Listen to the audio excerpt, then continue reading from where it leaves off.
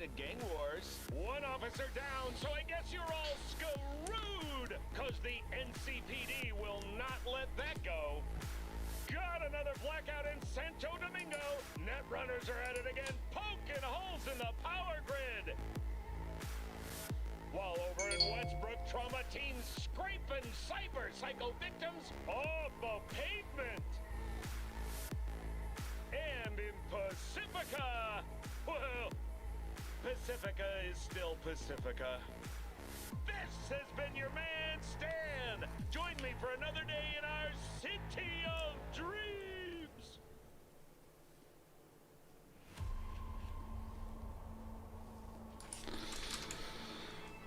Okay, so here's the plan. I save this and then I make a new game. Arif Iqbal. I almost thought David Sharif. Anyway, what I got today is 2 articles from Curtis Yarvin, aka Mencius Moldbug, aka Grey Mirror. Well, Grey Mirror is a little different than Mencius Moldbug.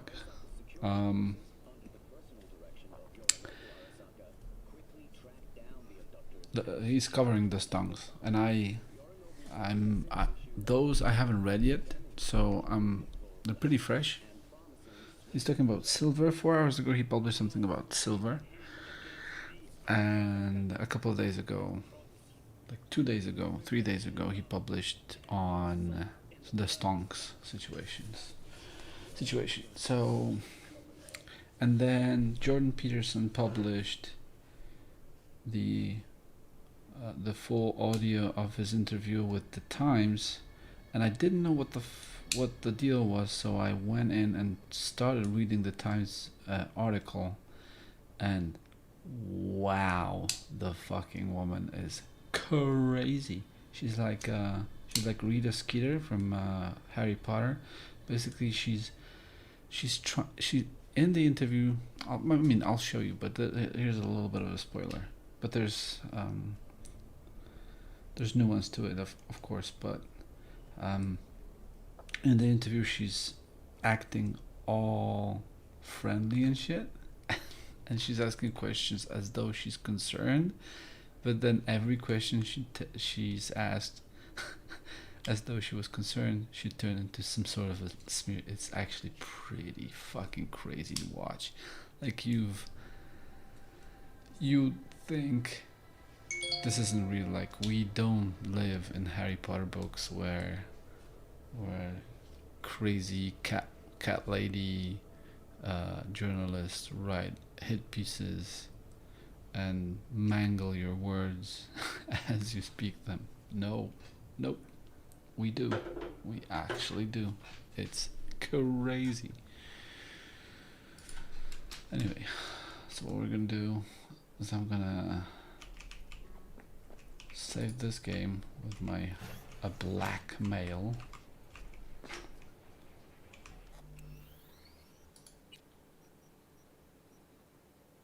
You save. Okay, manual save. Right, and then exit to main menu. Confirm. And we're gonna start a new game. It's gonna be easier. I'm gonna skip a bunch of dialogues, and it's gonna be easy to listen to Moldbug. So let's go. Gamestop, the natural experiment. And there are some, I believe, who practice the 4th, 5th, and higher degrees. Someone, reminding me of my 10-year-old debate with Robin Hanson, texted me and said, "This Gamestop short squeeze proves your point about futarchy, doesn't it?" Well, kind of. It's certainly an interesting, uncontrolled event. Arguably, Gamestop does more to prove my point about asset transformation and systemic risk. But it is also an instance of market coordination. Stop saying the M word, which is a pejorative, which in a broad general sense is also the problem with Professor Hanson's futarchy. The most general possible point of the experiment is that market coordination works. If a market price is a pure EECT that causes nothing further, the market is theoretically Hold on. escient. But once... Pause it. So, 10-year-old debate with Robin Hanson. Let's check this out. About futarchy. I just did a little quick reading of that first paragraph because I didn't know what the fuck that was. And he says it's a form of government proposed by Robin Hanson in which elected officials define measures of national well-being. So, whenever this well-being comes up, I'm thinking of Sam Harris. So like a fusion of Sam Harris and something very capitalistic, like market driven, of course, because prediction markets are used to determine policies, right? Of course, someone defining well-being is who exactly and why are they defining my well-being? And it's funny, the criticism is, however, I would bet against the future of futarchy, or its likelihood of succeeding were it in place. Robin says, vote on values, bet on beliefs, but I don't think values and beliefs can be so easily separated. Now this, I don't know who who that person is, but this has to be correct. I don't think values and beliefs can be so easily separated, but that's not why futarchy is stupid. It's because nobody knows what well-being is, not even Sam Harris. But this guy, DARPA, signaling, BS in physics, son of a Baptist preacher. I don't know why they bring this up. Hansen has elected to have his brain cryonically preserved in the event of medical death. That's not the action of a man of faith, I don't think. Because I'm trying to figure out if he's an atheist or... Hansen was criticized on occasion for his heterodox views on sexual relationship. Blah blah blah blah blah.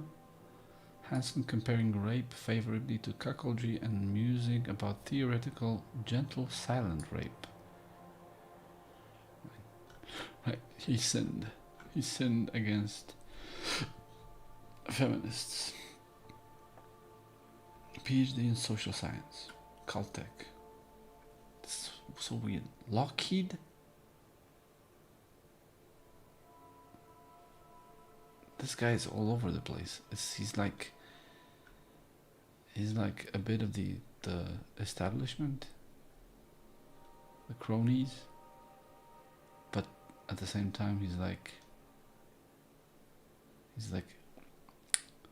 not exactly friendly to feminism, I don't think, and feminism is not friendly to him.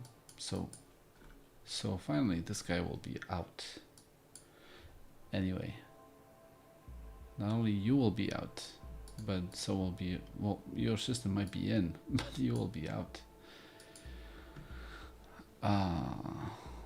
Okay, let's continue. The most general well, kind of. It's certainly an interesting, uncontrolled event.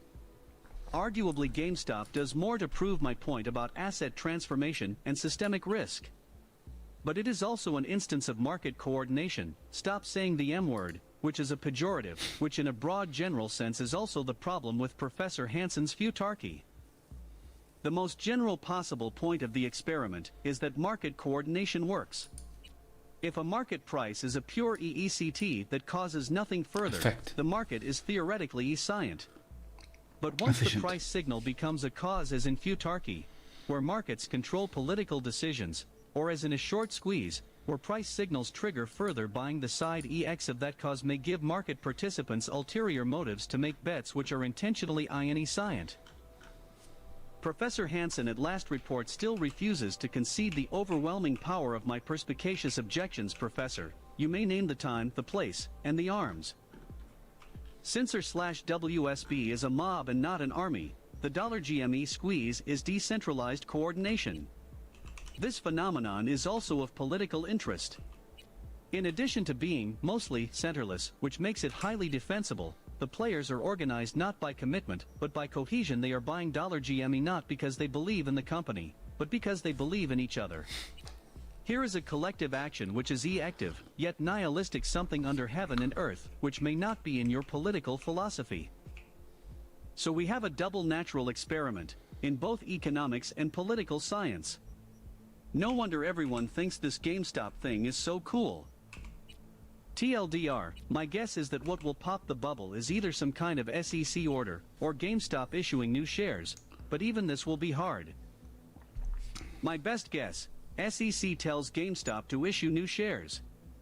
My ideal policy, the Fed reprivatizes GameStop, buying it at its current valuation, cashing out all positions long or short at their present value, then auctioning the equity back to the market. Okay. January 30th, 7954. So the state steps in. Help. Gray Mirror, subscribe, sign in. Okay, bullshit. Economics for retards. Thanks. When the retards Thanks, of our Moldbug. /WSB say I like this stock, their retardation is purely ironic. They don't actually like this stock. No shit. Except that GameStop was already a 4chan meme. Yep. Their interest in this stock How do is you not know? related to its current or prospective price-to-earnings ratio, its dividend stream, the assets on its books, or any of that lame-ass bullshit. Hey boomer. Want to know something? You can't say asset without ass. Market coordination is any activity, organized or spontaneous, that affects a price signal for ulterior reasons, with trades motivated not by the security's expected return, but by the hope of influencing some side EECT caused by the price signal. In the case of a squeeze, that side EECT is forced buying by screaming, tortured shorts. The e-sciency of markets is super tempting as an epistemic tool. The market, it seems, is always right. So why not always do what the market tells us to do? Why not link decisions to market outcomes? Because as soon as we let the market tell us what to do, the market is no longer always right. Every time you link a market signal to some side EECT, you are leaking that EECT's power backward into the market. You want the causality to owe only forward. But the pipe has no valve. So the market becomes contaminated with power.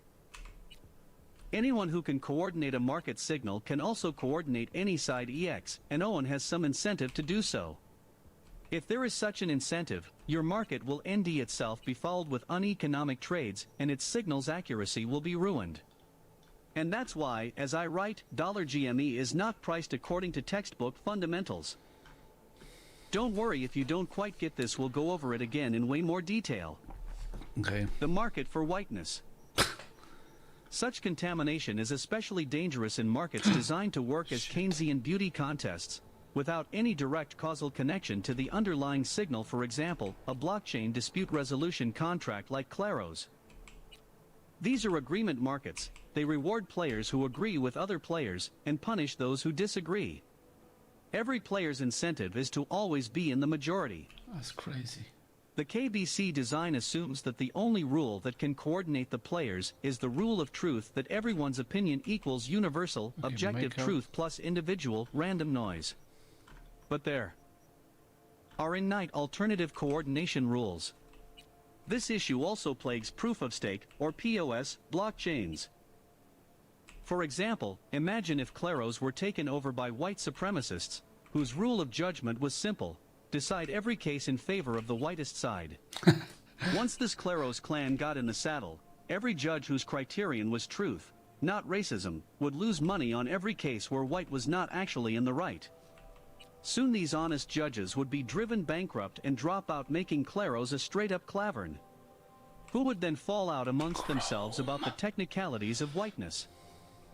Pure agreement markets are rare. Usually there is a more concrete causal connection from the fundamentals of a market to its price signal. What this means for any market coordination is that this coordination is, at some fundamental level, unprotable. It is trading with a suboptimal strategy. But that it is unprofitable only means that players with an ulterior motive must incur a cost, in some fundamental sense, to achieve that ulterior motive. Maybe that cost is worth it. It is possible that the market can drain their wallets dry before they get what they want. It is also possible that the market can't. In the GameStop case, the ulterior motive is a short squeeze. What is a short squeeze exactly? A short squeeze is actually a very unusual kind of bank run. Its cause is the unsound and unstable, but ubiquitous, bad accounting practice of asset transformation, which inherently produces systemic risk. The retards, who might be able to stay retarded longer than Citadel can stay solvent, are exploiting a structural instability created by this bad accounting which is loo over from the 19th century. So Musk is right when, in a sort of poem, he writes, "You can't sell houses you don't own, you can't sell cars you don't own, but you can sell stock you don't own." This is BS. Shorting is a scam legal only for vestigial reasons. He's going even after Musk. Well, What scam the is a fuck? bit much. But the sentiment is basically correct. Let's work through this interpretation in exquisite praxeological detail. Proctological. The pure bubble. Procto. We'll start by understanding a pure bubble, with no side EX in a stock that no one is shorting, about whose price no one cares, and whose shares no one is printing. The basic math of a pure bubble is that, given an arbitrary amount of money, you can pump this stock's price up to an arbitrary level. However, you cannot get any more money out than you put in. What you can do is pro-T by being the RST in and RST out, but the bubble remains a zero-sum game. The players are just being rearranged. This is why a pure bubble, if intentional, is a scam, a pump and dump scheme. For every winner, there is a loser. Low short squeeze. But if the stock is shorted, now the pure bubble is no longer pure. It has a side EECT. That side EECT is paying for the short. As Musk, the poet, writes, "Here come the shorty apologists, give them no respect, get shorty." Shorty can relieve his pain, but not his losses, which are lost forever, instantly by buying. And hence driving up the bubble, which is no longer zero-sum. This is a game of musical chairs. Technically, it can go up forever, especially when there are 2.5 times as many butts as seats. It's important to also note that the people with the butts are not really that rich in an accounting sense. These funds, banks, etc., do have zillions of dollars of assets, and just slightly fewer zillions of dollars of debt. This difference, which is smaller than you think, is how much money they actually have, their capital.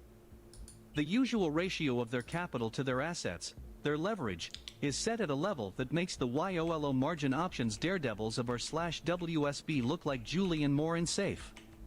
They put derivatives in everything these days. And this is safe since all conceivable failure scenarios have been simulated by the risk management team, all ex-physics professors whose PhD work involved not just ning the Higgs boson, but actually fucking at guys who, aged 11, didn't just win the International Math Olympiad, but had their jersey retired, sir. The guys have run the numbers. Twice. And there's no way this can happen. You can head home now, sir. What? But none of their fancy models accounted for a bunch of Reddit retards. Can't you almost see the movie? Oh. What's actually happening here? Let's delve into the praxeology. Basically, bank runs happen because people think statistically, not praxeologically. People think statistically, not praxeologically, because that's what the law requires. A bank run on the gamer shop. What is a short anyway? Who is this mysterious shorty? What are his nefarious activities? Are they legal? 100%. Are they a scam as Space Admiral Musk asserts? Well, it's complicated. Shorting really is a kind of counterfeiting, honest counterfeiting. To short GameStop, you literally just print your own GameStop share. You put your name on it, of course. And what do you do with this fake share? Sell it, of course. What else would you do? The counterfeit share is a promise, made not by GameStop, but by you, No. that whatever BNETS a real GameStop share confers, dividends, free Xbox games, RAE tickets, etc., your fake one will provide as well. Obviously, you owe whatever this promise is worth. The money you made by selling a promise is what borrowing is yours.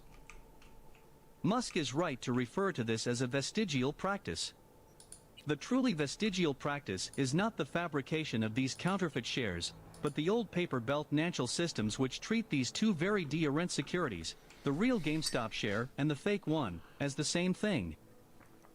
It's true that they promise exactly the same returns, but the promises are made by de-rent people, counterparties. These are de-rent financial instruments because they have de-rent risk structures. Oh my God, why are you reading like this? They also confer de-rent rights. A fake share has no double shareholder F. vote. He has a problem with double F. Mixing them together is just a 19th century programming error. Obviously this mistake is obvious, so it has a patch. The promise that is a short is your promise, but it is secured by a central clearinghouse. Through your broker, this clearinghouse watches your capital, makes sure you can always pay your promises by selling assets, and if you can't, sells them for you. In theory the clearinghouse can't fail. In practice maybe it can if it gets in the way of the wrong crash, which is the actual reason brokers turned GameStop trading on Thursday. A crash is a chain reaction of automatic selling which can happen at arbitrarily high speed, making margin accounts insolvent before margin calls LL. A crash is also a concern for stablecoins built on asset transformation, see below. If the clearinghouse did fail, and instead of a real GameStop share you held a piece of paper signed by A, some dude, and B, what used to be a clearinghouse, but got torched and is now a crackhouse, you really are SOL. Pro tip, you can usually ask your broker to hold only real shares, not laminated promises. Call and tell them not to let your shares be borrowed. Sure. But in practice, America is the stock market. Which means Is anyone the who stock is useless market. to the stock market is useless to America. I mean, And has probably gotten that message too. right. Which means your laminated promises are actually safe, because the clearinghouses are too big to fail and will be bailed out. Which also means that they are de facto government agencies. But we don't feel any urgent need to admit that. Increasingly, the 21st century consensus of government looks like it is coming into view. Pseudo-libertarianism. Pseudo-libertarianism is nominally libertarian and polycentric, but actually statist and monocentric, mating the empathy of capitalism with the e-sciency of socialism. This worst of both worlds dystopia nourishes by uniting the worst people from both sides. Synthetic assets are good, actually. Again, the fundamental problem here is bad accounting. The value of the promise is fundamentally lower than the value of the share, because the risk of the promise can never be zero, especially since the NAL policy in the stack of insurance policies that purports to LL the gap is an informal government promise. The clearinghouse is too big to fail, whatever that means. On such pillars rest our roofs. Any financial system dependent on informal securities must be in some sense vestigial. At least, no one would design any such thing. Even if there is no way to X a system, Okay, it is but useful to know how it would be designed if it could be designed from scratch. The default path for shing a system is to rationalize and formalize current practices. If we eliminated the risk gap by fully nationalizing the market, broker, and clearinghouse, your synthetic laminated promise would truly be as good as a real share, and synthetic shares could be injected ad libitum into the market for real shares. The description I gave above, which is of what some call naked shorting, has already gone halfway there, well past reality. While there is nothing fundamentally wrong with naked shorting, it is not looked upon well by securities law, but it's also treated like driving 70 in a 55 zone. If anything is vestigial, this gray area BS is vestigial. In reality, there is a gnarly system of borrowing shares which breaks down and makes shares hard to borrow. Islamic banking uses similar rickety constructions to pretend it doesn't. Okay. Have interest rates. Western banking is closer to Allah every year. Indeed, Japan has long been fully halal. Though Allah's view on negative interest rates is not clear, is there some hadith? Have interest. In previous reality, part. there is a gnarly system of borrowing shares which ON breaks down and makes shares hard to borrow. Islamic banking uses similar rickety constructions to pretend it doesn't Have have interest rates.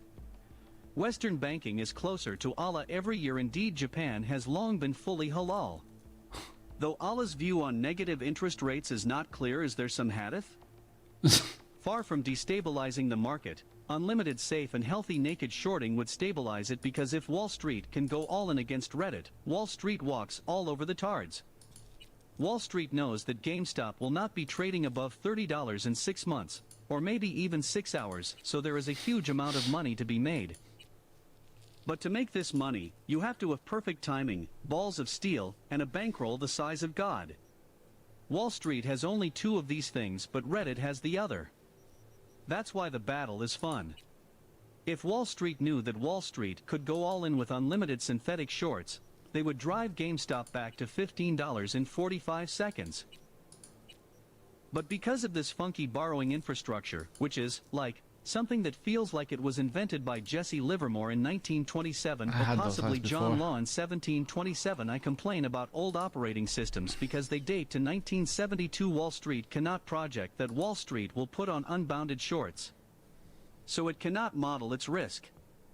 Wall Street does not have balls of steel. Wall Street has risk management departments. There are individual Nanciers who have balls of steel. Probably at least half of them have gone full Coriolanus and joined the retard mob. It is wise to obey random coordination signals. That's why the battle is fun. Synthetic assets are bad, actually. The fundamental cause of the instability is that you shouldn't be transforming demand for one asset into demand for a qualitatively different asset.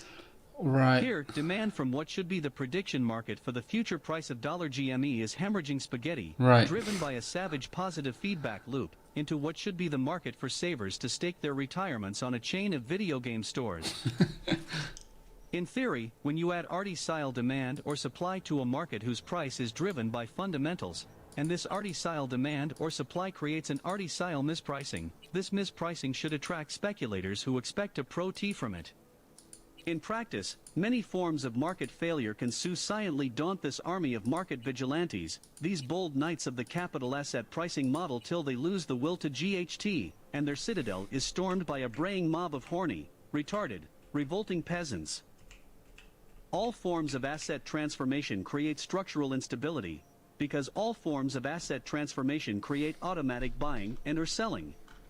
As Wall Street RST discovered in 1987, automatic trading is to ash crashes as BUER overalls are to getting your website hacked. The stablecoin catastrophe. For a pure example, consider a crude stablecoin which turns a supply of Ethereum into a supply of digital dollars. The dollar hodlers demand dollars, not Ether. But they can collateralize virtual dollars with a stockpile of Ethereum, thereby transforming their actual demand for dollars into spurious demand for Ethereum. The virtual dollars are safe because they are collateralized by more than their value of Ethereum. But value is just price. If the price of Ethereum drops, the contract has to sell Ethereum for dollars, preserving the peg. This works until a significant amount of demand for Ethereum is actually transformed demand for dollars spurious demand. At this point we see the potential for a feedback loop which creates a self-sustaining avalanche of Ethereum sales ash crash. Since selling into this avalanche is essentially impossible, and since Ethereum's price is a Keynesian beauty contest anyway, it can crash to arbitrarily low levels. Fortunately, if only because Bitcoin is ancient and retarded, Bitcoin is immune to this instability. Takeaway for market designers. Speculators are good because they predict the future price curve of a security. But they should speculate as if speculating in a prediction market for rainfall in Spain, betting against all other speculators, to predict a signal that no one can predict perfectly, and no one can ECT at all. Speculation should not directly inject supply or demand into primary asset markets. The collective opinion of the speculative prediction market should only have indirect EX mediated by humans who respond to the signal this market produces. If the prediction market has a direct EECT on the primary market, it is as if the clouds in Spain cared how much rain the Spaniards in the plain expected them to contain. If the clouds were that smart, who could predict the weather? It would be chaos. Chaos is exactly what I see when I look out the window. In theory, in the long run, traders in the primary market should be able to ride out these speculative oscillations, and even pro-T from them. Why should they have to? The size of these rogue waves, though a function of leverage, is not even predictable. The goal of a market designer is to not have chaos. Speculation should be a zero-sum game whose only side EX are A. redistributing dollars between winning and losing speculators, B. producing interesting predictions about the future. Speculation should never directly cause anything. How the battle ends. People often mistake me for some kind of rich and or powerful person. I am neither. Why would I be out here ing for my supper on Substack? Do you know how shitty it is to be even a tiny bit famous? But in a past life, I was once a CEO, unbigly and very reluctantly. I know what a share is and a board. I have even passed a resolution or two. And I know the Gamestop C-suite is shitting bricks the size of Stonehenge. In theory, it is entirely up to them to stop this, and they can even stop it in a copacetic way. The GameStop management has every legal right to print GameStop shares and sell them. They have every financial incentive to print GameStop shares and sell them. The retards can stay retarded longer than the hedgies can stay solvent, but no one can be more retarded than a printer. I hear it goes BRRR. And yet why should they let all the hedgies owe the hook at once? Why not drip out a few shares at a time, for a price as sweet as gold? At least in theory, the management is aligned with its new barbarian shareholders, bad as their manners may be. Both have a logical incentive to feast long and slowly on the unlimited, Lloyds-like liabilities of the trapped fund brothers. Remember when Frodo got strung up in a cave by that big spider? As Matt Levine notes, this is a legal and regulatory mess. Hence, Stonehenge. In some ways, Gamergate 2, financial BGL is like COVID, a genuine libertarian moment. Right. In a libertarian world we would all long since have been vaccinated.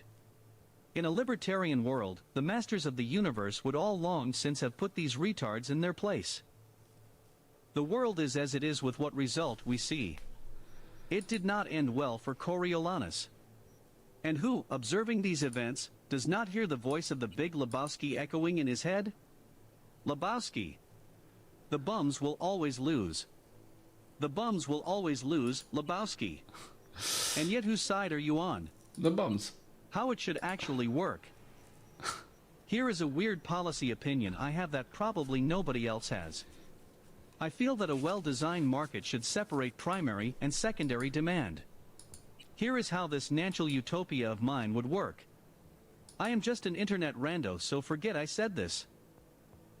There would be one asset market A which set the price of all securities through unlevered, untransformed demand from actual savers for instruments of saving.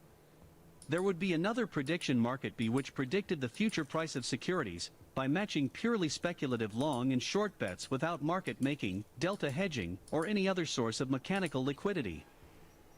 These markets would be as separated as possible. This is hard. But the goal is to prevent feedback loops from the prediction market backward to the asset market. Information can still feed back. Asset investors can see the future price path that the consensus of speculators currently predicts, but demand should not feed back. Under the current design, speculators can drive all kinds of savage leveraged feedback into the asset price signal. A short squeeze is just this kind of feedback. In a Hayekian signaling sense, grotty feedback does not improve the e-sciency of market calculation. Feedback is just noise, and with all due respect to libertarians, noise is disorder. And suppressing disorder is the basic task of even a libertarian government, isn't it? The purpose of a market is to produce an accurate price signal. Separating these two markets, if possible, eliminates speculative feedback and improves the delay of the signal. But how can two markets be separated? Here is one design which, though too hilarious to be serious, illustrates the solution. Divide players into two groups by the RST letter of their surnames. The AM players can play only in the asset market, the NZ players only in the prediction market. So no one can hedge a prediction by buying an asset, a process that contaminates both markets with completely spurious, mechanical supply and demand. This alphabetic separation is obviously retarded. But there is probably a non-retarded way to get the same result. Where the mob will go next. Obviously, a mob is a wild, reasonless animal. Philosophy cannot predict it, any more than philosophy can predict a wolverine. All we can do with our logical faculties is to calculate where the wolverine should go if by some chance it is a rational wolverine. The essential problem with the Reddit retard revolution is that it has no exit strategy. While it is aiming at a real instability, this instability is not a revolutionary instability, but a dead end. The $GME price has only one stable equilibrium, the normie equilibrium, which sounds like a Robert Ludlum novel. It cannot come to rest anywhere but Earth. Therefore at a certain point it will return there, and in that degringolade, it will be every retard for himself, and the devil take the hindmost.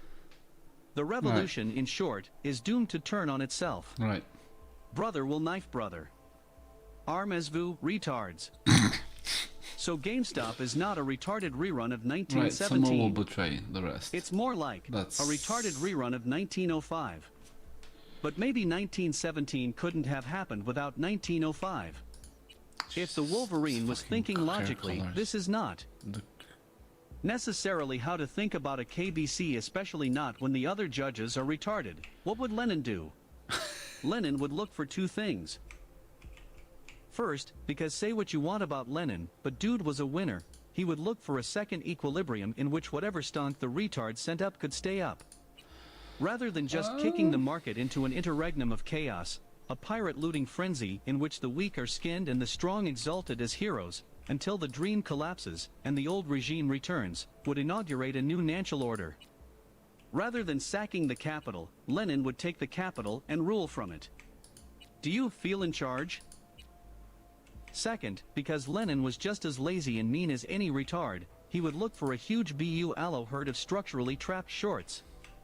We're no Bolsheviks here, but good Americans, but no sport is more American than surrounding a huge herd of BU aloe, shrieking like rabid apes till they stampede over a CLI, then grilling the tendies.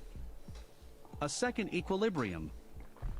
A second equilibrium is a monetary equilibrium. The only way a stunk, or a piece of paper, or a little chip of metal, or anything, can go up and not come down, is if it turns at least partly into money, a medium of saving, or store of value. The only way for everyone not just to see their tendies as green numbers on a screen, as badges, as catch and release tendies before the inevitable rout, but for everyone to take them home and enjoy them permanently, is monetization, turning a normal good, valuable, or even worthless, into a standard currency which is conventionally used to transport purchasing power across time. Such a currency is inherently overvalued just like $GME. But unlike $GME, it goes up and stays up.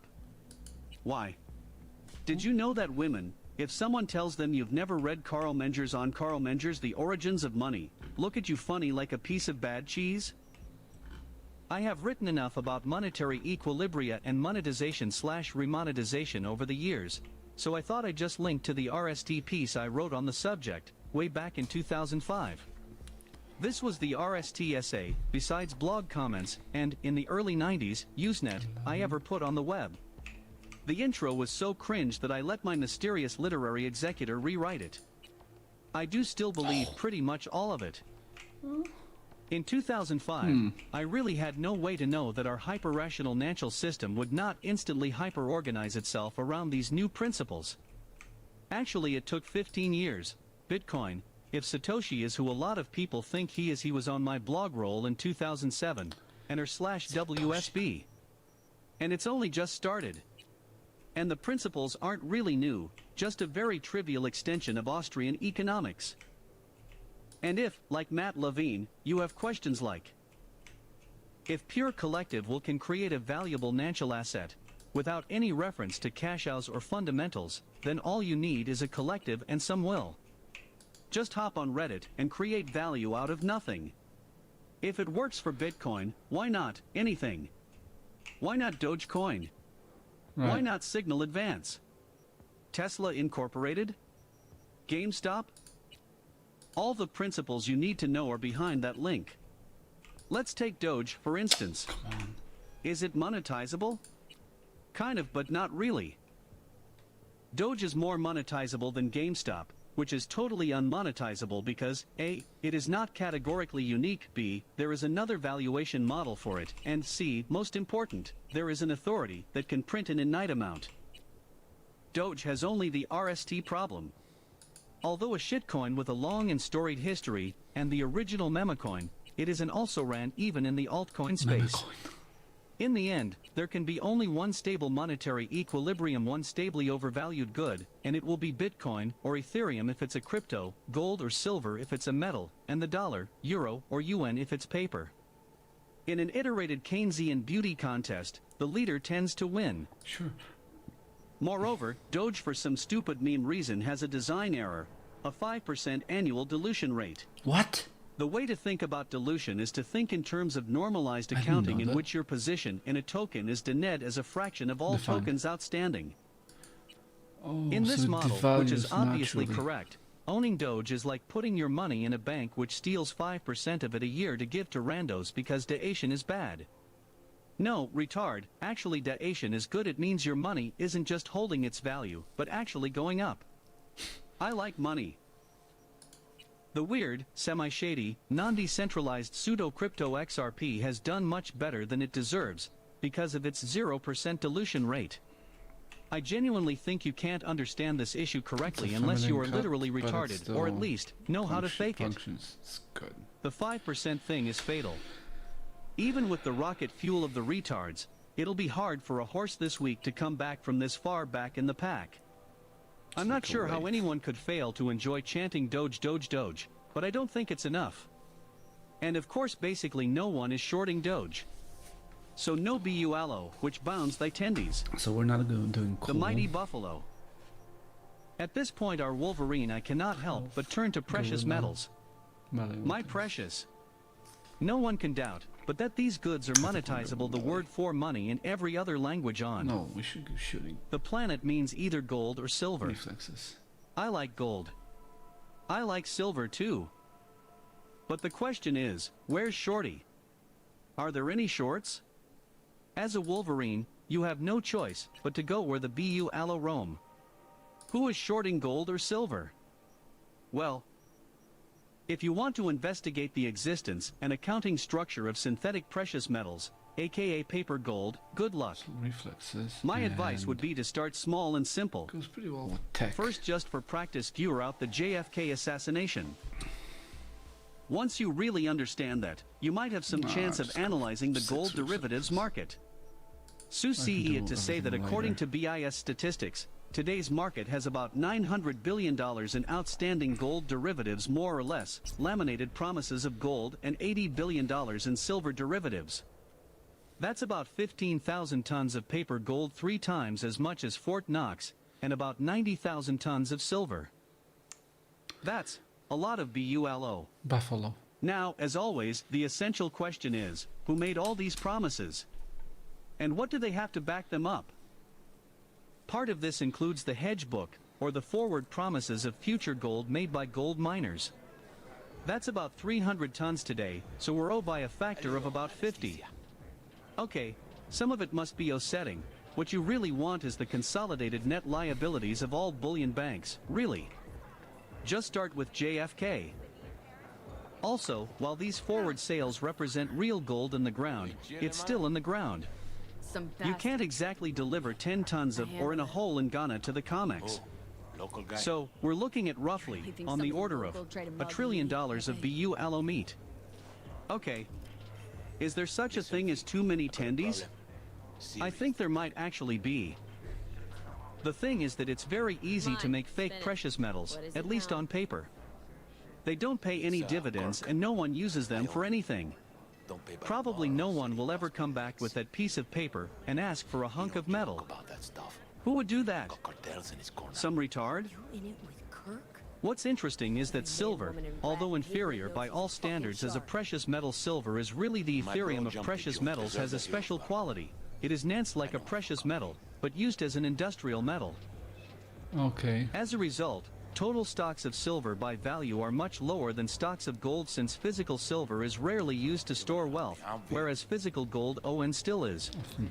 So the ratio of paper silver to physical silver is also much lower. Gonna get wise, Pepe. So if you put a lighter under the paper silver market, that metal, though an inferior currency, catches faster.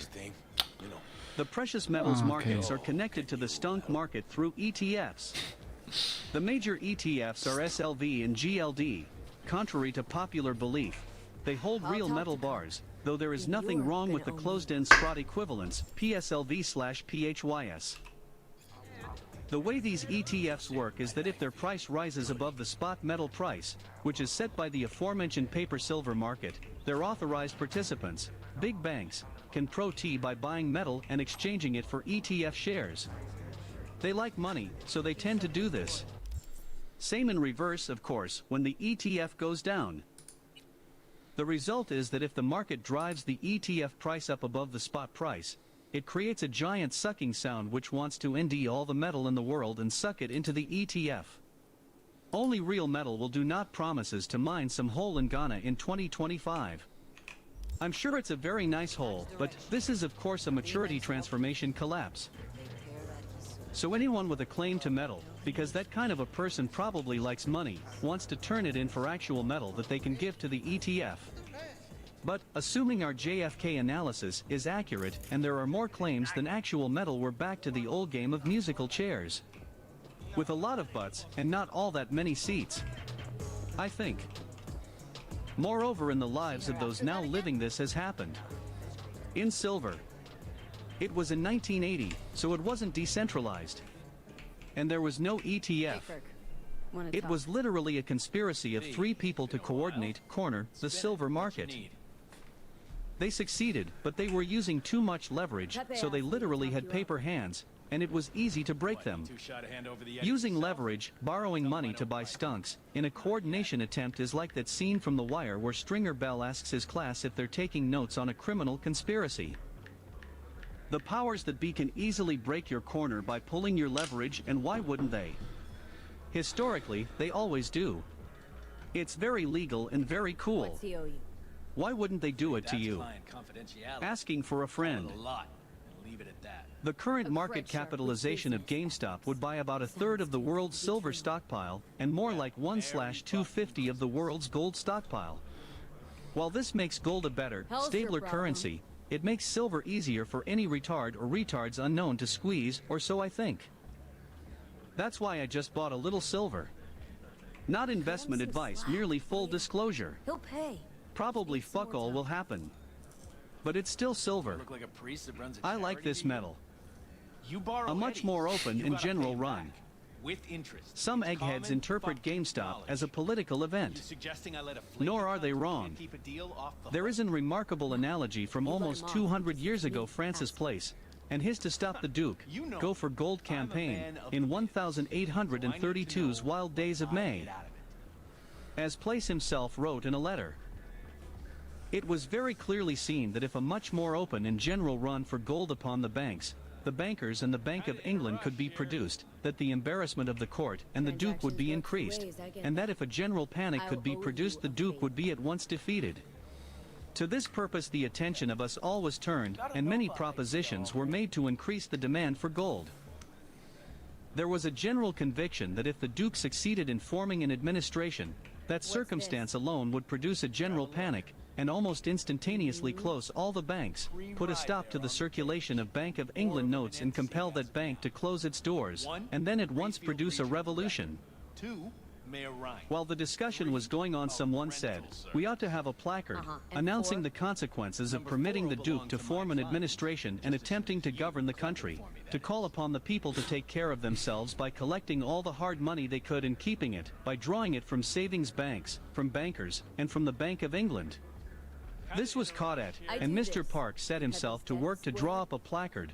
Among the words he wrote were these: we must stop the Duke. These words struck me as containing nearly the whole that was necessary to be said. I therefore took a large sheet of paper and wrote thus: to stop the Duke, go for gold. I held up the paper and all at once said, "That will do, no more words are necessary." Money was put upon the table, and in less than 4 hours, the bill stickers were at work posting the bills. The Bank of England was a fractional reserve bank whose notes were denominated in, and redeemable for, gold. It had suspended redemption during the Napoleonic Wars, then brought it back at the Corsican ogre was vanquished. Everyone had the right to redeem any note for gold, but of course hardly anyone ever did. Why would I care? Same old story. Item and I know where to find it. Place, a chartist, basically a sort of Jane Austen communist, wanted to bully the Duke of Wellington into letting the Tory House of Lords approve the Reform Act 1832, the RST great step in the decline of the British gentry. Sounds like you're looking His for a idea was to organize the whole lower middle class population into a sort of subreddit and get them to buy $GLD. How am I This would of course mean a run expect me to slide under the chassis on the Bank of England, which would wreck the British financial system and cause a revolution, which would be good for the working man. And it worked. Not that there was a run that the Iron Duke caved to this retard. Maybe that was the beginning of the end. In any case, if you've learned anything here, at least you've learned that 1832 was lit. Come on, Kurt. Cohesion, commitment, and nihilism. From a political or even historical perspective, though, the natural nature of the collective action is not the most important fact about the retard revolution. What seems more important is its ironic nature. Best keep your word. In the age of democracy, long before any of us was born, perhaps it is best to ned, as the age of Francis Place collective action was inherently sincere. There was nothing even slightly ironic about a Chartist handbill. A couple hundred years later, the same rainy island emitted a sci-TV show in which voters elect a cartoon character. Not everything in Black Mirror will happen. This will. The ironic approach to democracy uses the same mechanisms, but plays by completely different rules. The normal state of the ironic voter is a state of nihilism. He believes in nothing.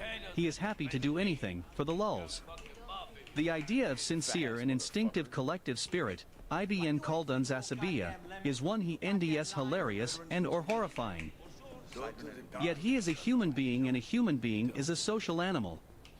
He will cohere, he will act in concert with his fellow human beings, and he will enjoy it. But as a modern and cosmopolitan human, he can do so only ironically as a game. This is cohesion without commitment. To persuade an army of retards to all buy stock in the same company, it is not even necessary to persuade them to believe in the company. They understand and believe in their collective action, but this collective action is not a mass projection of an individual action they believe in. It is a collective strategy made from individual actions which are individually ridiculous, but collectively effective. Normally, cohesion and commitment go together. But we expect cohesion to be the EECT of commitment. You obey your OSERs loyally because of your passionate loyalty to your country. Drop me off at Here, commitment is the EECT of cohesion. Anyone who huddles side by side with you is your brother, regardless of the stunk. Previous next. The capacity for significant collective ironic action is very rare in NC has been good. Busy already.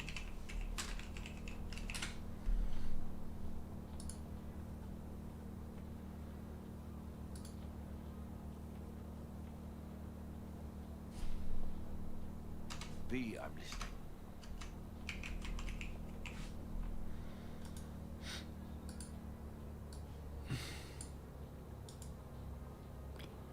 B. Hold on. Shut the fuck up.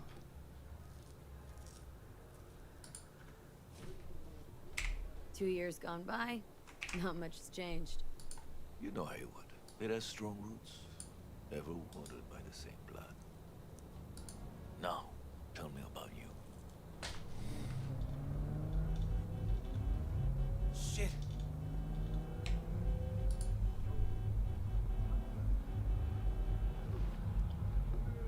Stop the car.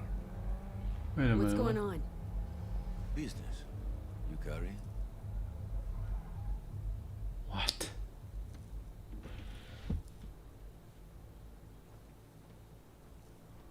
Sebastian Ibarra.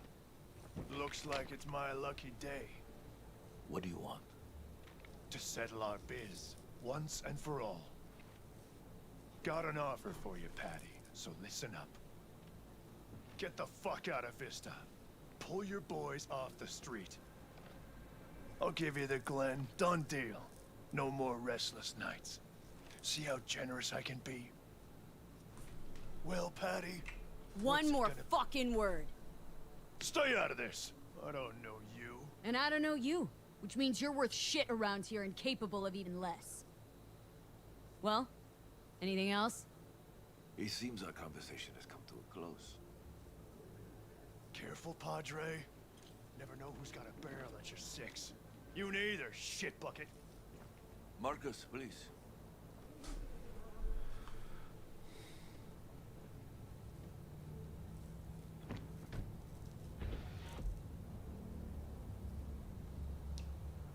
I am pleased to see you have not forgotten your roots.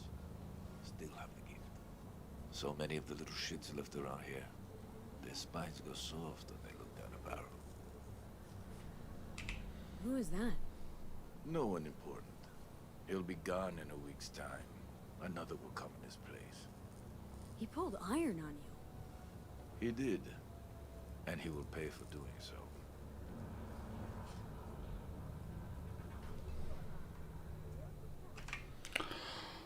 What? I forgot. I completely forgot about Pull up here. Sargon and here. Reeta Law. I'll just strap down below. Hold on. We're fucking watching this.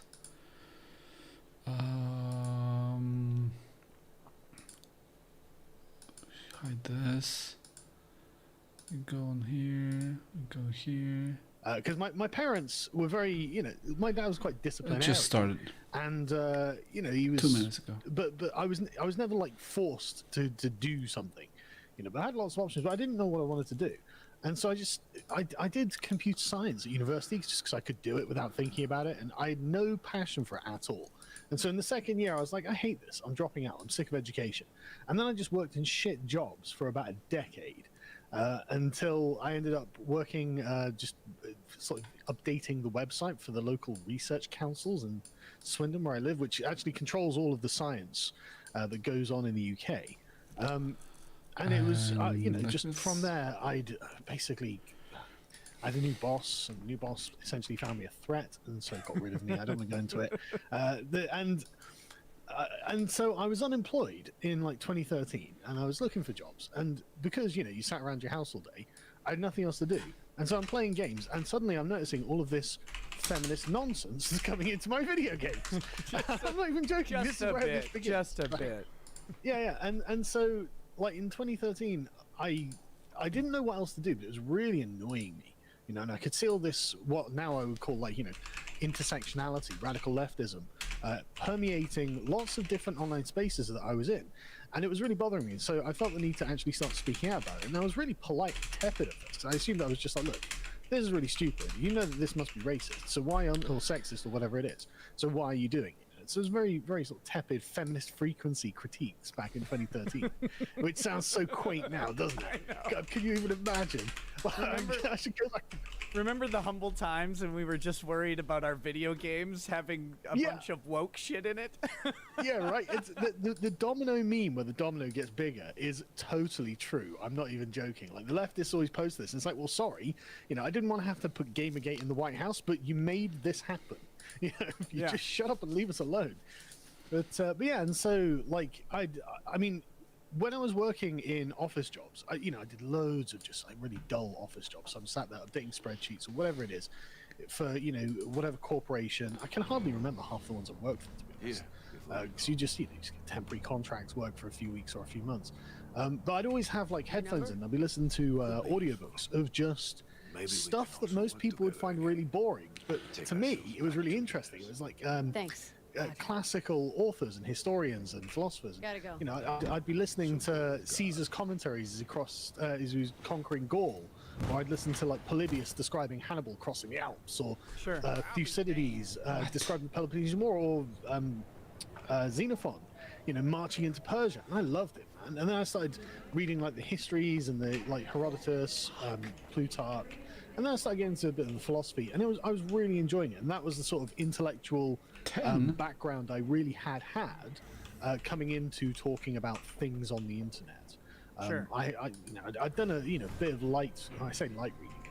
When I was about 24, I tried to read Capital by Marx. I'd read about 2/3 of it, and come to the conclusion that this was nonsense. He had some like good critiques actually, and I still stand by this. Marx, like most people, can accurately diagnose a problem. Like I hear this about the Unabomber Manifesto all the time, but I've never read it. But a lot of people are like, oh yeah, the Unabomber Manifesto. He really understood what was going on. It's like, yeah, but didn't he blow stuff up? Like he sounds like a maniac. He did. And my favorite modern philosopher is the guy who created the Killdozer. So that guy, yes, he had some valid critiques too, and he turned them into a weapon of destruction, and I loved it. It was great. I think the proper framing is a weapon of liberation. Yes. When the government literally blocks your business off from reaching the road, then you are being oppressed by the government. That's legit.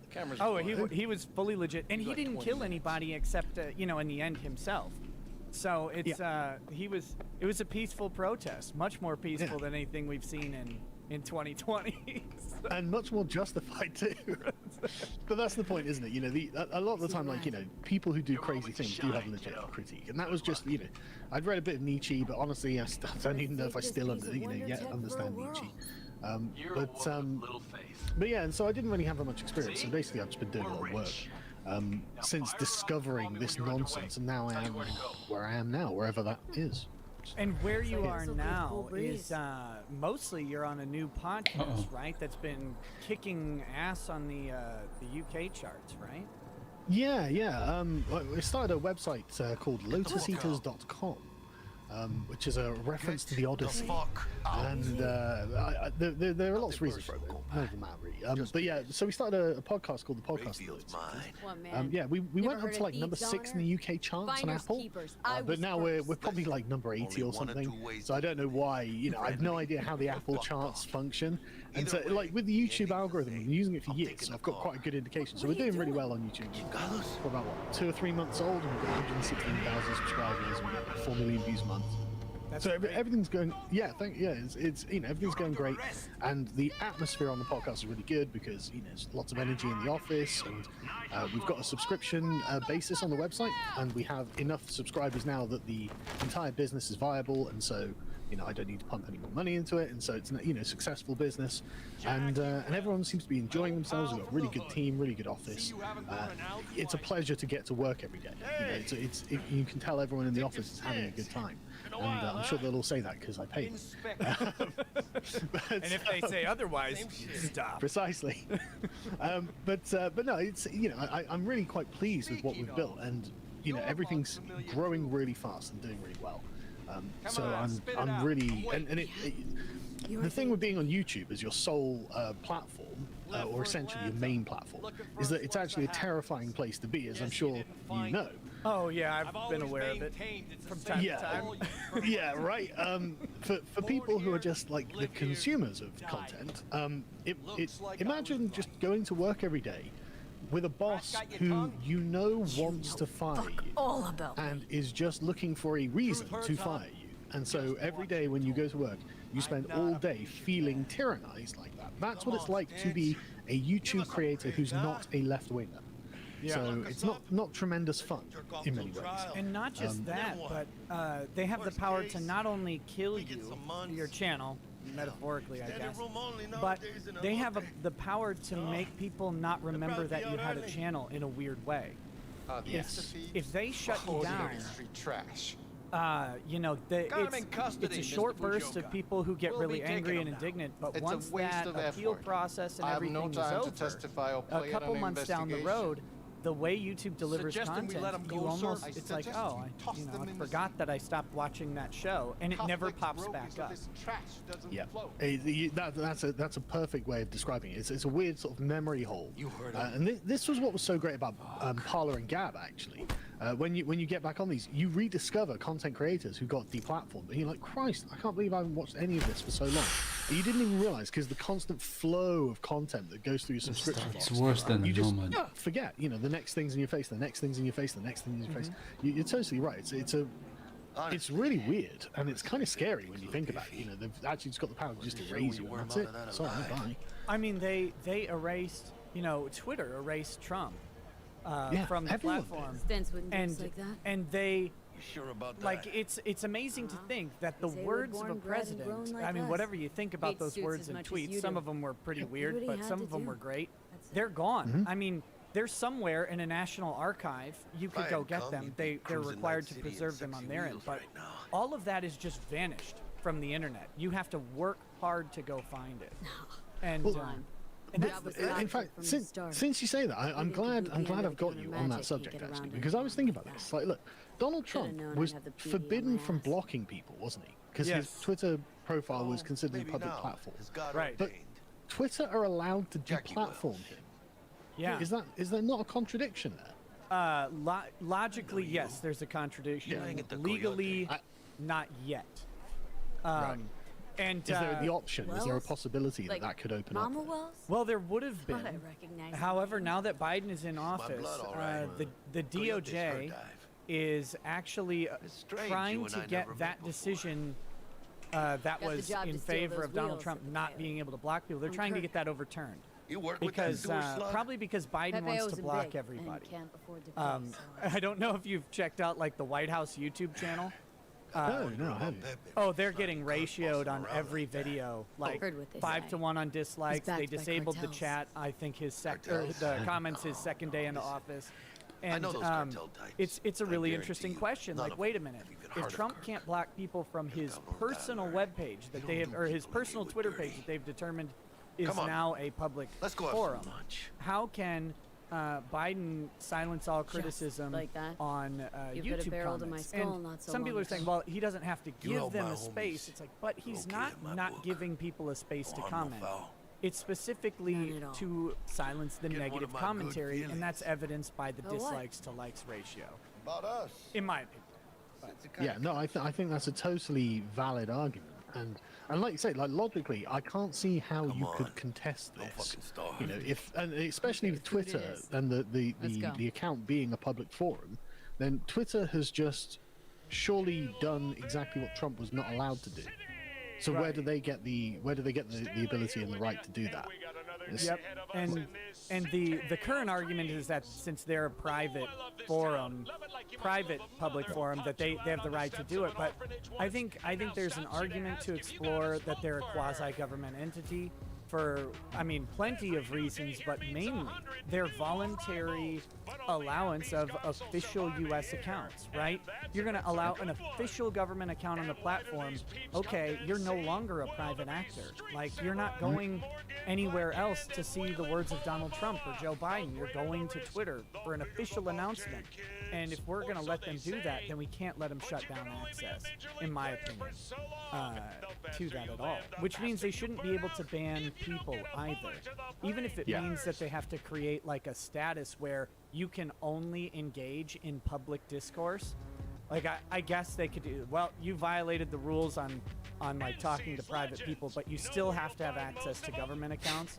I mean, I think there's at least an argument to be made in court in that, and I was thinking we would see an argument like that come up in the next decade or so, but now with the shift of big tech and being in bed with a party who loves how much control big tech has, I don't know that we will.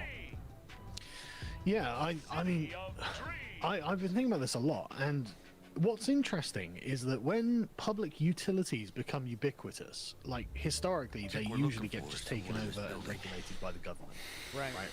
And if not directly, then to an extent where it's a very controlled market. You know, it's very, very tightly regulated. And so I would not be surprised in the next like decade or so if governments didn't just take over the Silicon Valley ones, then they would essentially create government social media. Which doesn't sound like tremendous fun, does it? I mean, don't get me wrong, I'm not I don't want that. You know, I'm not saying this is a good thing, but I think that it will be something that will probably end up happening. Yeah. Rocco give you any tips And tricks it's for the job? I mean, it's like swings and roundabouts, but at the end of the day, it might not feel like a reign of terror, so it might be good. Let's do You know, this. you might, in America especially, you'd have some sort of constitutionally enshrined rights. So, you know, you guys would be in a much stronger position than, you know, anywhere else. Thank God. Yeah, I'm wondering though. You just gotta wonder if if the government would find some way to wrangle a terms of service onto the government thing, enforce it, because the problem with it's a double-edged sword, right? The government protection of speech is a double-edged sword, because while we ostensibly have these protections, the government is really bad at actually enforcing those protections when it's implemented. It's really good at it when you go through 6 years of litigation and spend $500,000 and go to the Supreme Court, and they're like, yeah, your speech was justified. It's like, oh, thank you. But in the meanwhile, you are silenced for that entire period of time. That is true, but the way I'm looking at it is that, like, say, roughly half of your government is made up of Republicans at any one time, and half of Democrats. Right. 100% of Silicon Valley is made up of communists. So, you know, I mean, I would actually be thankful for half of them being not lunatics. So I think it would be an improvement on just a very practical level, overnight almost. You know, if you had, you know, some influence from Republican politicians who could argue for free speech and First Amendment cases, I think that would be an improvement. You know, however, I don't expect the government's social media to be very functional. You know, I don't expect it to be very good. You know, Google is going to outpace it. That's the thing. They're not good at running things. So it'll be fun. It'll be like going back to AOL Instant Messenger. They should just nationalize Instant Messenger. Nationalize MySpace. Let's just do it. And the thing is, though, that there is a good argument for it, because, like, look, you'll get given a social media account by the government, and this will be yours forever, right? And so, like, you will have a permanent presence on the internet and be able to talk to people. Like, what you might be able to say might well be limited because government. The reach of it might well be limited because tyranny, and all of these other various factors. But at least you'd have something, because the way things stand now, they can literally do to anyone what they've done to the most powerful man in the world, really, and just take away his voice. And, like, with the media as well, just literally choosing not to broadcast his speeches and statements and things like that. It's like, wow, the self-consciousness of the media class and the sort of political class that surrounds that is actually quite worrying. This is genuine, like, Marxist-style class consciousness. And they realize that if they all just refuse to cooperate, then actually the president doesn't have as many powers as they project onto him. And it's kind of scary, actually. And it shows a sort of, and this is the part that really worries me the most, though, is the evil will behind it, right? That's because, like, your country especially is built on the idea that men come together in goodwill to form a government to raise them above the state of nature, right? This is like pure sort of, you know, a founding mythology of America, right? And that's good. That's a really noble way of looking at society. You know, it's not, oh, we're all oppressed in here together or something under the heel of the king or something. No, this is a very forward-thinking and, you know, dare I say, progressive way to look at a society. It's like, okay, so we all have a good investment in the society. You know, we're all on the same team. You know, it's team us versus everyone else, right? Yeah. And so you can see how suddenly the incorporative mythology of America becomes very powerful. And so, yeah, that sounds great. But it wasn't really thought about that. Hang on, what happens when one faction, and a powerful one at that, decides, actually, we want to destroy certain segments of the rest of society. We're actually going to, you know, manipulate the structures that are in place in order to hurt them, in order to actually make their lives worse, deliberately worse. And then you know, that's something that wasn't really prepared for by the founders, because it was assumed that everyone would be interested in protecting their own property. Well, here comes a massive class of people who think property is bullshit, you know, and who want to take everything away from you.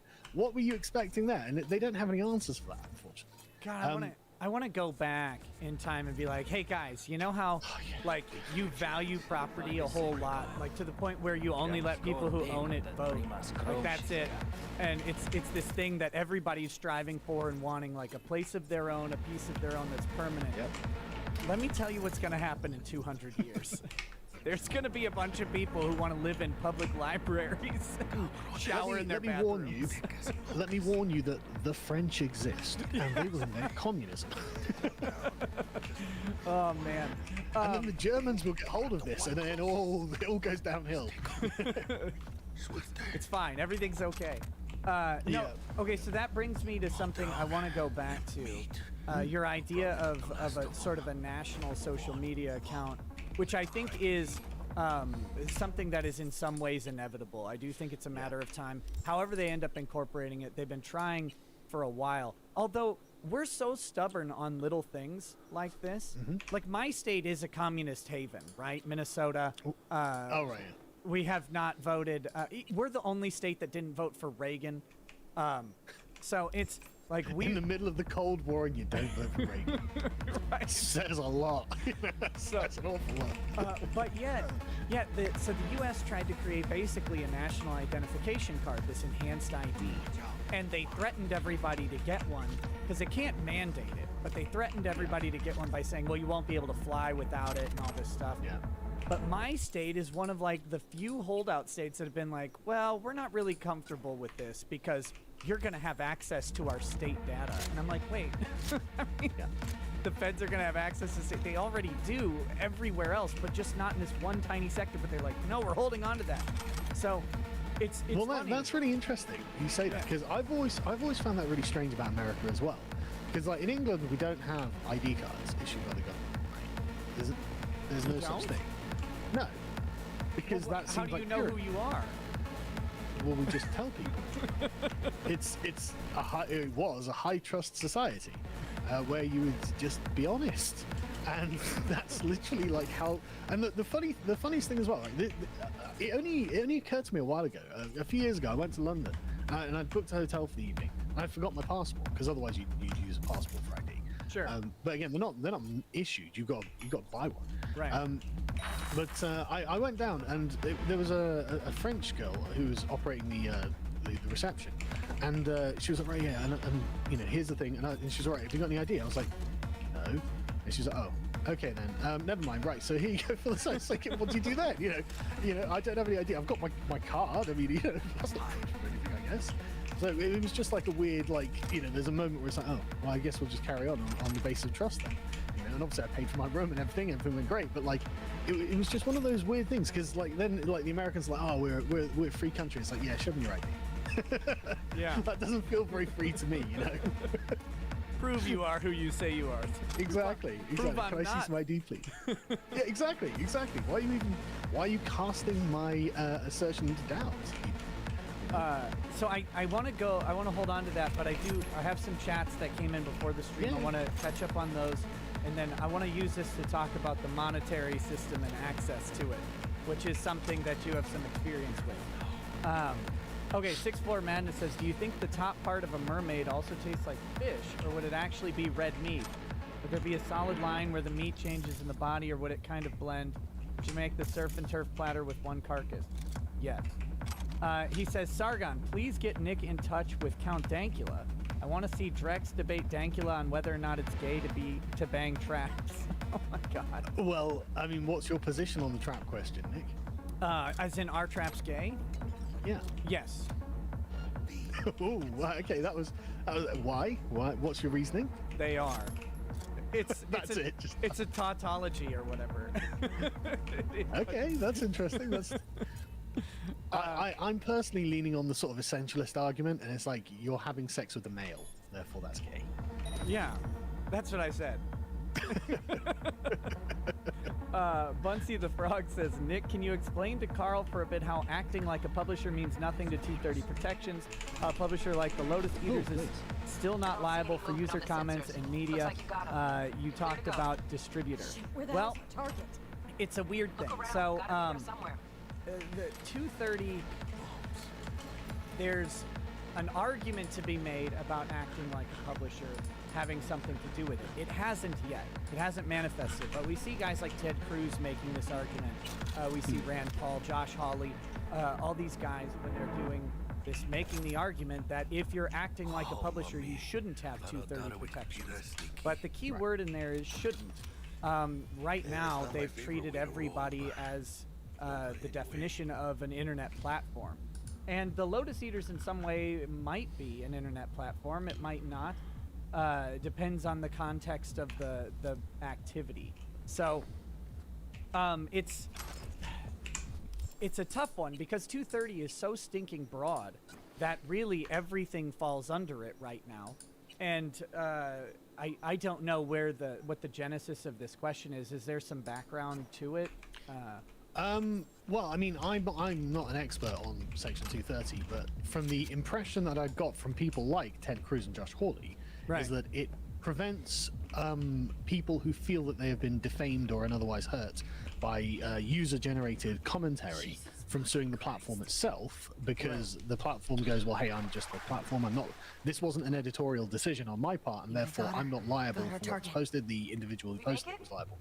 And so, if that's the protection that 230 gives, and like I said, I'm no expert. I'm just This is what I picked up from osmosis from Ted Cruz and Hawley. Then why do they enjoy that protection when they clearly have editorial policies? Yeah, and they do. If she survives, she won't remember. Right, and that's the ultimate question and the fight that's going on right now. So right now, I mean, the key thing to know is that they do enjoy those protections. The question is whether or not they should enjoy those protections. And it does come down to, like, at what point is a platform going beyond being a platform? But we've clearly seen that Twitter goes very far beyond being a platform. They editorialize the entire president's repertoire of tweets for several months with fact-checking and little messages about how it's not true. So I don't know. I actually think YouTube is actually the better example of this. Although Twitter, I think, like, because Twitter's rules on misgendering and dead naming, I think, are very interesting. Forcing you to refer to someone in the third person by a certain kind of pronoun, so compelling in a way, and then compelling you or restricting you from using a certain kind of name in regard to a certain person. And YouTube, the things you're allowed to say about COVID in their terms of service, and the fact that they gave Tim Pool a very specific editorial decision on, you could say that Trump won the election, and you could say that the Democrats stole the election, but you can't say that Trump lost the election because the Democrats stole the election, something like that. And it's like, okay, now that sounds like something that a New York Times editor would say to one of his writers, right? So at this point, I think that is very clearly an editorial standard, and the various rules they have about COVID as well, very clearly editorial standards. So I mean, I don't see how they could argue they were. How you're literally like manipulating or determining what kind of information can be published on your platform. That makes you a publisher. And as far as I'm concerned, I was going to say that Zuckerberg and Jack got up in front of Congress and with a straight face made the argument, but have you ever seen either of them not make that straight face? Yeah, I think they practice. I don't know. No, I mean it. I think they're dead.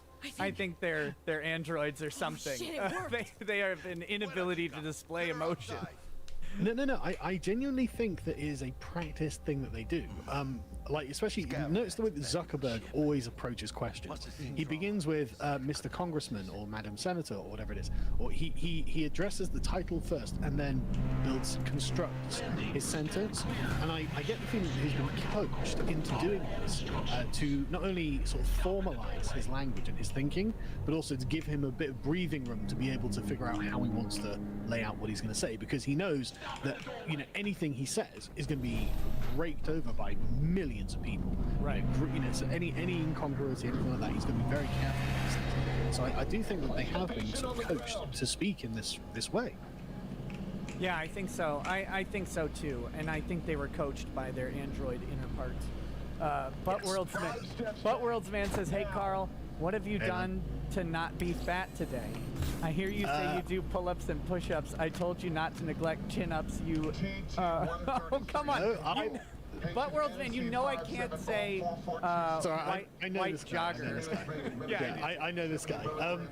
Yeah, no, well, I mean, I got a half-hour bike ride to work and back every day, which I've obviously done today. I did pull-ups, but not chin-ups today. I did chin-ups, not pull-ups today, but I have been doing pull-ups as well and push-ups, and anything else that has been available. Really. I was gonna say you're looking very healthy, but I didn't want to sound gay, so I didn't. It's all right. I would assume you are gay. Don't strike us down, YouTube. That was just a joke. Let's get out of here. All right. The Dragon's Treasure says, Sargon, you're British, so I assume you're bad at making tea. Seeing as how those damn Brits keep putting milk and sugar in it, if you and your brethren want to try some of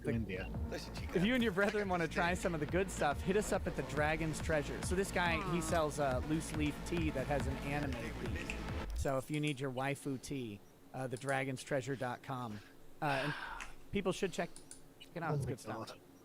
Okay, so I disavowed Japan and anyone who likes Japan. So I'm afraid I can't buy anything from here, but no, I'm joking. I may well do it just to support alternative businesses. It's have a look at your catalog now. Well, I will vouch and say that it is good tea, but I'm an American, so. Yeah, so you don't know what you're talking about. No, I throw good tea in the water all the time.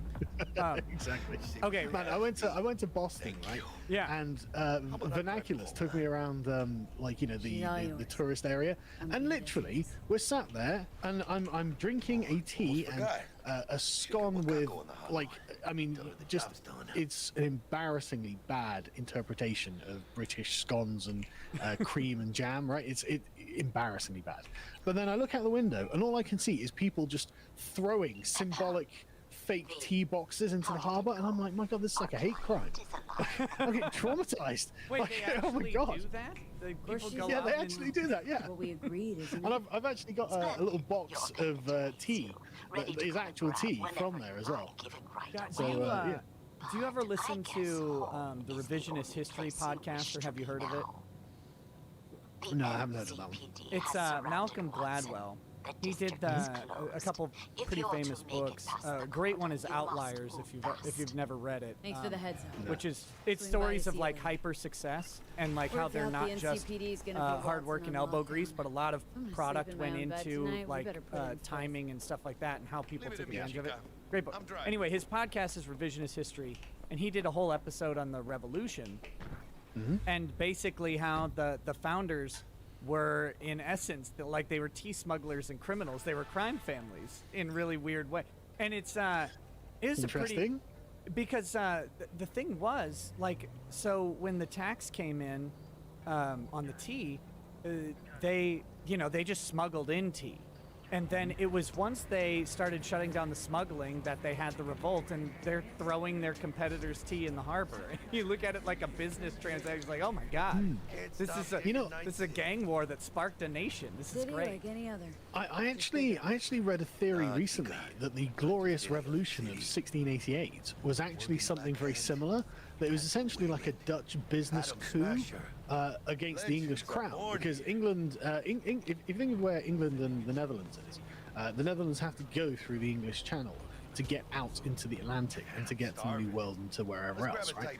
And so the competition between the seafaring Dutch and English was very, very intense in the 17th century, and the English were winning because we're bigger and better, obviously. And basically, the allegation, I haven't proven this or anything like that, I'm not holding this theory myself. I'm holding. The allegation is, that's good, yeah. The allegation was essentially, it was a conspiracy of business magnates to overthrow Charles, and install William of Orange in his place, and provide constitutional government for some reason. And I mean, I don't know, but it's a hell of an interesting conspiracy theory. I do enjoy it. Yeah, I like the sort of, let's take a look back at what was going on in history. Let's look back at this now that we're all older, it's farther than when we were, than when we learned about this stuff, and we can look at all the other stuff that was happening and not just what's in history, in a history textbook that's been approved by the state. That's always interesting to me. Okay, so classical positioning, thank you for the donation, and let's go back now to where we left off and what I wanted to talk to you about. And this is the idea of unpersoning from the banking system, which I say you have a little experience with because you got a taste of it with Patreon. Yes. It's not quite the same, but of course other people have had, like, their bank accounts closed. Yeah. Dick Trump. Masterson. Yeah, Trump had his stuff taken down. Dick Masterson had the new Project 2 Patreon alternative, and MasterCard comes in and just says, nope, you don't get to access the credit system in the United States ever again. Yeah, I mean, like all of those things are terrible. But to me, the idea that the banks can just say, right, okay, we're not going to do business with you, and for political reasons, and we're going to take an account that's otherwise in good standing and just close it, and this means goodbye. You know, you can end up carrying your money around in sacks or something. That to me is kind of disturbing, especially given the sort of push away from real money and into digital money.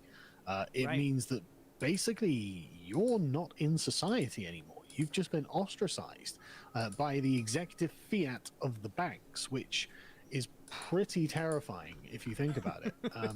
Why? It's completely horrifying. And so here's my issue, and this goes back to what you were saying with the like sort of a national social media account. I talked a couple years back when this happened. I don't remember who got deplatformed. It might have been even yours. But I said at some point there will be a day where you go in to buy your groceries, and to be able to buy your groceries, you'll have to set your phone on a contactless pad, and it'll scan your social media account. Well, we're virtually there. I know. You can already do it with your phone, and it's like, okay, well then. Right. So it'll take a quick glance at your Twitter and Facebook and make sure you haven't said any wrong speak or dead named a games journalist or something like that. And then, if you have, sorry, you don't get to use your groceries. No model. You don't get to buy your groceries. And what people don't get, and I think they're starting to now, is that because at time people were like, well, just use cash. It's not that. Okay. It's not for access to the credit card system. It's for the store's access to the bank, because the bank will just mandate, no, sorry, every customer's got to go through this because we can't support hate. And so, if your customers don't do that, you can't accept cash. So if you do accept cash and we find out, well, we just can't do business with you because we can't support hate. Always. It's worse than China's social credit score. I mean, at least in the idea of a social credit score, it can go up as well as down. But the way that this seems to work, I mean, what possible recourse have you got for the bank saying we're not going to do business with you? How are you going to persuade the bank that actually you are worth doing business with, or you're morally, you've groveled enough that you're morally acceptable to do business with? Because I mean, at least the Communist Party have a standard. You know, they at least have a standard. You know, if you ingratiate yourself enough and you do whatever it is you need to do to raise your social credit score, then okay, you can surely, slowly but surely, I imagine over a number of years, improve your status enough so you can get a train ticket to travel to the next city or whatever, right? Like with hard work and dedication, you can move up. yeah, exactly. You two can move from slave to serf, right? So, but the sort of private Western social credit system has nothing like that. So it is effectively a permanent status, as far as we can tell. And what I find really weird is how bizarre the vectors along which the things are interacting are. Because I mean, like, a rapist doesn't get his bank account closed. Nope. A murderer does not get his bank account closed. A pedophile does not get his bank account closed. Or their Twitters. Or their Twitters, or any other like normal social service. They don't get anything closed. They go to jail, which is how it should be, obviously. They serve their time, which is how it should be, and then hopefully they are a reformed citizen. They understand why they shouldn't have been doing what they did, and they've paid their debt to society, and we allow them to carry on in society, you know. And so they're not deplatformed from anything, because that's not how we want a consensual society to work. But now, like, this is what I was talking about with the sort of evil will of the left. They've actually got like this ethical agenda where they're targeting people for things that, like, otherwise aren't really crimes, like dead naming people or, you know, misgendering people. And yet there we go, you're never on Twitter again now. You know, you can never hear what the president has to say on Twitter. Oh no, you can't hear that either now, but you know what I mean? Right. It's like these are bizarrely punitive things to do, and they're permanent. You know, it's literally the death sentence, the very first offense. It's like, okay, that seems a bit strict. And I honestly think that in future generations we're going to look at the way that social media companies were allowed to treat people as barbaric, like especially given things like the pandemic and generations growing up on social media, right? Because social media to us is like, what, 12, 13 years old, right? And, you know, venerable gentlemen such as ourselves can probably remember, I can remember a time when I didn't even have a mobile phone. Oh, you know? yeah. And so the idea I didn't want one forever. I was like, I don't Same want that here. stupid thing. And I never Exactly. texted. Oh, Christ. Exactly. I only got one when I went to university at like 18 or 19. I can't remember how old I was now. But that's when my parents got me one because they wanted to be able to keep in contact with me. Right. And so yeah, because they weren't the functional things they are now.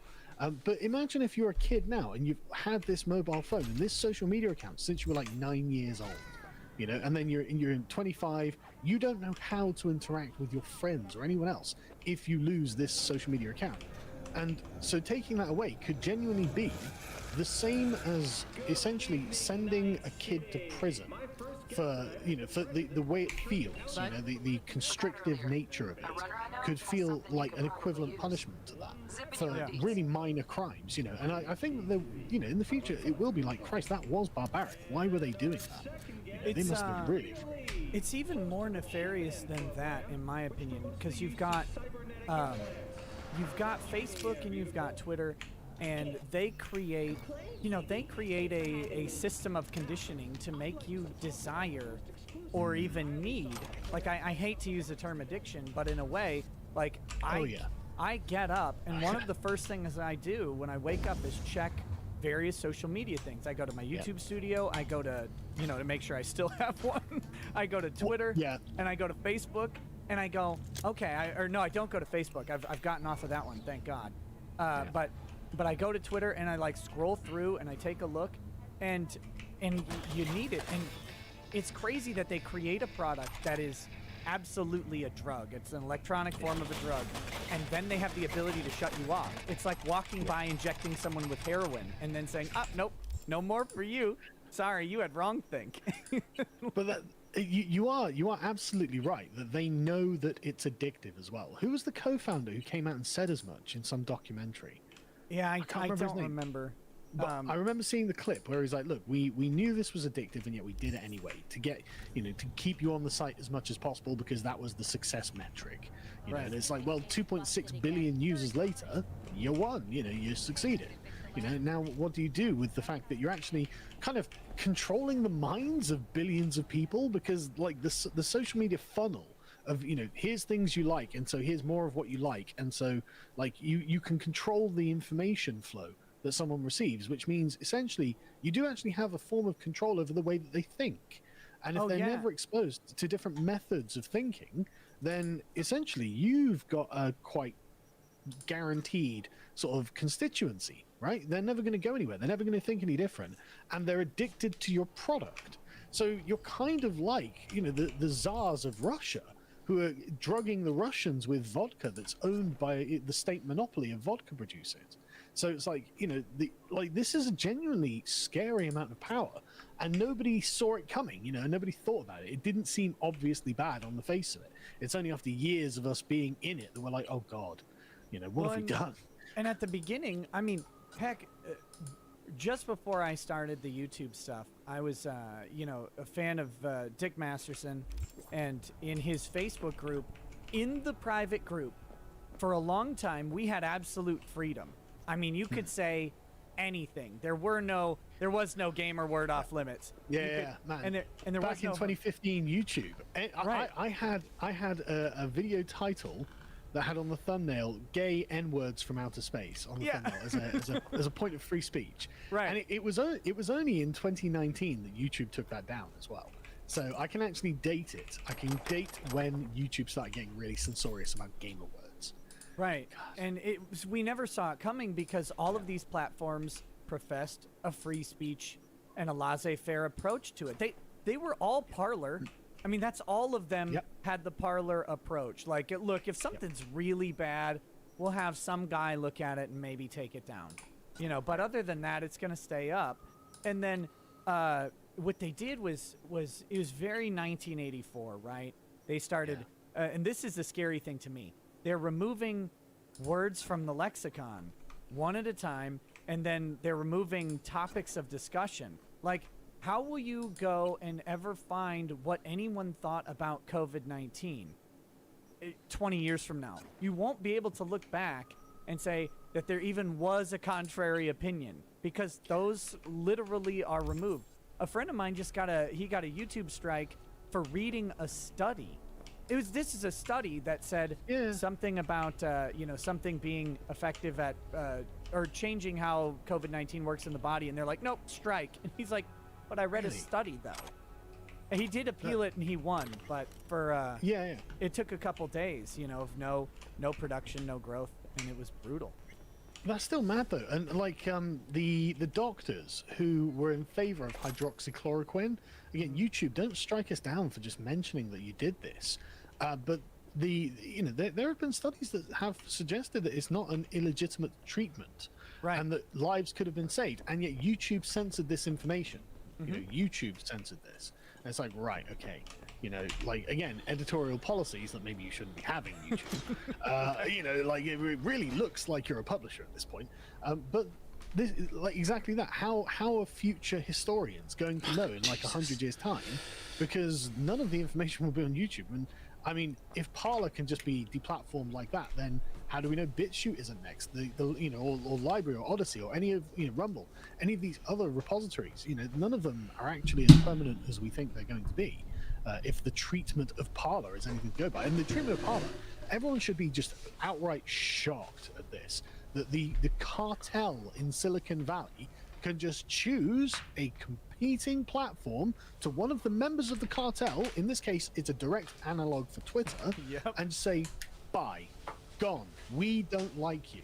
Why? Oh, because they organized this thing on your platform. Actually, that was organized on Facebook, but Facebook's part of the cartel, so shut up, And this is not the first time this has happened. This happened when I got deplatformed from Patreon. I went on a platform called Maker Support that just did exactly the same thing as Patreon, except it was actually quite clean looking and it was quite nice, and it was obviously run by someone who wasn't a communist.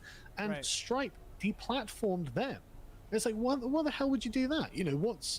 What the hell's that got to do with anything? And then I went to Subscribestar, and they deplatformed them too.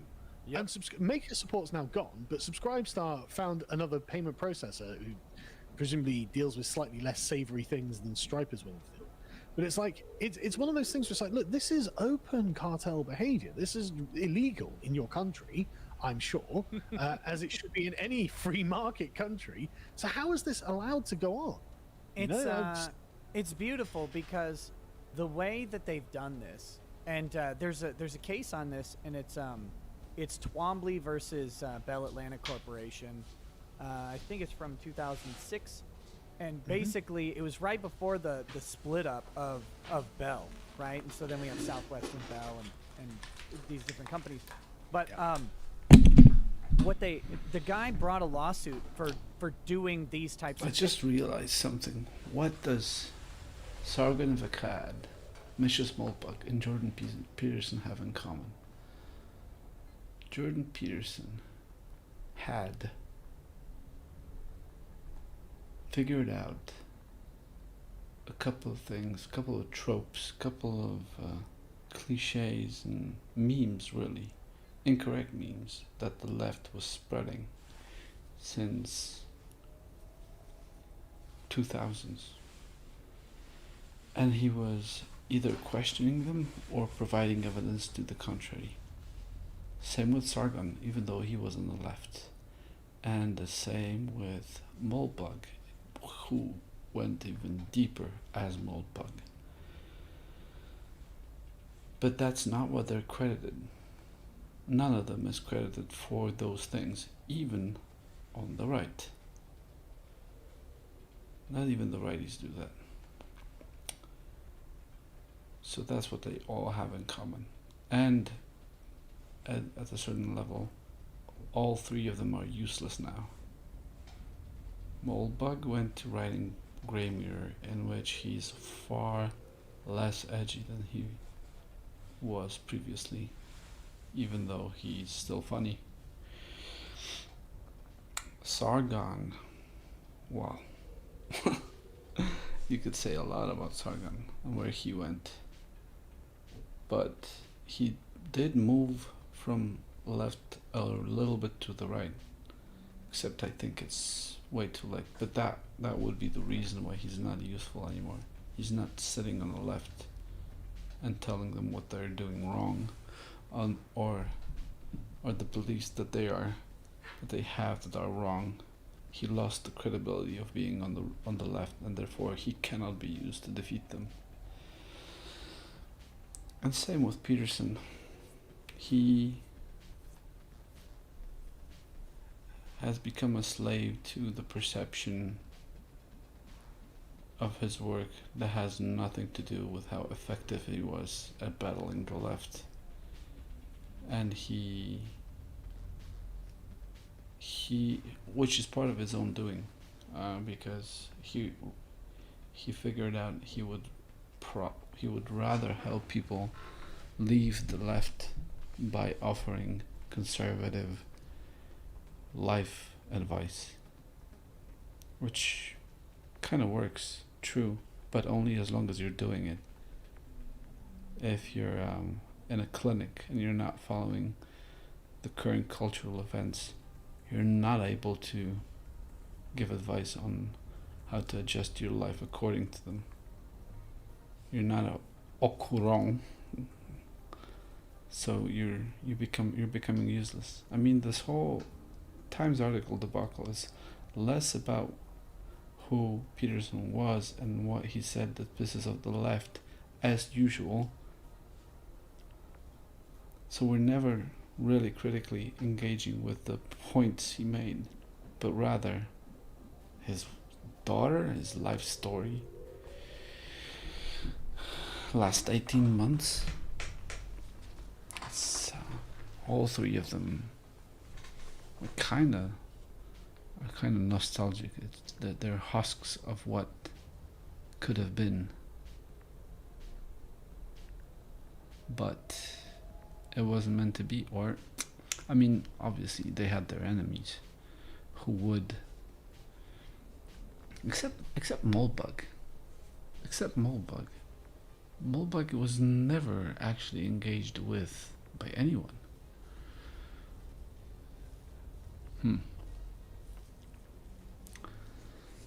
But yeah, it would probably be a good idea to list off the things that they were saying that had value against the left, that were true, supported by evidence, or that were legitimate questions that the left needed to answer before moving on. But that's for some other day. Let's listen to this more. Though, right? Because if the standard is everyone, then that means each individual, right? That means without exception. And so literally anyone by that standard would be entitled to say, I have been wronged here, because they've obviously been wronged here, and therefore every single individual who is a voter has standing by the logic given there. And so, oh man, that is insufferable to hear.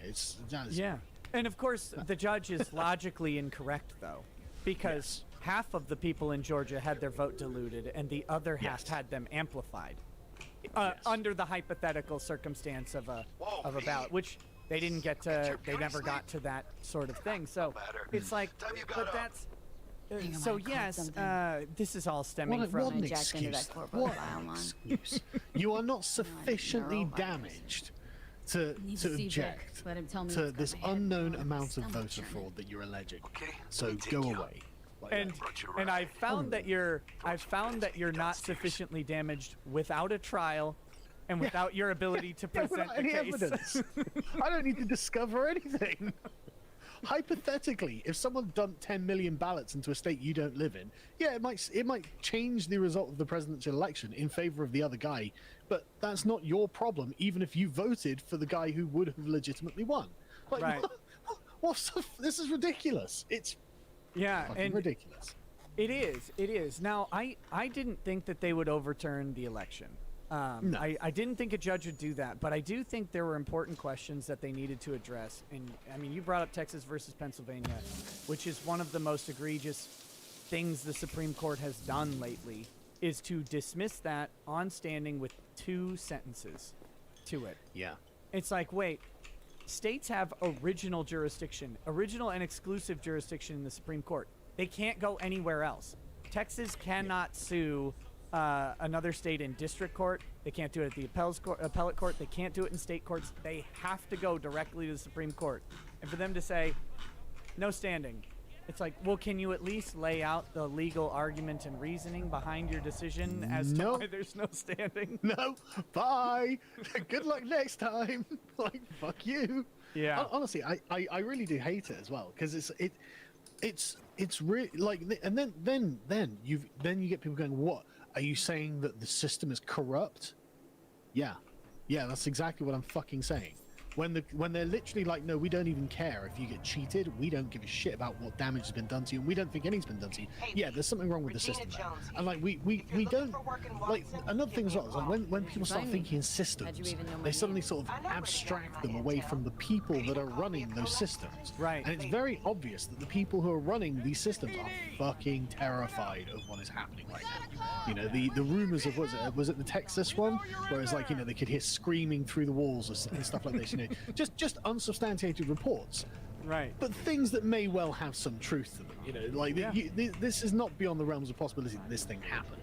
You know, the screeching, there's violence in the streets and stuff like that. It's like, there is violence in the streets. This is very highly strung, and in fact, this would be the right time to do the right thing. You know, just so you know. Yeah. But instead, no. Well, and the importance of the corrupt system is that what happened is we found out that even if there was an absence of fraud, like even if there was nothing untoward, the system is still corrupt because it was unwilling to examine the question of itself. And this is my favorite thing coming out of the Secretary of State's office, and this is from Trump's phone call with Raffensperger that the media lost their damn minds over. Like, oh my God, how could he possibly call a Secretary of State? It's like, well, he's trying to get information out of them. Yeah. And there's a point in the thing where the guy's like, no, we've reviewed Georgia's stuff like 6 times, and we've never found that we did anything wrong. Yeah. And the guy's like, well, yeah, why don't you let us look at the data, though? Like, we've requested Yeah, at the end of it, where it's like, give us access to the report that you're using? And it's like, no. It's like, okay. So they've got a secret report that exonerates the people who are being accused. The people who have been accused have a secret report that tells them they've done nothing wrong, and so they don't have to cooperate with the president. Taking too much of a beating. That's, reflects what they used to be. Assuming best case scenario, right? Monumental incompetence, hubris and ego coming from Raffensperger, right? But even then, at this point, why would we assume good faith? Like, have the Democrats given any indication of good faith on their part? No. You know, goodwill, good intent? No. They are malevolent. They're trying to hurt the Republicans. You know, trying to ruin them, actually trying to destroy their lives. Like AOC coming out, Ted Cruz, you nearly got me killed. What? He's in the you same have actually. He's in the same room, though. It's like he's trying to get. But she has actually got someone killed. Like, it's her rhetoric that led to the attack on ICE, on the ICE facility, that got a man shot. And it's like, God damn! I hate progressives so much. It's maddening. It's so maddening watching all of these injustices play out, and I'm just like, right, okay, that is worrisome. You know, at the very least. Yeah, and did you, I don't know if people have seen this. Someone posted it in my Discord today. Did you see the news out of Pennsylvania that Boockvar, whatever the secretary... Yeah, I know the one you're talking about, yeah. She's resigning due to massive incompetence in the 2020 election, but not for the reason that you think. Go on. So they had a constitutional amendment because there were some kids that may have been touched by a priest at some point in Pennsylvania, but their statute of limitations made bringing this stuff out problematic. So they wanted a constitutional amendment, and this was back in 2018. They were working on this constitutional amendment to basically give people extra time to bring these cases, to support victims of sexual abuse. Now, to modify the Pennsylvania Constitution, they have to have 2 consecutive sessions of Congress vote for approval. And each time they do it, they have to advertise that this vote is happening, because then in the next general election, which would have been the spring primaries of 2021, in the next election, it goes to the ballot. And so then the people ratify the constitutional change. Okay? Yeah. So, turns out... Yeah, pretty clear procedure. Yep. Turns out that during the 2020 approval, they didn't advertise that this was going on. So now they have to start the entire process over, which means the earliest that they can get their constitutional amendment in is 2023. Go afterwards. Yes. Now, interestingly, this, of course, disqualifies this law from taking place. The same thing happened with their modifications to the absentee ballot law. Yeah, I was gonna bring that up in Pennsylvania. You said, yeah, because that was where they had just decided arbitrarily that they'd extend the date. Yep. Didn't they? Yeah. And it's like, okay, but that's not constitutional according to their state constitution. Is that correct? Right. And so they actually they're modifying the state constitution to allow for the absentee voting change that already happened. They're modifying their constitution to allow for that, and that vote. Talk. Right. Yeah. Well, the best part is that they'll use the unconstitutional absentee voting to vote on whether or not that constitutional change should occur. So I just want to say, like, as a dad, right, if I'm playing a board game with my kids, and they tried to do something like this, just arbitrarily change the rules, I would tell them that they are cheating. Yeah. Like, I would tell them it's very obvious that you're cheating. I've caught you cheating, and no, we will do the rules as written. And if you didn't get those ballots, then you don't deserve to count those ballots, etc., right? Yeah. Because it would be very obvious that the only real incentive to do this would be for cheating. Or you're just too stupid to understand how to play the game. So it's like, I mean, this is the thing. Like, this seems to be a cut and dried. Like, it's not really contestable, right? Because, like, okay, so she made this decision. She didn't have the authority to make it, and the ballots were counted after this date, and so legally they are not legal ballots. So why is there even a fucking discussion here? Like, is this not like okay? Well, here we go. This is everything you needed, isn't it? Like, what more is required to prove that she had done something wrong with the election? Yeah, and now she's no one cares. She's resigning over a different issue for making the same mistake. And what do? She's after the it's after the election though. So now there's nothing that can be done. It's been one of the most naked power flexes I've seen in my lifetime, and it's amazing and terrifying. Yeah, mask off. It's fully mask off. It's actually like it's one of those sort of historic moments that you actually never really think you're going to live to see, right? Because you hear about you know Pope Pius III does X, and it's a huge power grab, and this gives him control of the Catholic Church to such an extent that he can call a crusade against a Cathar heresy or whatever, right? And you think, yeah, that's really fascinating. These sort of centralizations of power, and then when you watch it happen, you're just like, Jesus, are we supposed to do something at this point? I don't know. And you're always left with the question of what, like, even if you are, like, what do you do? Yeah. I get comments all the time, like, well, do something about it. It's like, well, I'm talking about it at least. What do you want to do? When we've given government as much as we've given them, and then they take more, we've given them the power that we would usually use to take it back. Yeah. One thing that I was really bothered by, right, is the rhetoric surrounding the Capitol Hill riot. I don't think it's fair to call it an insurrection. I don't think that the people involved had a plan and were capable of forming a plan. I think that if Baked Alaska and the QAnon shaman are going to bring down the democracy of the United States, I think that's just giving them too much credit, frankly. I think so too. I think a more accurate assessment is they're fucking idiots, and they're prattling around on live streams because, oh my god, look where we are, right? Right. So I mean, that's the way that the Democrats were hyping this up after this sacred cathedral of democracy. Whoa, no, governments instituted among men for their own purposes. Yeah. That's what you are. There is nothing sacred about your fucking government. It's built into your constitution. The very Declaration of Independence is the idea that actually, if we don't like this, we have the right to scrap this and start again. Mm-hmm. There is nothing sacred about the government at all, ever, in any way, shape, or form. And in fact, most of the time, the government's one of the most profane things in the world. Like, it's full of corrupt bastards, like the Biden family. Like, I'm like this myth, this chamber of democracy. It's like, dude, who owns that? Yeah. Is it the people or is it the state? Like, I can't stand this kind of socialist view that the state is God, and it really is the kind of godhead in the socialist mindset. I can't stand it. And the very notion that they're... It's worked up.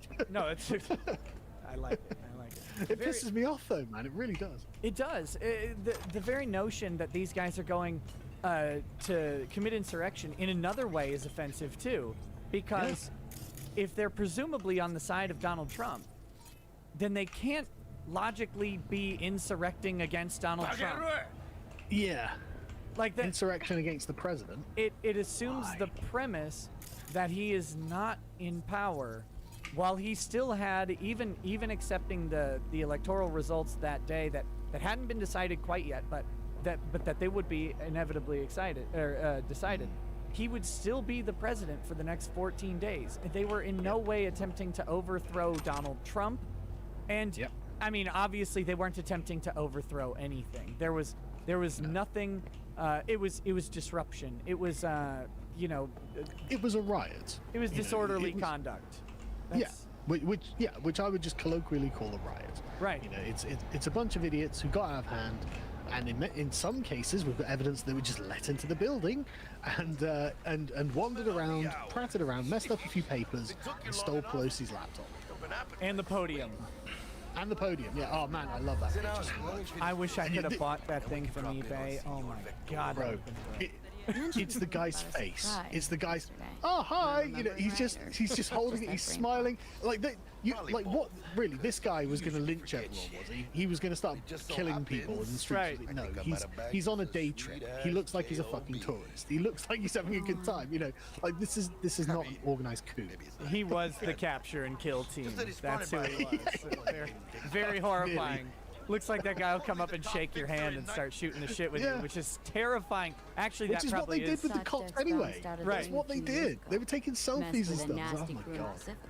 Yeah. Okay, let's do some of these chats. Redbox Moon says, I would just like to say Josh from Carl's Flower Eaters is the best co-host. Josh is very good. Damn it. Okay, Nova Zero says, could the argument be made that he is taking away a place for public participation because the default setting allows public comments and that restricting that is a conscious and deliberate act? Yes. That's in regards to YouTube comment stuff. Keck7 Go says, Sargon, good evening. I have a question that has puzzled me for a long time. How in the heck did they let Mr. Bloppy near children? I still have not recovered from experience. Elbows in blood, Jack. Does he mean Mr. Blobby? Maybe. I don't know what either a Bloppy or a Blobby is. So Mr. Blobby was a kind of mascot of a TV program in like the 80s or 90s. I can't remember. I think it was in the 90s. Called Noel's House Party, and it was one of those sort of Saturday afternoon family sort of shows, right? Sure. I can't remember exactly when it was on, but that's the sort of feel of it to give you an impression. And Mr. Blobby was just some guy in a big fat pink polka dot suit who went around doing silly things. There was, it was just stupid. It's just silliness. But the thing about Mr. Blobby is because it's so silly and very British, it actually became something of a meme during Brexit, where it was like, Mr. Blobby threatening members of the EU Parliament, blowing up continental ships and stuff like this. It was a nice reclamation of the meme, and I don't think we should besmirch the good name of the protector of these good Green Isles. How dare you, Keck7 Go? Exactly, how dare you, sir? Slagla says in Kermit voice. Okay, so. Waiter, I would like a nice big serving of dopamine. I heard from a certain aristocrat that Applebee's has the best stuff. Nice suit, by the way, sir. So. Is it true that he's got cancer? Who? The Kermit the Frog guy? Oh, Medicare? No, yeah. I don't know. I heard rumors. He's got something. But he is still on Twitter. He was off it for a while, but he popped back up. But I hope he lives through whatever cancer AIDS he has. Yeah. We'll see. I thought it was just a meme, and then people actually know he's off Twitter. Let's feel this factory new ride. I don't hold grudges, so I don't want people to get hurt or anything. Yeah. So it's just kind of sad. Yeah, well, it's been a bummer because it would have been really nice to. I think Jim could have made some great election content too. Yeah, and it the was Biden just stuff. There's so much like his Gamergate stuff back when he was Internet Aristocrat with the Zoe Quinn stuff. Like watching Biden put his cabinet and his various people into place is exactly the same sort of principle. It's exactly the same way. But he was just like, oh, this person connected to this person. They've got this financial relationship, and we're all okay with this. And I mean, his videos used to be brilliant, you know, and he could be doing some amazing work in that regard now. But obviously, he's sick. Right. Get well soon, Jim. Yeah, no kidding. Get well. Come back to us, Jim. Yes. America needs you. Just stop being a black pill depresso and fucking get over it. You know, just do some good work for once, man. Just get healthy. Just get over it. RW Bimby says, Sargon, Texas smoked brisket or barbecue pulled pork? Barbecue pulled pork. Really? Yeah. I have had Texas smoked brisket as well when I went to Texas, which was good. But barbecue pulled pork was good. I might have to censor you off this program. Deplatform. Rick Nikita says, can I get a 4-cheese mac and cheese with honey pepper chicken tenders and a Diet Coke to go? That meme That's making me hungry. that meme has gone on for a while. The Applebee's thing. Did you work at an Applebee's? Like, is that a real thing? Or we don't even have those in Britain. So, like, I don't even know what that was. I had to look up what the fuck everyone was talking about. It's terrible. That's what it is. It's an awful restaurant. It wasn't that bad, although saying that, maybe I'm just comparing to the low standards of the restaurants we have here. Good to see you. So, you know, in fact, compared to where I come from, Applebee's is quite hoity-toity. Look, I will never... Now the barbecue pulled pork makes sense. I'll never trust an Englishman's taste again. Gunnar Renee Oy says Norway did not have a national ID card until November, but thanks to KYC/anti-laundering laws, you needed a passport to have a bank account anyway. So at least the card is cheaper than having a passport. I suppose, but it still feels like I'm being oppressed by the government. Automata says, wonder if Mr. Akkad is aware of the details of the recent lawsuit against Twitter, such as them both placing sponsored links and helpful suggestions to certain actually problematic link swapping hashtags. Something you're not telling me about? Maddening stuff. Have you seen that? The Twitter child porn lawsuit? Yeah, where they said that this child porn doesn't violate our terms of service. So, right. Need some new kit. I mean, that is a bold statement. Time I bumped in my sights and in it they showed you know, the known hashtags for the distriction.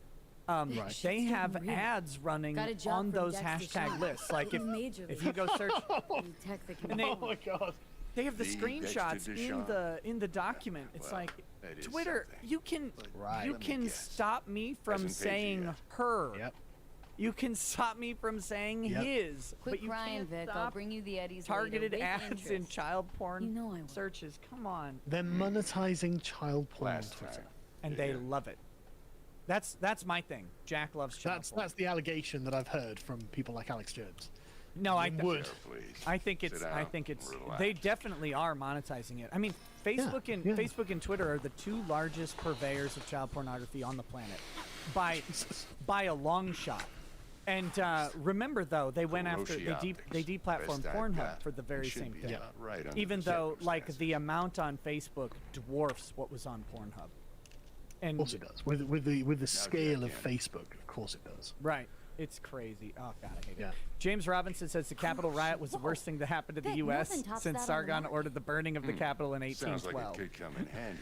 Well, all I'm saying is you get what you fucking deserve, don't you? Might be too rich for my blood. Falling Floor says, Sargon, subscribe to Lotus Eaters for intellectual content. Me, haha, give to drunk. He's in hand. What? I think they're talking about me being the drunk. Which is, right. Okay, I was going to say, I don't drink. I was going to ask you if you drink anything, because I tend to do whiskey, but since it's midday here, I'm holding off because I might have to drive somewhere later. I only ever drink in social situations, you know. So I'm not a very good drunk. I don't drink very much. Sure. But when I'm at home, I don't tend to drink really. In social situations, what do you like to drink? Like what? I like you know, beer, whiskey, brandy. Although I'm on this keto diet, so at the moment, like I'm restricted to effectively whiskey and like gin, I think. You know, yeah, I can still drink. So that's good. Speaking my language, I drink keto. That's that's all. Yeah, well, I've been really dedicated. I've been really strict on this diet, and I'm not breaking it. I'm absolutely not. Even though, man, I tell you what, man, the smell of like a freshly baked loaf of bread. I think this is probably the closest I'll come to understanding what it's like for a heroin addict to be within striking distance of a shot, right? Because I had to make my kids a fucking sandwich, and my wife had brought this loaf of bread a few months ago, and I can still remember the smell in my head from months back. And she just said it like, just cut this bread, and I was cutting it. Jesus Christ, this is a mission in self-control. You know, I maintained my composure. I didn't have some of the bread or anything. I was good boy. But honestly, I've never felt tempted by anything in the way that I was tempted by that bread after like 8 months of not eating bread, man. Yeah, and it's such a weird story. Like it's like, oh, this was real temptation. I can't do it. I couldn't do the keto thing. I developed a milk allergy. I'm ready. And so now, like, I used to eat ice cream every night. The only saving grace is that ice cream doesn't smell. Like, there is no external trigger for ice cream, like, other than you have it in your hand or in front of you or something like that. But you're not gonna like walk by your freezer and be like, oh, what's new in the life of Victor? Yeah, the ice cream smells too good. Yeah. So that's been nasty. One day. Okay. So, where do we go? And that's such a broad question. So let me narrow it down. You've been promoting Mines for a while. In fact, like your first mention of it was why I opened a Mines account, and then I never used it, but I'm starting to use it more now. Really, Dad? But so you sound like a dentist. with Parlor being on the ropes, Mines they tried to do Mines dirty, and so their apps got basically destroyed. So they're potentially on the ropes. I mean, they're weathering it for now, but it was a threat. Nothing's certain though. Nothing's certain. Yeah, it was clearly a warning shot. You know. In light of this stuff, like where do we go? What do we do? Lotus Eaters is on YouTube. It's on Rumble. It's on BitChute. It's everywhere. Is that what we have to do now? Do we have to go to like literally everywhere? See the magic in action.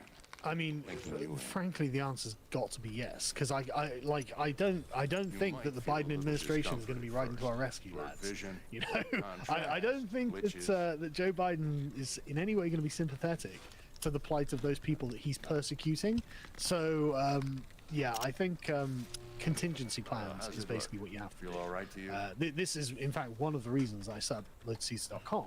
is because it was a contingency plan. It means we've got something we can fall back on if Silicon Valley just blows everything up. Because we already have things like Subscribestar, so we can use their payment processor. We are actually on Amazon Web Services. I shouldn't keep saying this. We are for the website hosting, but it's not the end of the world to get a new hoster, right? Hello, Amazon. That's not the problem. The problem is payment processing. You know, in all things, it's about money transfer. And so, thankfully, we have like a non-Silicon Valley payment processor, so that's secure. And so this means that basically, no matter how much they nuke us from orbit in Silicon Valley, there will be a presence of mine online. They won't be able to fully wax me off, which is good. So that's, but yeah, basically things are looking pretty grim. And what has got to happen now really is what Andrew Torba did a couple of years ago when he got the Parler treatment first. And honestly, I think that really in the long run, like a lot of people, like because Torba came out strong on some ideological positions. Yeah, he's kind of a dork. Yeah, but he's currently the sort of king of alternative media, you know, because he's the guy who's untouchable.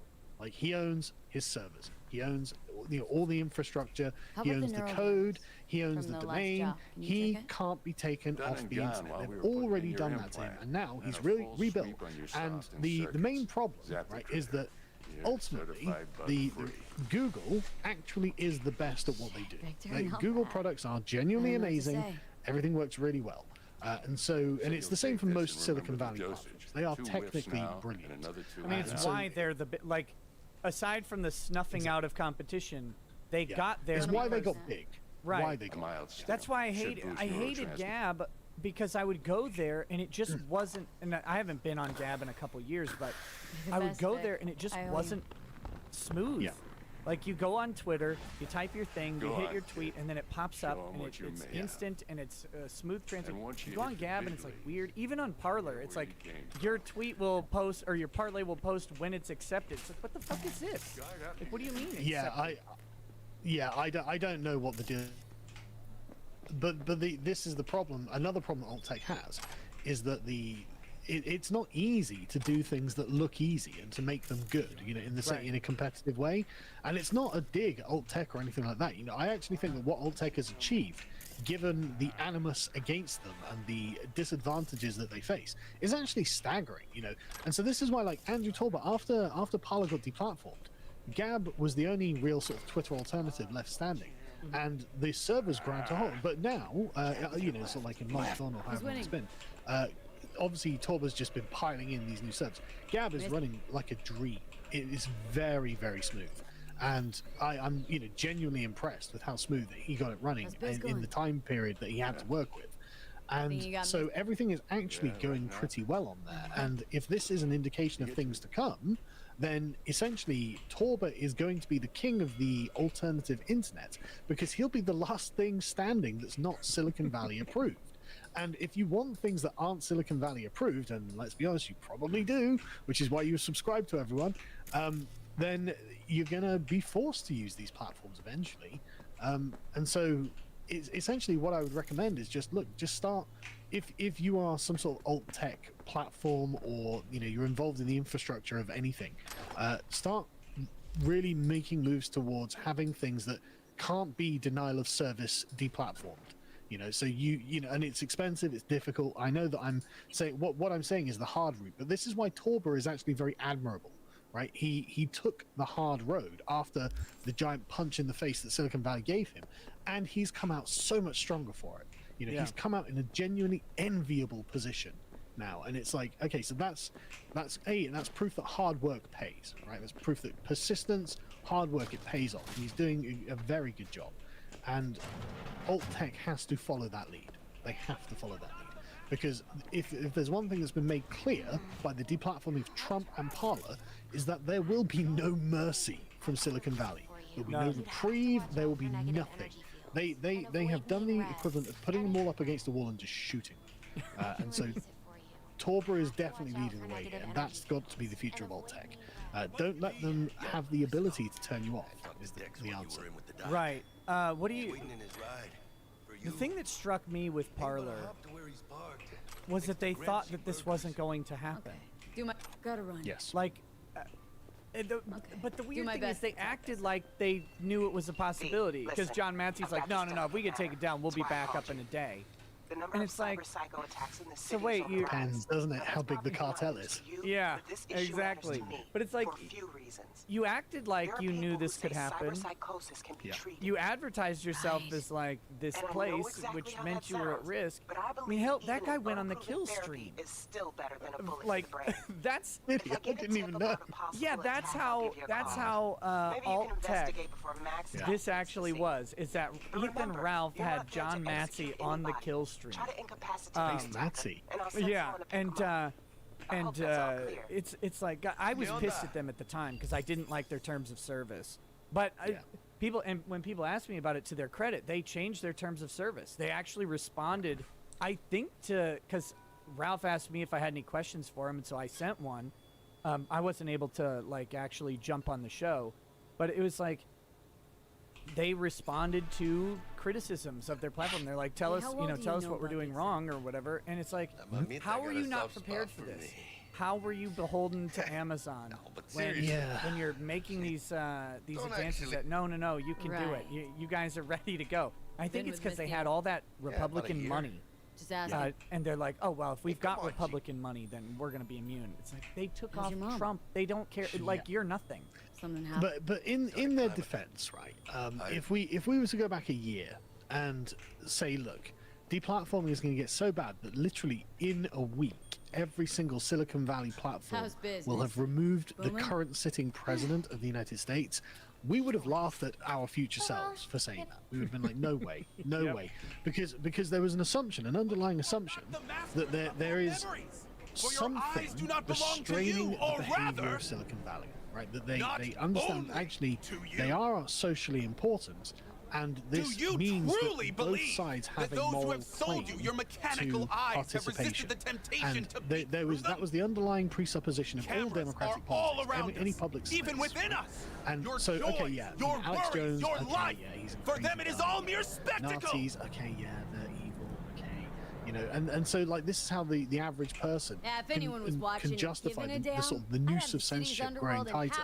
But then when it's just yanked and it's the president of the United States who gets dropped, it's like, oh, and then the platform that he could have moved to compete with them, it's like, right, okay, well the mask is, you know, mask off, you know, like scales fallen from the eyes. These people are out to get you. You know, they don't care about you at all. They'll do it to the president. They won't even blink at the idea of ruining you. We're evicting you from your house, and then every house that you look at that you want to buy, we're gonna burn that down too. Yeah, literally, we're gonna buy it and burn it. Fuck you. That's okay.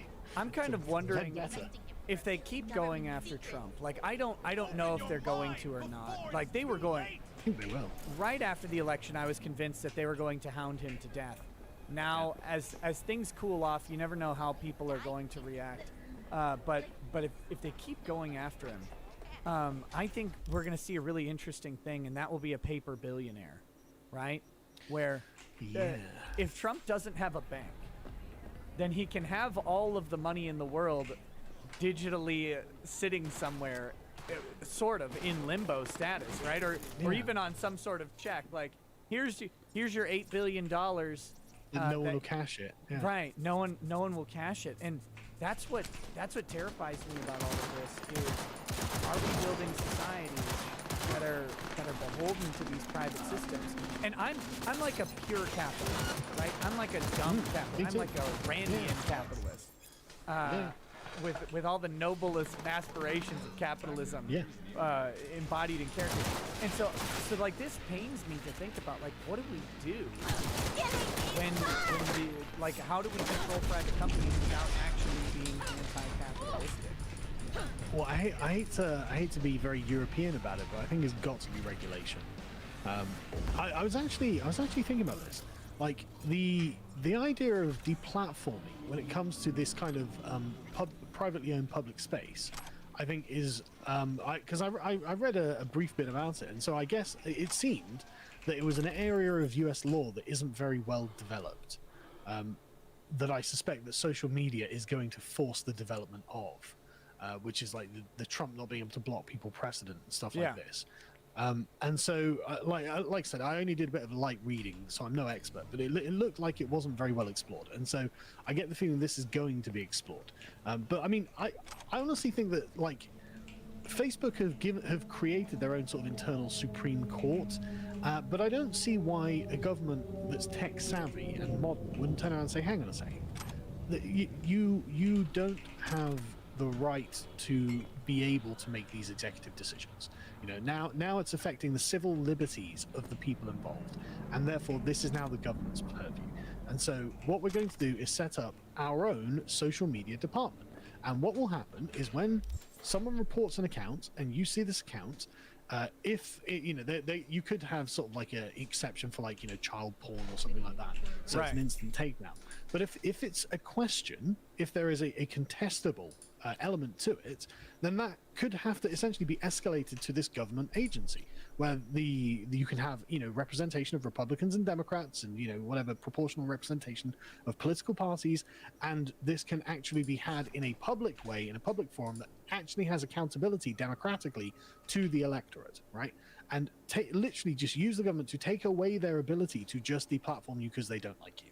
You know, you can't do that. You know, we can regulate them without destroying the free market, and if anything, it seems to be the only way of preserving the free market at this point.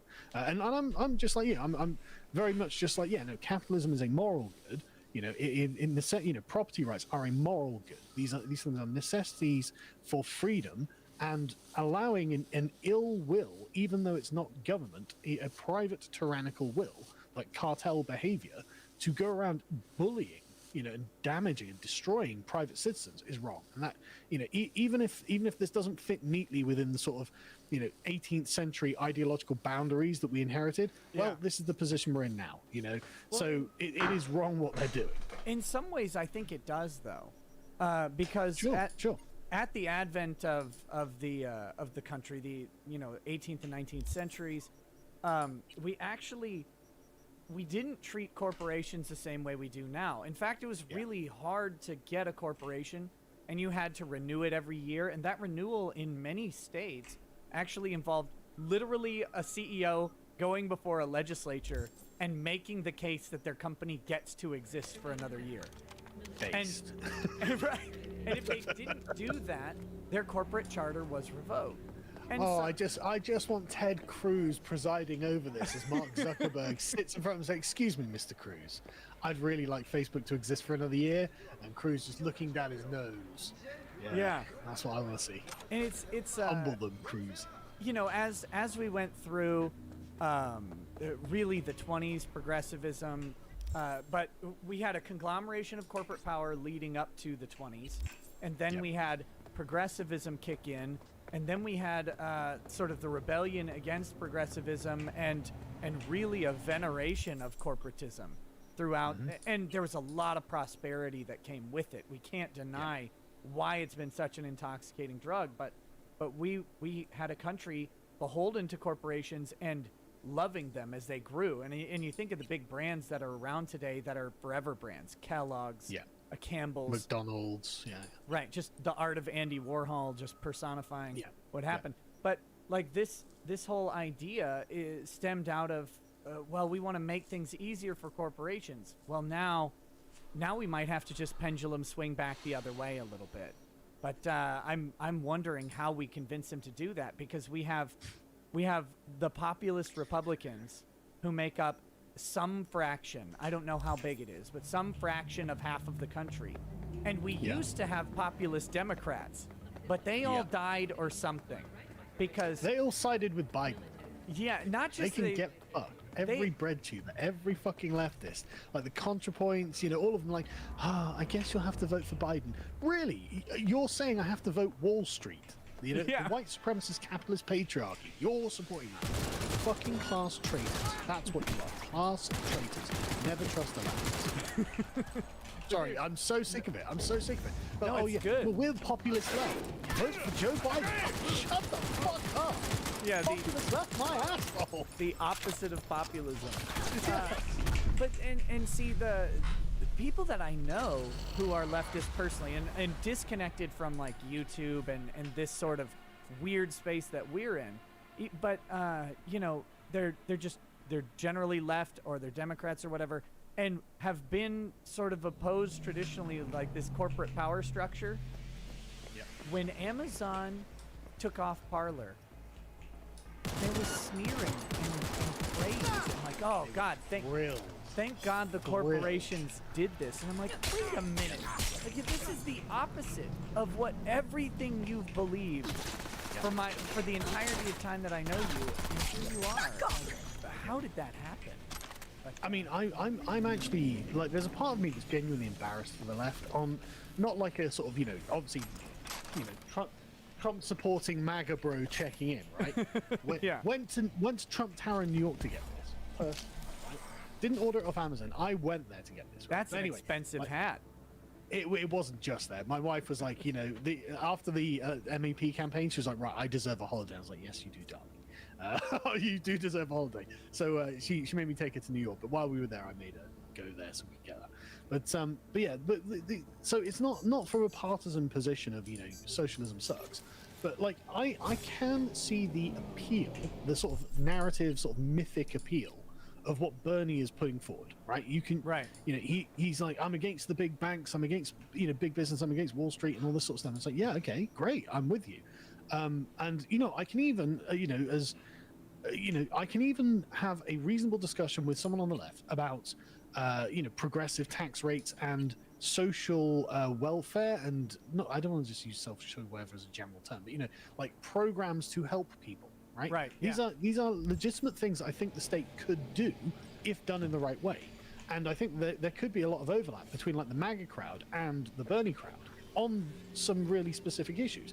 Wall Street being one of them, but seeing Bernie Sanders at Joe Biden's inauguration is just the most embarrassing thing in the world. And I was embarrassed for the leftists.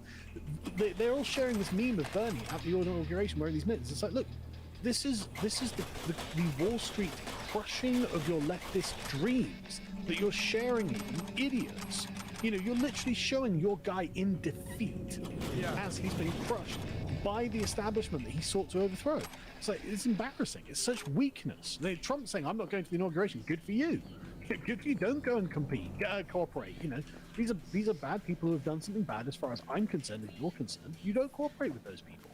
And Bernie being a fucking sellout is just like, because I didn't hate Bernie. I didn't hate Bernie. It's just that he's a fucking sellout. I hate him. He's a commie too. But, yeah, he is a commie. But he's a lovable commie. Well, look, he is a commie, obviously, and I'm sure at this point everyone knows my position on communism. And so it's not. I don't think there's any like sympathy for communism. What there was, I do think Bernie has genuine conviction, right? And I do think he does. And so I don't mind dealing with people who have genuine convictions that I think are fucking stupid. You know, that is at least an honest, or at least an actor you can have a conversation with about the subject, right? And you can try and put your case across and try and make a decent case, et cetera, et cetera.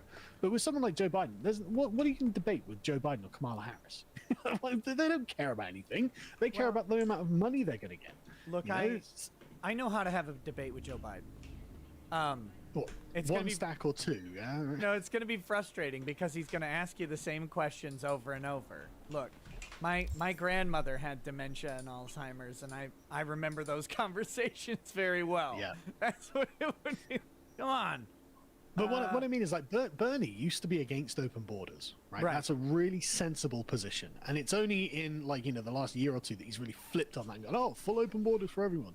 And it's like, but really, Bernie is not actually a tremendous idiot, you know, and he does have convictions, and sometimes they're not awful, you know, and so you can, and the good thing about Bernie as well is that it would have been, it should have been Trump versus Bernie, because then it's the establishment has been BTFO'd. You know, the establishment is actually not in the driving seat. It's not the force that's going forward. And so really America would have to choose. Are you going to be a free country or are you going to be a socialist country? And I think that Trump would have won that in an enormous landslide. Yeah. Very easy to show that Bernie's actually just a filthy commie and that's it. You know, Bernie gone. But that didn't happen. You know, the whole thing looks like a big stitch up. And from, you know, what happened with Bernie in 2016, although in 2019, I don't actually think he got stitched. I think he just lost his momentum in the same way that Jeremy Corbyn had over here. It seems that conservatism had like a big moment of weakness leading up to 2019, just prior actually, sorry. And then the left wing was able to make like big ideological gains, where then it seems to have collapsed in like reached its fullest extent, which I think is good, obviously. But the problem with that, though, is it's allowed the status quo to reassert itself. And Keir Starmer has done exactly the same as Biden over in there with the Labour Party here. They'll pay lip service to all of the progressive stuff. But, like, you know, he doesn't call back Black Lives Matter, right? In the same way. But Joe Biden's still enacting the same fucking agenda. So I don't see what all the leftists are complaining about. Like, Biden's maneuvers have been insanely radical. Sorry, I know I'm ranting on now. No, go for it. But what Biden's done has actually been incredibly radical. But yeah, I think that the left have just shown themselves to be useful idiots. Antifa are going to get the boot on the neck. You know, Black Lives Matter will get the same thing. These all get stamped out now that they're no longer useful against Trump, which is interesting because I don't think they were ever an effective weapon against Trump at all. And I think they're actually a drag on the Democrats. If anything, Trump looked like the only sane person in the room when he's like, we've got to talk about Antifa, or Antifa, as he says. You know, like... You know, I think they're actually Trump's credit, frankly, that he wanted to do something about them. But anyway, you know, the left have shown themselves to be fucking class traitors and useful idiots. Never trust them. Never. Well, and I do think that's great. I think you're right. I think Black Lives Matter and Antifa ended up being a big drag, and I think the biggest upset for Trump was just the existence of COVID, and it's Bill Clinton, right? It's the economy, stupid, right? Like that was the whole thing, and they found a way to effectively shut down the economies. Trump didn't do it, but the individual states, particularly Democratic states, California and New York, we're looking at you. Yeah. Oh, Minnesota, Michigan. I mean, they flat out, they used it to shut it down. They used it to change the rules on voting, although we shouldn't talk about that too much. But they did this, and I think that is the one thing that did Trump in, because he had a strong economy, or at least there's some guy who every time I say that, he gets mad and he's like, no, it wasn't strong because watch this hour-long video. But it wasn't strong because the Democrats shut down their economy, and therefore it's Trump's fault. Right. No, he's talking about before that even, though. Oh, but at least looked like a strong economy. Unemployment's low. Black unemployment specifically is low. There's less black people in prison than ever. And then suddenly COVID comes in and undoes the economy. And we see Trump barely lose. Right? Like, that's the other thing. He still ends up barely losing in several of these states. And it's like, okay. But worst case scenario, if that's the worst case scenario, that's, and like you say, he barely loses. The thing I found, I was looking at obviously all the polling and stuff, and I didn't get a noticeable impression that COVID was ascribed to Trump, right? And I always found that the lefts, and they constantly this, Donald Trump, and they do this in Britain with Boris Johnson. Oh, look, 100,000 people have died. This is Boris's fault. But nobody thinks it's Boris's fault. Nobody thinks. Nobody really thinks, oh, yeah, Boris did this, apart from partisan leftists. Do people in America really think that COVID is Trump's fault?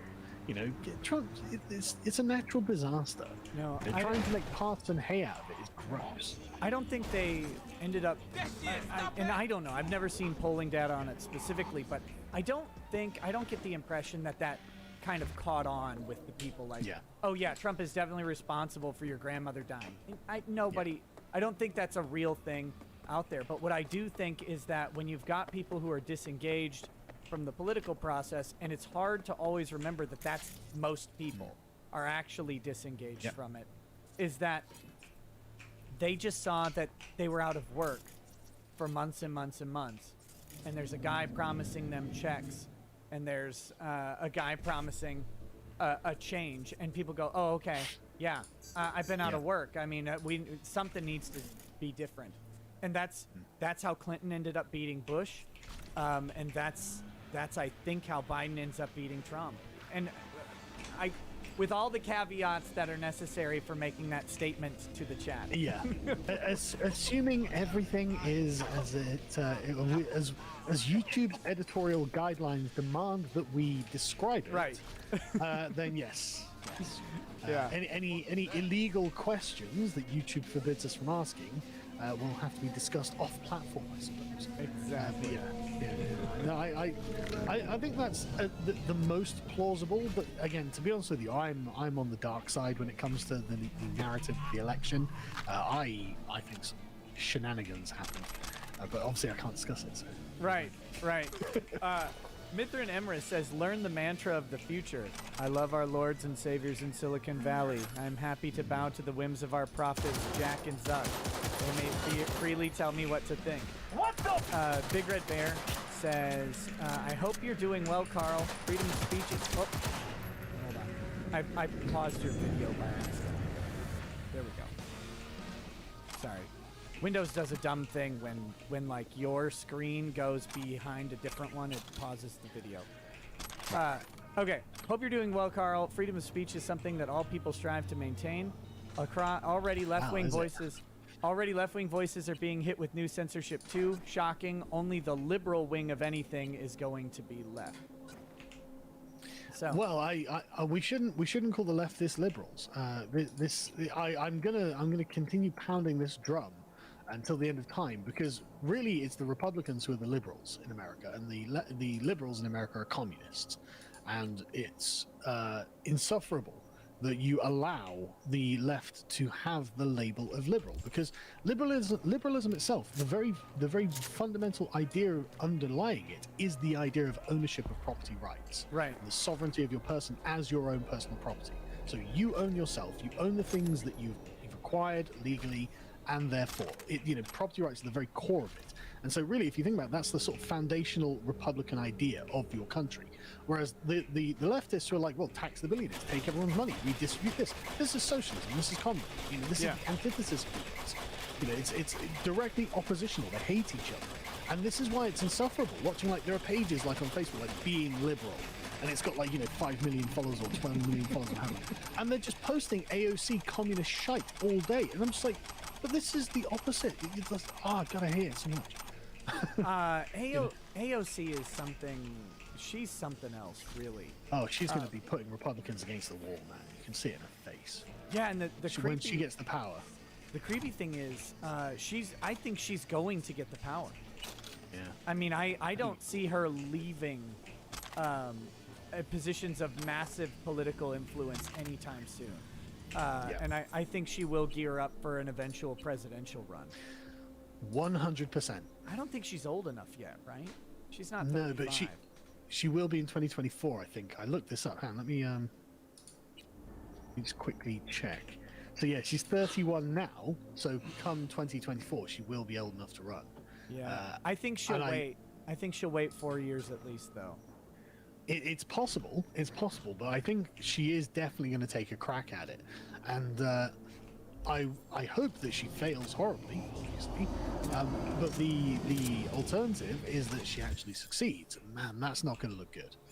We've got to get some super red-pilled man into her life. Yeah, come on. Solve that problem. Gym bros, come on. Like, you've seen her boyfriend. Her boyfriend is the most beta soy boy in the world. That means she's got a side dude. Exactly. Gym bros, come on. It's for the Republic. And she is hot, so, you just have to listen to her talk, probably. She was really hot in that college dancing video she did. She's a little less hot now. But still probably the best looking Congress person. It's not exactly a difficult competition. Yeah, that's not the highest wall. No.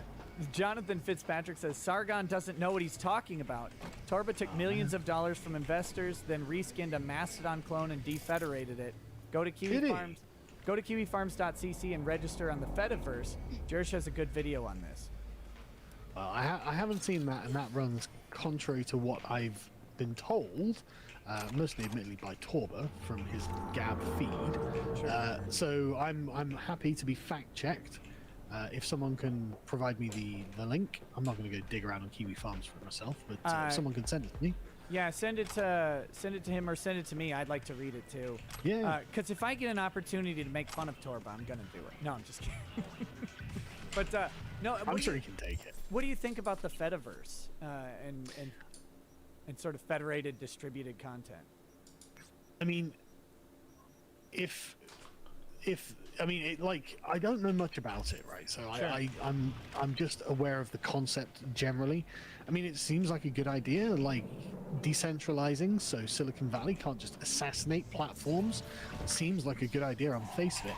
I imagine it's going to be bloody difficult to police when it comes to the undesirable content that's illegal and immoral.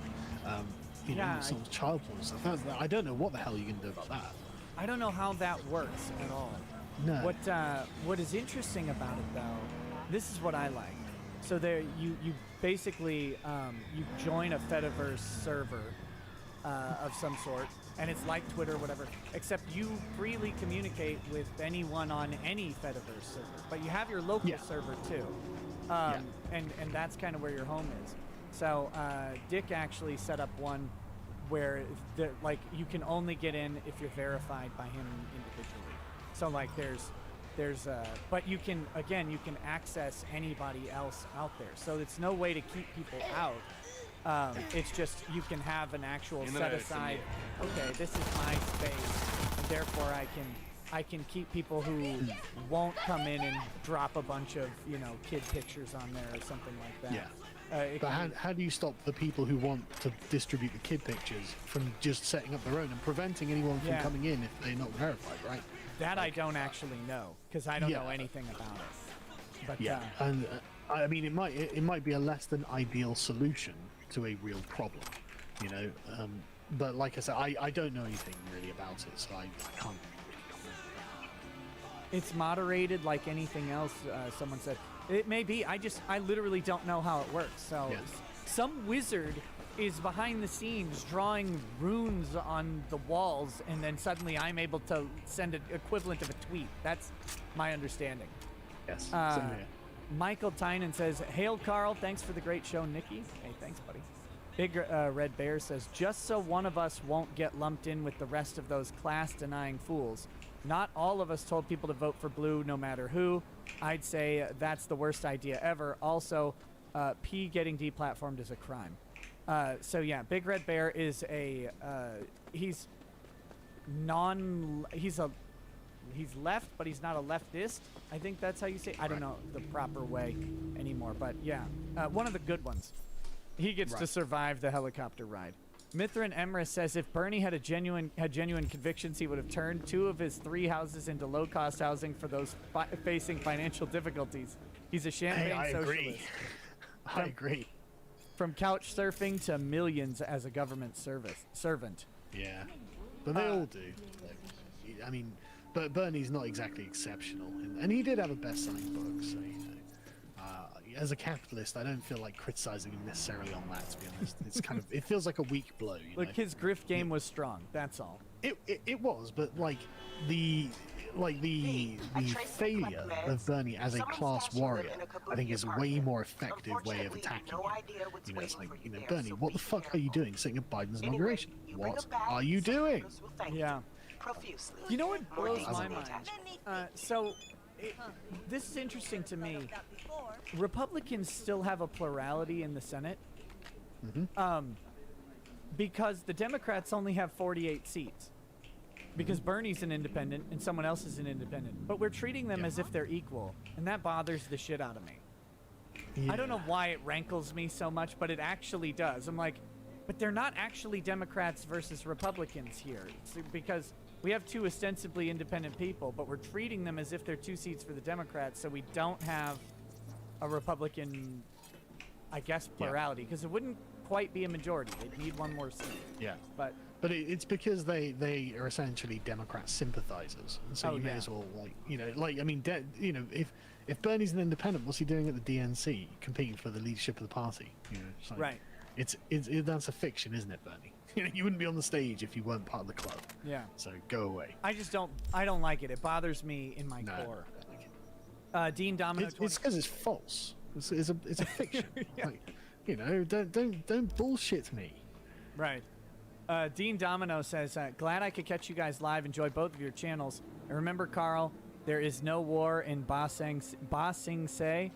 Oh, here we are safe. Here we are free. Yes. Is that related Avatar: to The Last Airbender? Oh. Okay. That is a fantastic series. I got someone. Wait, I thought you hated Japan. You knew this. Well, it's a Western anime. No. Okay. That's not Japanese. I didn't know. That's not the reason I like it. I do like a couple of Japanese animes actually. I like Hellsing and Trigun. But I generally like the problem I have with a lot of Japanese stuff is just the premise that it's built on is absurd, and I'm just like, ugh. You know, I can't find myself investing in it. Like today, I got a super chat from a guy who was asking me to do an analysis of Attack on Titan, right? And I'd watched about 3 episodes of this because I'd heard so many people promoting it, and I just couldn't get into it because the idea is like, I don't know, that humanity's like reduced to these big fortress cities with these giant skinless humans breaking down the walls, and I'm like, you know, I just couldn't get into it. And the guy was really, there's a lot of corruption and stuff, and that led to this. That's kind of behind the scenes, and then there's like authoritarian themes and stuff, and a class structure because you have like people in the outer walls, and And then I've heard it's really good, right? I've heard it's really good and really well thought through, but the aesthetics of it just put me off. Like and I don't blame people for liking it. I'm not angry or anything like that. It's just not my thing. But I saw this guy post in like a Facebook group afterwards that I'm also in, and he was furious at me, and I'm like, oh man, look, I'm just not into it. I'm sorry. You know what you need to get into is Redo of the Healer. This is a new one. There's only 3 episodes so far. Let me give you the premise. I just want to get your naked reaction to it. So basically, it's a medieval fantasy world, and they have literal like hero classes, like an RPG, right? Right. Okay. And this guy is the healer of the party, and he is he's on a chain because his healing power. He can heal someone, but when he does, he experiences their entire life like at once. So he gets all of the pain and trauma that they've been through injected directly into him. Yeah. And so he doesn't want to do it, but they lock him down and get him addicted to drugs to make sure he's always healing people. So then he gets access to this Philosopher's Stone. He reverses time and goes back to redo his life. And then he proceeds to get revenge by raping them all dramatically. It's, this reminds me of Goblin Slayer, right? So V was going on about Goblin Slayer. He's like, this is really good. And I was like, okay, I'll watch it. And I swear to God, I was traumatized by the first episode. It was great. I thought, oh, this would be a nice Dungeons and Dragons style series. I might quite enjoy this. And then suddenly it's just like gang rape. But see, Goblin Slayer is actually a bait and switch. Because from what I understand, I've only watched the first episode of Goblin Slayer. But after that, it actually turns into like a comedy sort of anime. Yeah. Like the first one's really dramatic. Redo does not get lighter in the first 3 episodes. This guy, and I mean, they show like what he went through because he has to, it's literally a redo. He doesn't go back, like no one knows that he's already experienced this. And so he's just raping random people, and they have no idea why. They've done nothing to him. Oh no, they do it again. He re-endures the trauma, like at least at the start. It's weird because he has to kind of give them an opportunity to not be terrible, and they still are. They're still terrible. So then yeah, and like he takes the first and he erases her memories and changes her face and turns her into like his courtesan. It's wild. This show is out there, man. You should check it out if you can. It's pretty funny. It sounds mad. It is like brutal, and like I mean, it's not. This is another reason I don't generally like Japanese programs as well. Is that they're outside of like my moral comfort zone in many ways. That's just fair. Like, okay, yeah, that's fair. I have limits. Look, Hiroshima and Nagasaki were correct. Let's see. So this is a time when I'm probably going to start just reading through the smaller chats that have come in. But before we do that, I wanted to know if there was any specific subject you wanted to hit or focus on before we move into that sort of phase. We've been talking just a lot about like the political aspects and what we do. And I do have a question if you don't have something, but I'd like to know if you had anything. No, I think we've covered a really good range of stuff. So hit me with what you wanted to know. So people have been, and I've been watching this happen since the election was kind of formulating, right? People go to a really dark place. Like, what do we do? If the system's rigged against us, if everything's against us, what hope is there? So my question to you is, how do people manage in times when they do feel they're oppressed, right? Like, because that's where a lot of people are right now, and that's a fair feeling. So what's your advice to individual people on how they manage through these times? Right. So if anyone listening doesn't follow me, then they won't have been hearing me preach the good gospel about Aristotle. I've been promoting the ideas of self-improvement and self-betterment and hard work. And it is awful what the Democrats are doing and the left is doing generally, but it's not yet at its worst point. And honestly, I think it is going to get worse before it gets better. So what you should do is focus on you and yours. You know, make sure that you've got your ducks in a row. Make sure that you have contingency plans. Make sure you have the things that you may need in the future, and just keep yourself busy. Keep your head down. Don't do anything crazy or stupid or anything like that, because no martyrs or heroes are going to change the way things go, right? And the way that these things work is not usually by one person's great act. So there's nothing to be won there, right? What the way these things work is by the general population, the general consensus, seeing the illegitimacy of the people in charge. And if there's one thing that the Democrats are going to do, it's overreach, because they look very intimidating, right? They do have a lot of power, but I think what we've seen is the extent of their power. They've gone as far as they can go, and they've gone to the very furthest point, actually, deplatforming Trump even from the banks. You know, this is bad, but that, I think, has been a warning shot across a lot of regular people's bowels who haven't been paying attention to this. What do you mean they took the president off Twitter? I mean, Twitter is probably most famous for Donald Trump at this point, judging by the way the media treat Donald Trump's Twitter feed. And so, like, to the average person, this must have seemed crazy. And like, okay, something weird's going on here. And so, like, you know, the red pills they've probably been flowing. And the more autocratic the Democrats become, and Biden with his like 33 presidential executive orders in the first week, like, I mean, that looks autocratic. You know, it looks very, very tyrannical. And so the overreach is going to come quite quickly, and overreach is the key. Kind of like the jujitsu, of the political jujitsu that Saul Alinsky was talking about. And I know that Saul Alinsky isn't exactly a popular guy on the right, but read Rules for Radicals, and you understand what the left's doing, you understand how to combat them. Political jujitsu, in Alinsky's view, is a very, very useful thing, because it means from a position of weakness, you can essentially force the opponent to overextend their hand so much that any supporting political capital that they have, they end up burning up on things that aren't really that important, right? And so that, like, going after someone like Josh Hawley is a great example of this, because Josh Hawley, if like on November the 6th, the day of the riot, before it happened, he was in the chamber and he was saying things like, look, I have a duty to the constituents of mine who are coming to me en masse and saying we think something sus happened here, right? That I have to raise the point.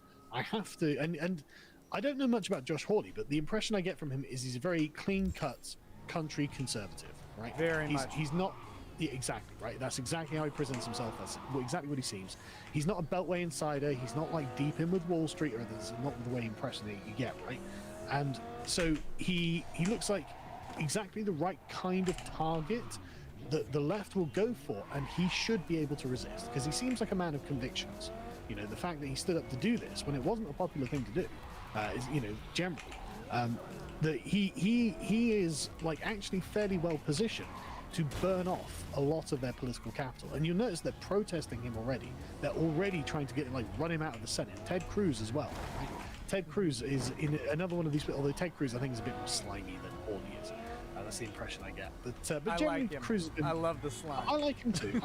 But I'm suspicious. I'm wary, right? I'm wary. Yeah. I don't know, you know, but Hawley I think looks fairly consistent on these points. And these are the sort of people who the left are going to burn a lot of political capital to try and destroy, and unreasonably so. You know, they'll look very unreasonable doing it. And I think they will burn through their political capital very quickly. And the enervating effect of the Biden administration is going to severely thin the general support they have. And the problem that they start with is that half the population basically thinks they're illegitimate anyway. So it's not like they actually have much political capital to burn. And so essentially what I think we should be asking for is kind of for the Democrats to just go for it. Go as far as you can. You know, do what you can. You know, really show us your hand. You know, punch as hard as you can. You know, Tyler Durden style. You know, just laugh in their faces, spit blood in their faces. Come on, again. You know, and then they'll realize that the 7,000 militia that they still have in Washington D.C. watch Reeta Law. They super chat Sargon of Akkad. They don't support Biden.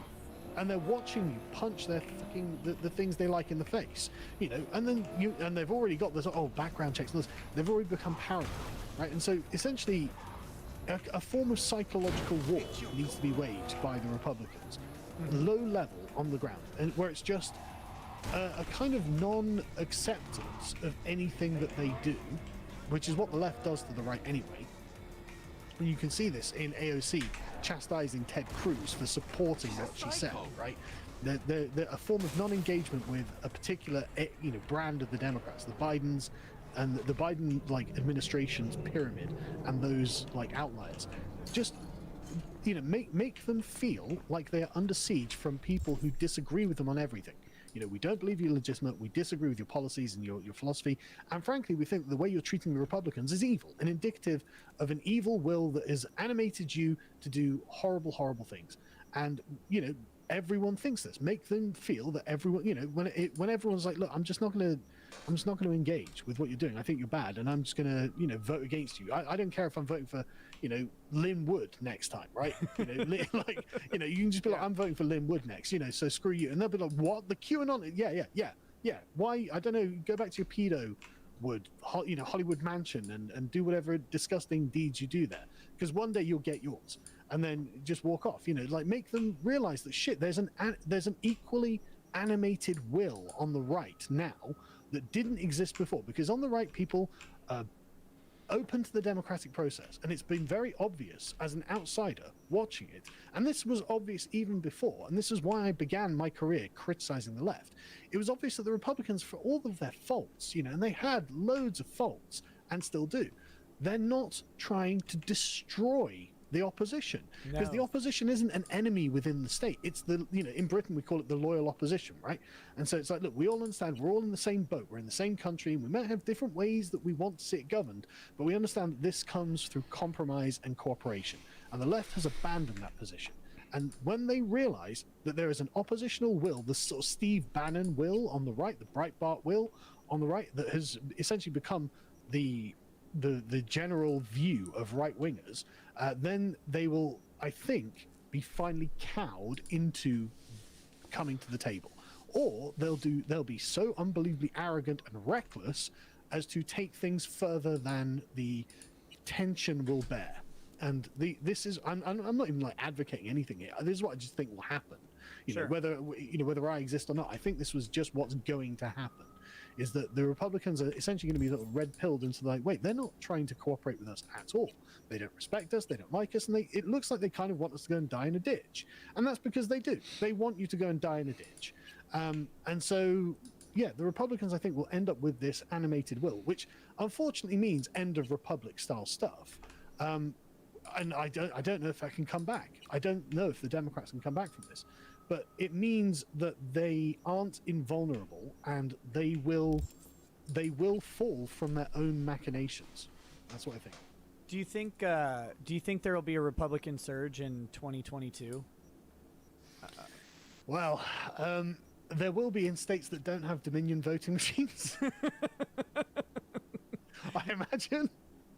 But I mean, the alternative is that there's not a surge, and that really is scary, because that's when you get to the point where it's like, look, people are genuinely losing faith in the democratic process, and I don't blame them. Because I mean, the first F curve that came through on the election night, I was like, right, okay, that's interesting. And the day after, and then when it happened again in Georgia, again these weird F curves that just never happen otherwise. That I can see why a lot of people would be like, okay, that's over then. But yeah, so I don't have very good. Very optimistic predictions, and no predictions are ever going to survive contact with reality with the way things are going, but I do think the Democrats will overreach. So as much of an evil empire as they look at the moment, it's not over. Well, I think they already are. The fact that they were willing to go after Trump and go after Parler before he was even out of office was the first signs of an overreach. I thought they would at least wait till he was out of the White House to do it. I mean, come on, a sitting president. But then, if that's not sacred, then nothing is. This impeachment's an overreach, for sure. The Republicans don't like it, and the fact that Liz Cheney is getting hers right now is great. But it's okay. George Bush is coming to the rescue of Liz Cheney, and he's endorsing her and her brave decision. So that's good. They don't understand that will be seen as like a black mark. You know, that's the person I vote against. Why? Because they're endorsed by Bush. Yeah. But there's that, and then of course this GameStop stuff has been really interesting. But to see people like Elizabeth Warren come out and be like, well, we do need to protect these stock companies. Like, wait. Oh, do we, Elizabeth? Do we really? This isn't really your thing, I thought. But I mean, we all knew it was her thing, but it wasn't supposed to be. Again, leftists are class traitors. Every single one, no exceptions. Yeah. So I think it's an interesting thing, but I've been saying similar stuff. You know, what you've got to do is at the end of the day, you got to work on yourself. Find places and spaces where you can find joy and fulfillment and improvement. Because if nothing else, you have to basically wait until the next election or the next opportunity for change, whatever that ends up being. And people need to make sure they find their sanity in that time and not get too depressed and bummed out about it. I think that I encounter a lot of people who this may have been their first or second election that they've been through, and it's like Republicans have been in the shit tank before, like it, and they'll be back again. And I know this is very different or whatever, but at the same time, in a lot of ways, it's not. And you gotta realize that this stuff it is part of the process, even though it sucks. Yeah, and I mean, like, one of the things as well is, it's not normally this intense either. You don't normally have, like, you know, one wing of politics rejecting the president and then propagandizing people for 4 years straight. Right. And then, you know, having this miracle election for Biden.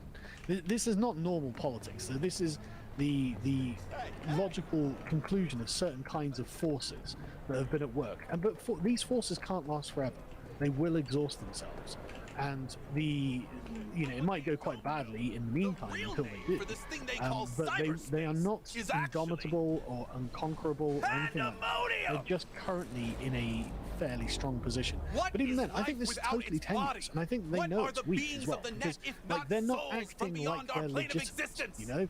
And this hyper-aggressive attack on the Republicans and Trump and all this is totally unreasonable. And this makes them look weak. It makes them look like they don't have a secure position. And I think that's A, enough evidence to show that, yes, something probably happened. But B, it means that they don't think themselves that they've got longevity. And if they don't think they've got longevity and they know everything about their own position, then us on the outside, maybe we can take a more optimistic view of things.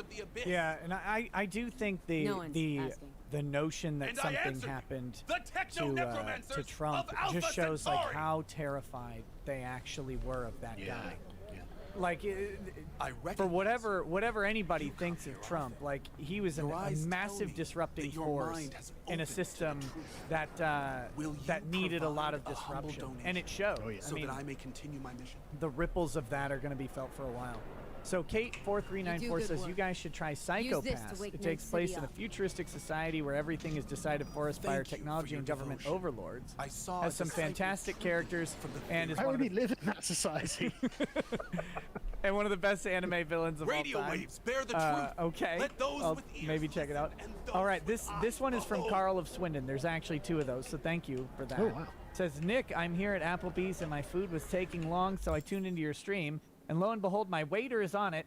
Please tell him to hurry back with my classic dip trio. Even more important, everything's shut down in England, so you're going to be waiting a while for a restaurant we don't have in a country that doesn't allow restaurants to open. I'm so sorry, sir. Make your own chips. Yeah. And he also says, hey, Nick asked Sargon what he meant when he said Jim grooms kids in the Hello Jim stream.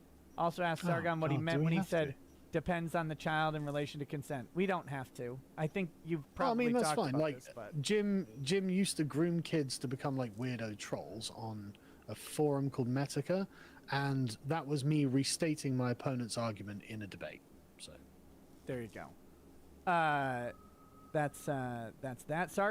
Soygon of UKIP. Oh man. Says, hey Carl, did you I don't think I'm still a member of UKIP. Oh yeah. It's okay. Are you? I have to check actually. Okay. I don't know. I don't know how any of that works. I was going to talk to you about this. We'll have to do another discussion at some point. Yeah, okay. And talk about kind of the idea of moving into politics from public media. Because we're going to see more of it in various ways. I mean, think of like the idea of like a Jake or a Logan Paul running for office and the probability that they could actually do very well just based on their name recognition is a weird thing. You know, one thing I've noticed though is that it doesn't work. Like Cenk Uygur ran as a Democrat in a district that was contestable, and he got fucking crushed. Yeah. I mean, like, you know, like. To be fair though, he is fat and dumb. Yeah, he is. Yeah, he is. And I mean, to be fair, I didn't think we were going to win. Right, I wasn't even first on the ticket, so we would, you know, UKIP would have had to have had a storming win, and then Nigel Farage creating the Brexit Party. I mean, even if UKIP had, like, even if I hadn't been there, sort of thing, and UKIP had very good, strong candidates, I don't think they would have beaten Nigel Farage. Nigel Farage was the face of Brexit, and he had the money, he had the reach. There was nothing UKIP would do, I think. But even then, you know, like, I just don't think it works. I just don't think it works. There's something about being an online personality that is attractive and self-selecting to a large number of people, but that large number of people is spread over a very wide area. That's true. And so, yeah, being a local politician who obviously is going to be a lot more milquetoast than an online internet celebrity, and having a more localized base of support is much more effective for winning any kind of elections. Yeah, I don't think internet celebrities are going to translate well, and I have some direct experience with this. Yeah. I tell you what, man, it was so much fun though. Like the whole campaign, I had a great time. The whole campaign, like the whole team. I had some of the guys who I'm working with now with me, and every day was an adventure, man. We did not know what was going to happen next, and you know, it was exciting. It was really exciting. Oh, what hit pieces come out? What's the reaction? And like, at one point, we got polling in that showed that between the ages of, I think it was like 18 and 25, UKIP were polling at 14%, and it's like, that's us. You know, that's what we had achieved. We had, you know, got UKIP up to this 14% in these polls, and it was like in the, you know, with this youth demographic, it's like, okay, so you know, we actually got some traction there. Obviously, you know, it wasn't nearly enough to translate into anything significant, but like, you know, it was exciting, you know, and then we end up like on the news and stuff, and it's like shit. Like stuff it's really intense. There's a lot of pressure. Sort of test. And then we were doing like the live sort of campaign events.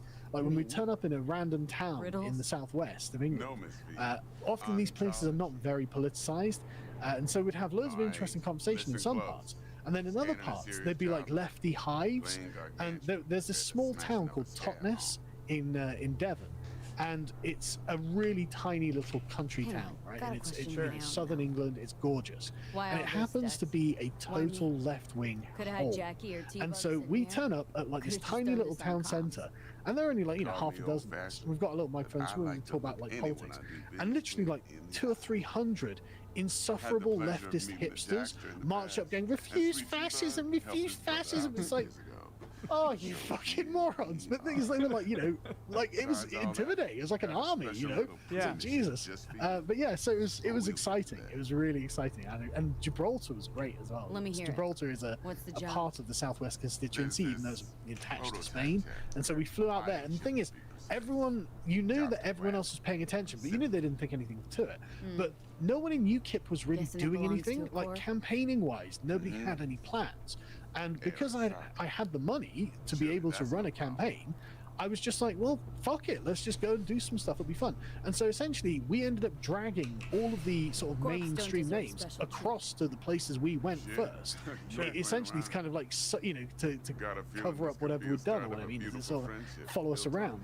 And we dragged them to these places by going there and taking the initiative, and it was a lot of fun. It was a lot of fun. I don't regret a day of it. It was needs active resolving. So, Soygon of UKIP's question is, hey Carl, did you cause your wife's first miscarriage because you were afraid the kid would be a white jogger, we'll say? And yes, that's exactly how miscarriages happen. Yeah. Why she? I've never been a fan of that joke. Like I'm just like I'm for whatever joke, but I don't like I don't like that one because my wife and I had 3 before we had any kids. Told me to stop looking.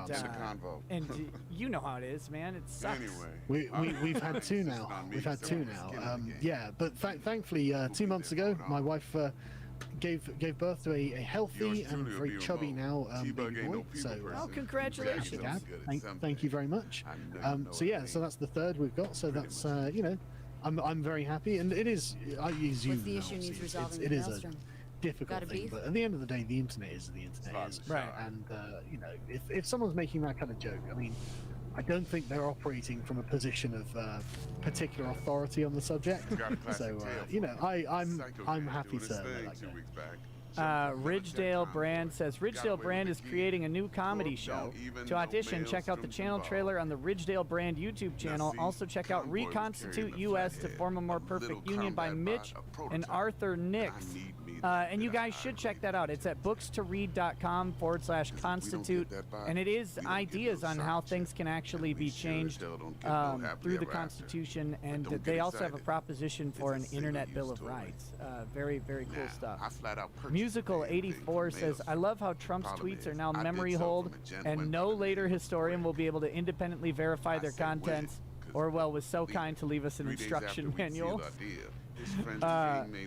Mario, the socialists always go around going, well, Orwell was a socialist. It's like, yeah, but Orwell also did the most of anyone ever to warn people about socialism. So, you know, like, swings and roundabouts, I guess. Mario Carter 13 says, anyone interested in buying 30 pieces of silver asking for a hedge fund? Matches Burn says, so just on that, so the silver thing is fake news, obviously ginned up by the mainstream, right? Big club. What silver thing? I mean, I saw that silver's up like 7% or something. Yeah, right. But the narrative that is being like put out by the media is, oh well, everyone's changing from GameStop to silver because silver's very shorted. You know, don't you know? Tap tap tap, and it's like, I don't trust any of you people. Like, I don't trust any of you. If you say everyone's buying silver, then I'm saying whatever the Reddit guys are saying is correct. And the Reddit guys, as far as I've seen, they said silver's a plant, a trick, a trap. Don't bother with it. And so, you know, I don't know anything about stocks or anything like that. So this isn't financial advice. But looks like a trap to me. Don't do it. That's my advice. I'm not even following it because I think I got it. I don't have enough time to like follow these individual things. Well, I would love to. I would have loved to make $1 million on GameStop, but at the same time, like it's not my thing. Yeah. And I wouldn't normally, but it's so obviously sort of like the next Gamergate that it's very, very important because again, it's another one of those mask off scenarios, right? Yeah. Where the public just start doing something that appears to be perfectly legal, and then the establishment's just like, oh no, we're going to stop you doing that because we are going to lose money. And it's like, you don't get to do that. You get to lose the money. You get to lose the money. You made a bet. Bet's not going to pay off because a bunch of people are like, fuck you. You know, we like the stock. I am the proud owner of one GameStop stock. I've never bought stock before. I don't know anything about it. I don't intend on selling it. You know, like, I've done my part. You know, hold till you're dead. I love it. Exactly. Isn't it interesting how much goes back to GameStop? I mean, there's of course the meme, or not GameStop, Gamergate. There's of course like the meme jokes about Gamergate, and you had that statement about Trump, getting Trump to talk about Gamergate, which that didn't end up happening. But what did end up happening the other day was Kathy Griffin coming out and saying, like, hey, do you think what happened to me is related to this Gamergate thing I'm hearing about? And it's like, why? Yeah, why not, Kathy? Why is everything going You back don't to sound this Royce, event? what do you know like about it seems like it's such an inconsequential thing, Junk right? is Like, junk. Yeah. but Royce snorts chrome. it hasn't been inconsequential. Why does it loom large in their minds 6 years later? But not just That's in the question. theirs, right? It's not just Gotta the meet the left. client Like to the put the right job on the still, table. even if Everyone part of even if the right is memeing on Gamergate, what's they're next still gonna be? going back to the same Ride around well. in his limo, chat chicks up on the You know hollow. why though, right? Parker wants to meet Gamergate was someone the on the first crew. time Dex that the gave me the number. so He must know what he's doing. the So, progressive left how you have wanna an play agenda. this? They have a Well, mission. Summer Park They was have a first. goal that they're trying to achieve, and they have they're on like the chessboard, and they can see how the pieces are allowed to move. Parker, And normally, think I oughta see in her their first. game of chess, in the grand what game of she's like, social what she's after. chess that they're playing, Well, the pieces in don't that move case, with I'll any hit the particular off road, coordination. put my nose So to the it's ground. each Right. piece doing the thing it feels is the best thing Hasta luego. within the certain set bounds that the other pieces can't move into, and so therefore, this is actually ideal if you have an agenda against the rest of them, right? So if you've got 5 pieces and they're all acting in concert, and every other individual piece is acting individually, well, you're going to win. You're going to take over the board, and that's why they've got everywhere. They're currently in the White House, enacting critical race theory legislation and shit like this, right? Because people in society don't think that there is a targeted will against them, right? And so this has been manifested in every single community you can think of, where the intersectional left have come in and taken it over with their bloody pronouns and rhetorical bullshit, calling people names and calling people this, that, and the other, right? And no one's got any good defense against it.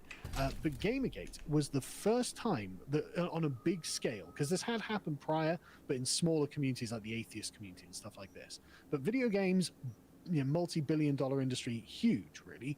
Right. Just low prestige, right? Low prestige. Outside of gaming, gaming's frowned upon or looked down on, right? It's scorned, it's poured upon it. But there's no questioning that it's hugely influential culturally, and there's tons of cash there. And so to have the constituency of gamers have and demonstrate this oppositional will against the progressive left really put the shits up them. And this is why they won't stop talking about it. Because really it does all kind of come back to Gamergate, because Gamergate essentially is the model that is being followed now. Because Gamergate, they started letter writing campaigns to get various advertisers to pull from various newspapers and gaming journalists, and this scared the hell out of them, because they were like, oh my god, the plebs are rising up. They actually have a will against us. It's not just us acting on them; they're acting on us. Now we're insecure. Now we're in a defensive posture. Now everything's terrifying. So they broke out the big guns. They did as much as they could, and this is what the Democrats are currently doing with Trump. Because Trump represents the same oppositional will against leftist agendas that Gamergate did, and this is people really made a huge thing about Trump tweeting Gamergate. I'm sure I just mentioned it casually on a stream or something. There was wouldn't it be funny if Trump tweeted about Gamergate? That would blow their minds, because of this exact reason. And people took this as this was some long-term plan I had or something. It's no, I just think it'd be really funny. Look at all the things you could long-term plan. That's the one I'd go with right there. Well, that's the thing, though, isn't it? Because it would blow their fucking minds if Trump had tweeted out something actually, I like Gamergate, and it would be because then he did. Then that it would have been just, explicit. He did that, just not with Gamergate.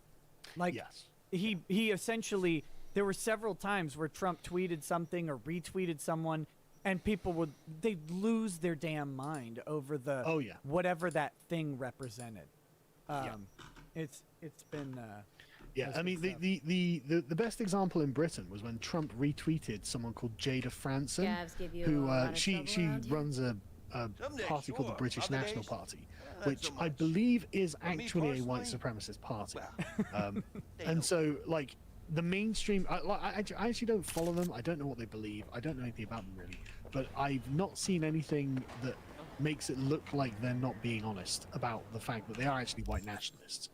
They have people who support them who I know to be white nationalists, etc., etc. So this is the one case where the progressives can actually point to someone and they are the thing they're accusing them of being. But Trump retweeted this woman, and all hell broke loose over here. All hell. It was just wall-to-wall denunciations and screeching, "How could this happen?" And that was essentially the same sort of reaction if Trump had tweeted Gamergate. You know, because again, it's about the oppositional will to the left-wing agenda. Looks like we found the last honest and that's what freaks me out. But again, like I just think it would have been funny for Trump to threaten Gamergate. Oh, it would have been hilarious. Shit show, absolute shit show. Matches Burn say, unfortunately, helicopters didn't exist yet when the framers were drafting the Constitution. Edris Rex says, Sargon, the man who got me started on this journey back to the waking world, and Mr. Rackets, the man who helped me pull my life back together. Oh, he's saying that's you. Sargon, the man who got me started on this journey back to the waking world, and to Mr. Rackets, the man who helped me pull my life back together. It's wonderful seeing you two on stream.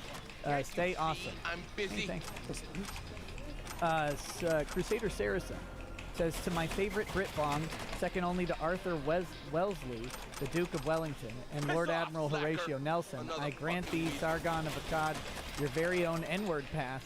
I've been watching your stuff for almost a decade. Godspeed and God bless.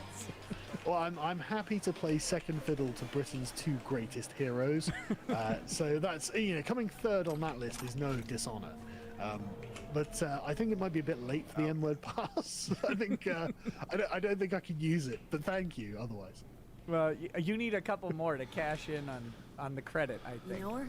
I think the credit's made up. Didn't even look. I think it's... No need. Red Fox Moon says Josh is the best co-host of the Lotus Eaters. Cabal prevails. Wow. Looking for Josh change. Sims here. Ridgedale Brand says, I think it's the same one, just on the other platform. Ridgedale Brand says, has Sargon ever seen a constitution for the internet like the one on rhetoricalentertainment.com, since he has often decried the lack of an internet bill of rights? You appeared on our channel discussing it back in 2018. Vic made you super famous. I remember. Well, thank you for that. Yeah, no, I haven't seen one written out, but like I think that it's, you know, like in 100 years' time, people will probably be shocked that we didn't have one. Yeah, they've written one. Oh, have they? I haven't seen it. I'd like to see it. Yeah, you know, I'll send you the link after the show. Yeah, please. Yeah. Because I mean, if it's good, I'm happy to promote it. Because it's something that I think is necessary. They're whether it's good or not, I don't know. Yeah. It's certainly thoughtful and it's interesting. I just don't know what a good internet bill of rights looks like, because we don't really have one to judge on. So, but I'd be curious of your thoughts. I mean, I don't think it has to be dramatically different to the bills of rights that we have already. It doesn't have to be that much different. It just has to be tailored for the internet space. And I think that's possible. I think that's, you know, quite reasonable to do, really. And so, you know, someone who puts a bit of time and thought into it can probably do a really good job. Mm-hmm. So, yeah, I'd love to read one. 64 Madness says, would you rather watch your parents have sex every night for the rest of your life, or join in one time to make it stop? Killing yourself isn't an option.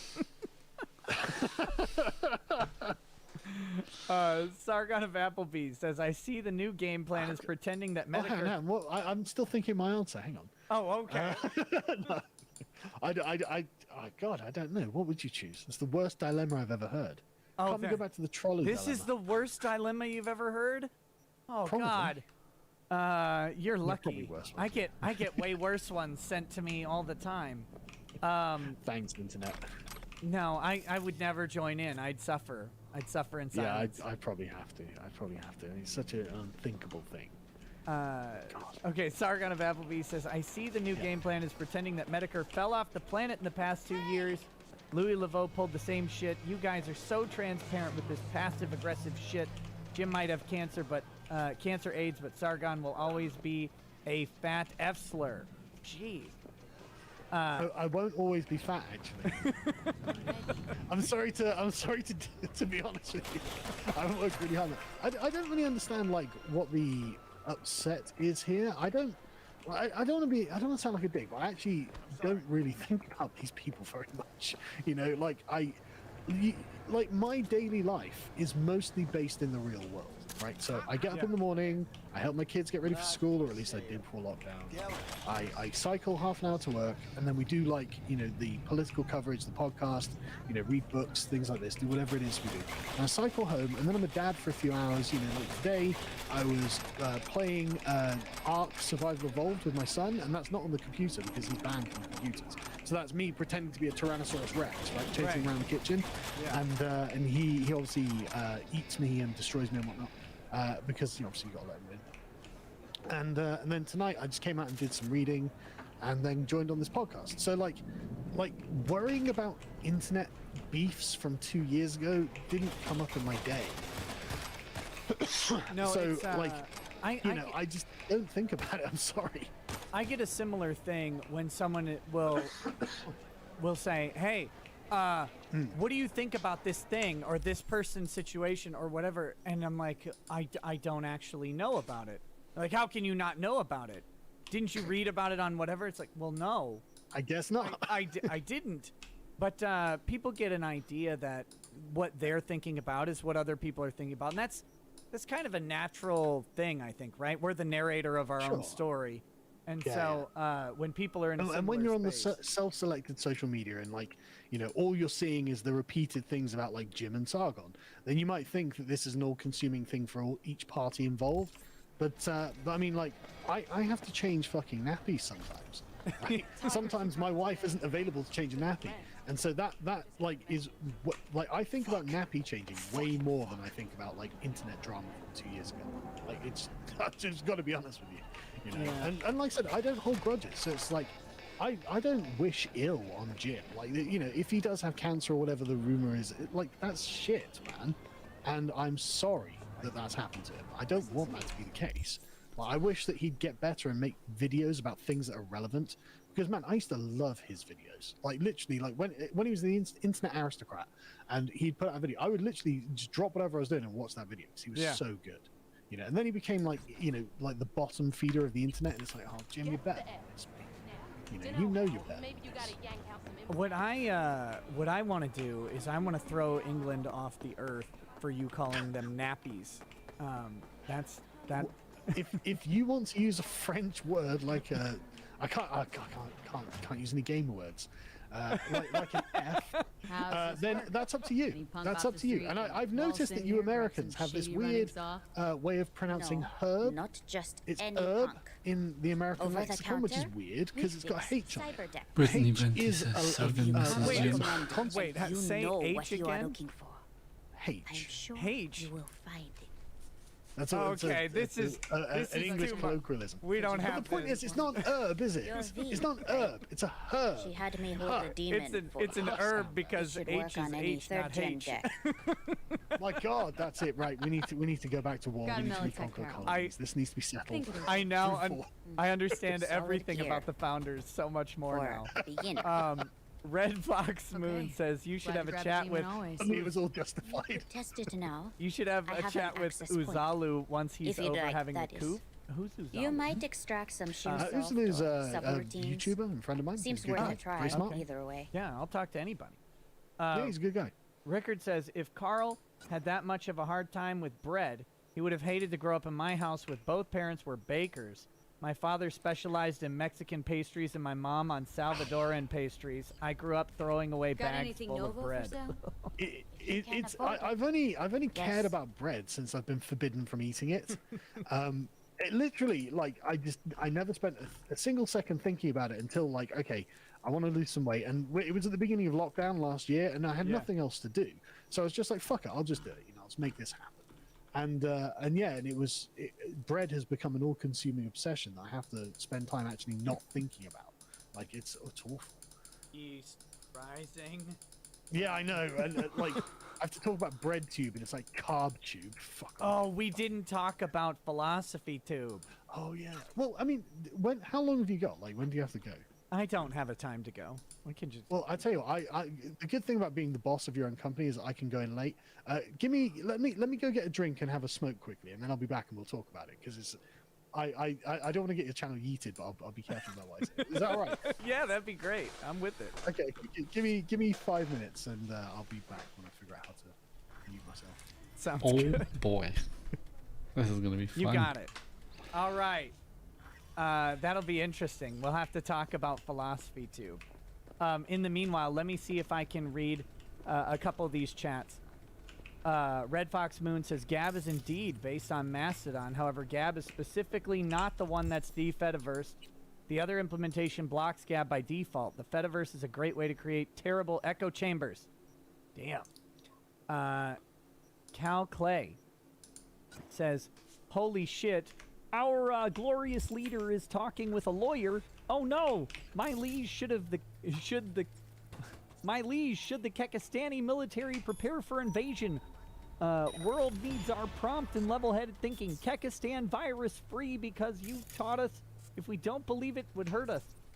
Okay. Cal Clay also says, "Anime is absurd, yet you fully are on board with the Emperor of Man creating his sons, his angels of death, not to mention the entire Alpha Busa canon series. Lol. Have you seen Bible Black then? Also good anime. Great. Teacher Onizuka and Inuyasha." Is Sargon a fan of 40K too?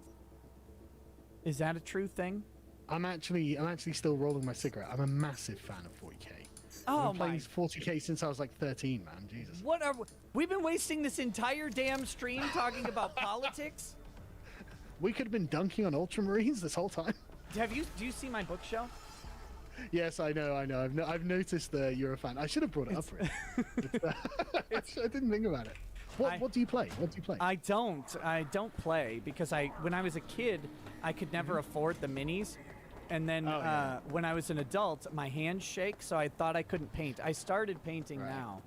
But I now live in a town so small that there isn't anyone to play with.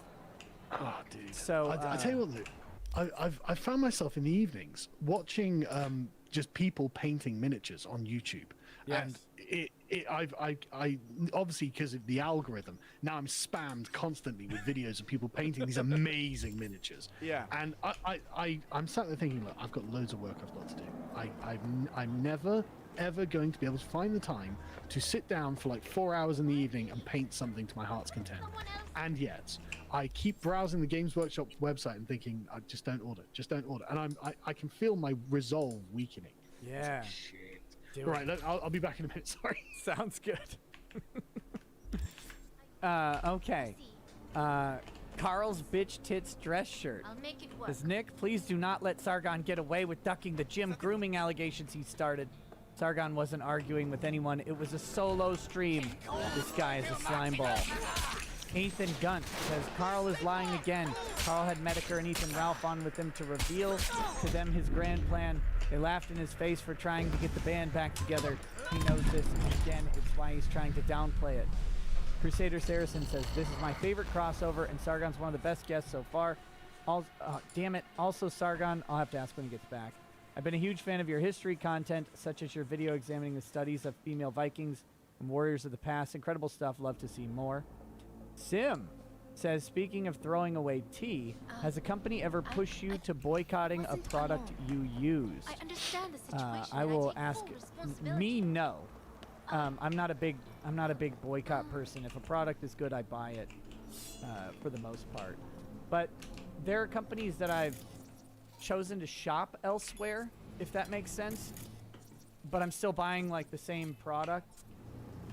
But I might not buy it from a particular company. But if push comes to shove, I don't really care that much. Heinrich Berndowski says, "Apparently Jim wants on. Check DMs. Nick. Also, could you ask Sargoy of Applebee's about his history with UKIP, especially regarding Farage and him? We kind of covered that earlier." Michael Mason says, "Your work with UKIP was very impressive. Sargon would be interested in joining the Democratic Party." That's a good joke. I like that. That was solid.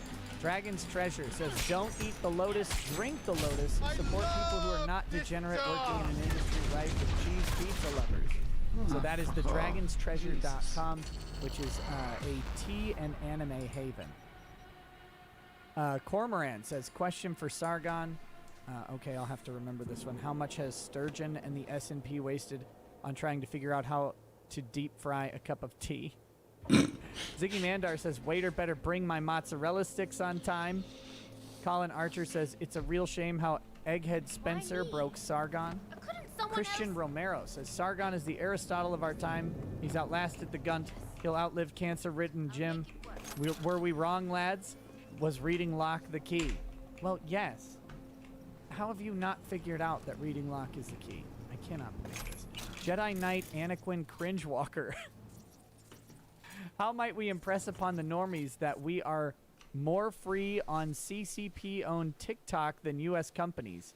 Is it ethical to embrace this and grow there? I don't know. There's also the idea that, like, Russian servers are going to be hosting Parler and stuff like that. Which is, you know, again, it's Russia being more free speech-oriented than the U.S. Terrifying. Siege says, Biden, the embodiment of rules for thee, but not for me. Rant Mania says, why did you call Nick Fuentes a white supremacist? Was that for Sargon? I don't think I called him a white supremacist. I just said that he's not very good at furthering the white race because he doesn't have any babies.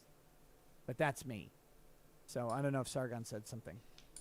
Gravy Donson says, I was today years old when I found out Dragon's Treasure doesn't approve of me putting milk and sugar in their tea. Still gonna do it though. Damn. Shots fired. Andrew King says, don't trust Zuckerbot or vegan Rasputin. Anime Moon says, the social credit system described by Nick is why I demand a consumer bill of rights, which demands that if one has currency, then you can't deny them. That'd be a good idea, but you really, you know how you get around that? You just make the currency cumbersome. Jedi Knight Anaquin Cringewalker says, 26% of free U.S. citizens lived in Dixie circa 1861. 31% of Anglos lived in the 13 colonies in 1776. So 1776 was a broader civil conflict than 1861. Opinion Discarded says, it really depends on the child, now doesn't it?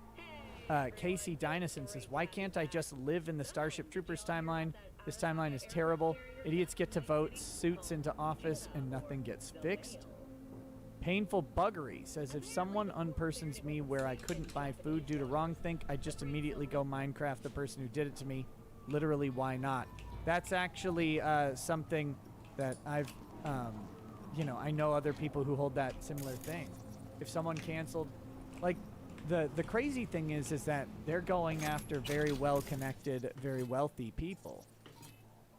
And it's a matter of time before one of these people unleashes, you know, who loses everything, unleashes some violent justice upon them. Because they could just hire someone to do it. Alterman Schneily says, I don't care what everyone says. I think Sargon is all right. Kenny OMG says, when the more conservative non-Western countries are on the internet, then we will have a neutral platform, be it social media or payment processing. Zeru says, for Sargon, Starship Troopers with Critical Drinker win. Been loving the Rekieta Sargon Pastor Louis algorithmic whirlpool I've been in lately. I'll ask him when he gets back. Yorutama says, is this the greatest crossover episode of all time? Well, I hope so. Siege says, ahem, Biden is an illegitimate president and we live in a banana republic. Time to do what Eric July said and secede. RZQDW says, someone already went postal after getting deplatformed. Don't you remember Queen Nassim? I don't know if we're allowed to talk about that. But I do. But I'm talking about like a millionaire hiring people to go after and kill a whole bunch of people. I really don't feel like this. Like, I don't think we've seen it on the scale where it can happen yet. Fujimura Pantsu says, the Dems and media have all but said the Capitol Hill thing was worse than 9/11. Mentendo Power says, no Georgia recounts included signature audit or forensic audits of Dominion systems because Kemp wouldn't enforce it when the Electoral Board refused to hand them over.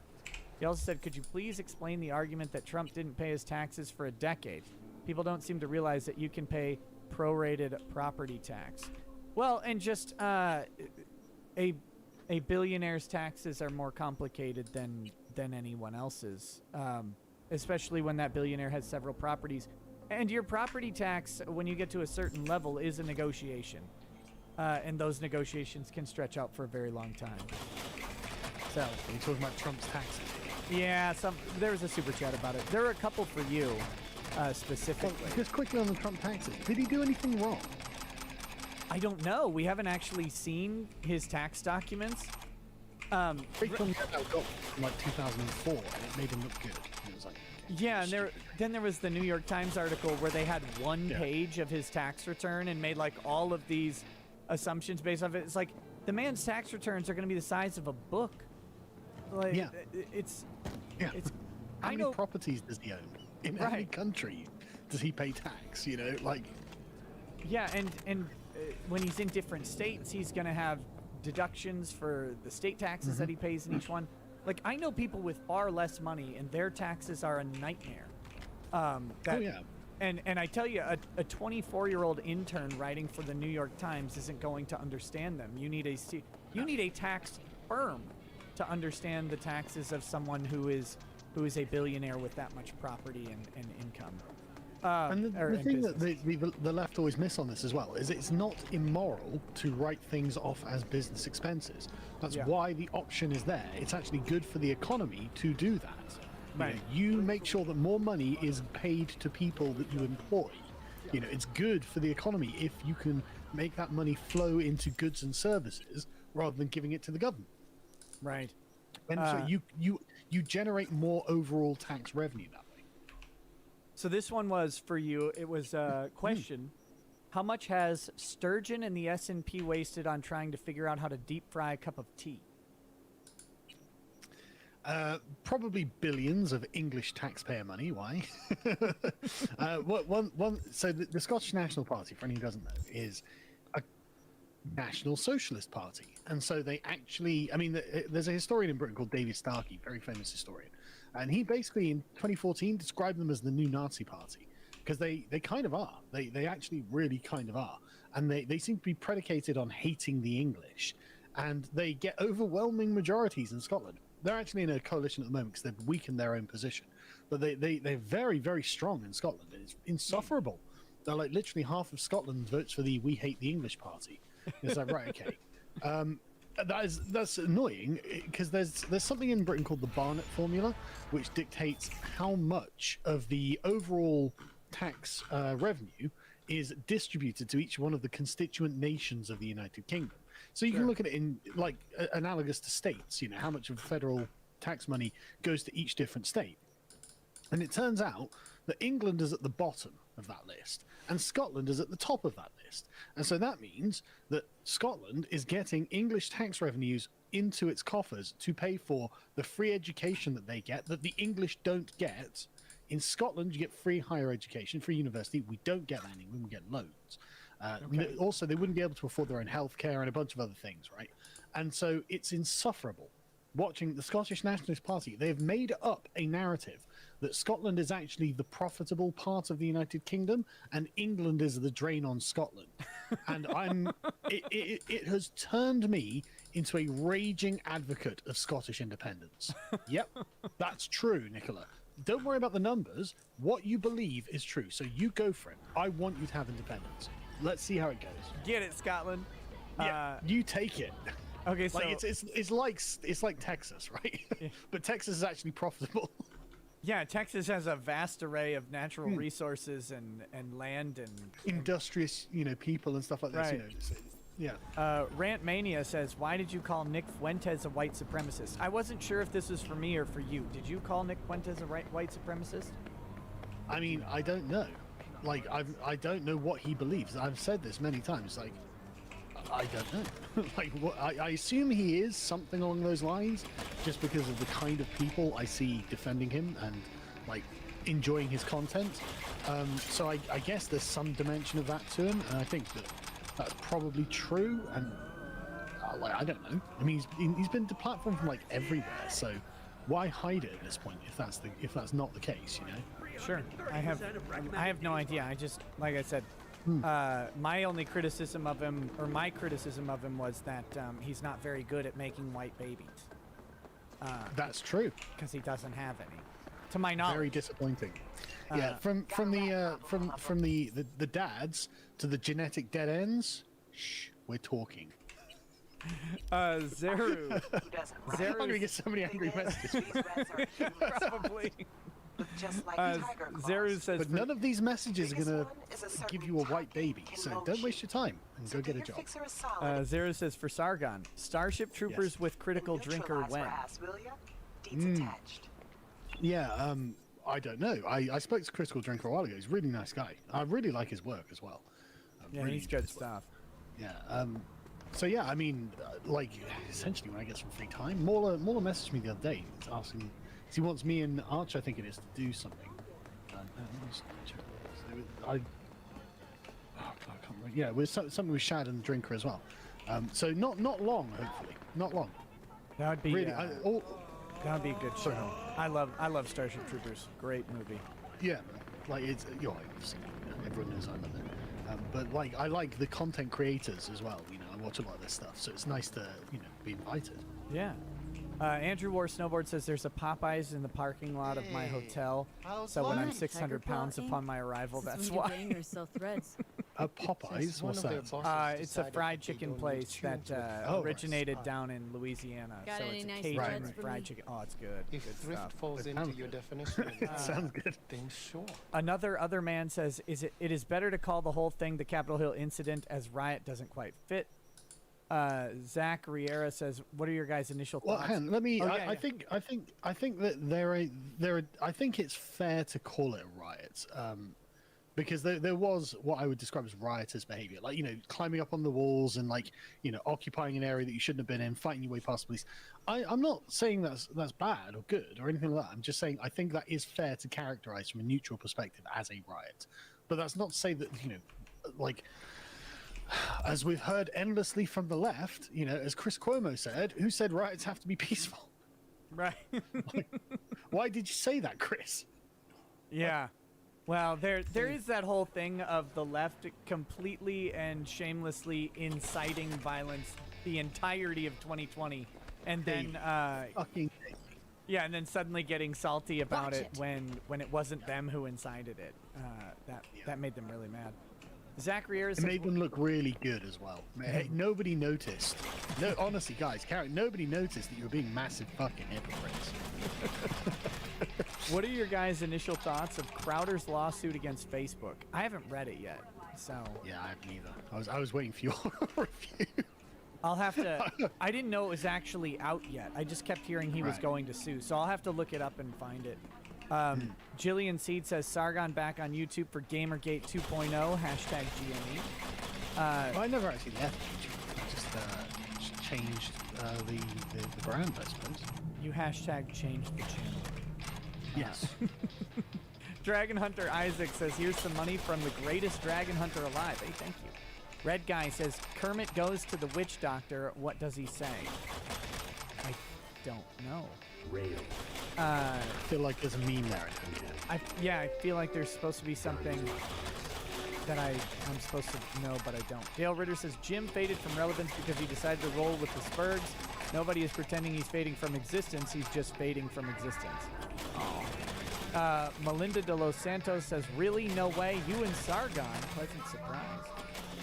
Yorukama says, we need interplanetary file system to desacralize our file/video hosting. The tech is there, we just need adoption. Captain Spire says, Nebraska is voting on mask mandate extension. We're going to hear/argue the points tonight, but with Gene Stothert selling out, what can we even do? I don't know. The mask mandate thing needs to stop. And not because the masks are that big of a deal, it's just symbolic of how much you can get people to do just by telling them that they should be scared of something. 12 masks. It's 12 masks is the safe point. Not 11, not 10, not 7, 12. Okay. Today, until got research. That on Fauci's orders. Yeah. Until research suggests that we need to have 13 tomorrow. Well. Okay. Yeah. Let's talk a bit about Philosophy Tube, because I've only had one exposure to Philosophy Tube ever. I've never seen this guy, and someone sent me a video of him talking about law, and it was awful. And so I did a stream where I went through his entire video drinking a lot and just making fun of it. And I hated everything he had put in the video. I thought it was awful. Awful video. I haven't seen that one, but I've watched a bunch of his videos. I used to watch him very regularly when he was like 50,000, 60,000 subscribers, because he used to just make normal videos where he would just be sat there in front of a bookshelf talking to the camera about a philosophy book he wanted to discuss. And that was my kind of content. I was totally into it, right? And then he started getting kind of popular, and then he sort of got sucked into like left-wing Twitter, and then he discovered ContraPoints, and ContraPoints makes these big theatrical videos, right? Yeah. And this chap, he was at the time called Oliver. The important thing to note about him is he's a posh kid.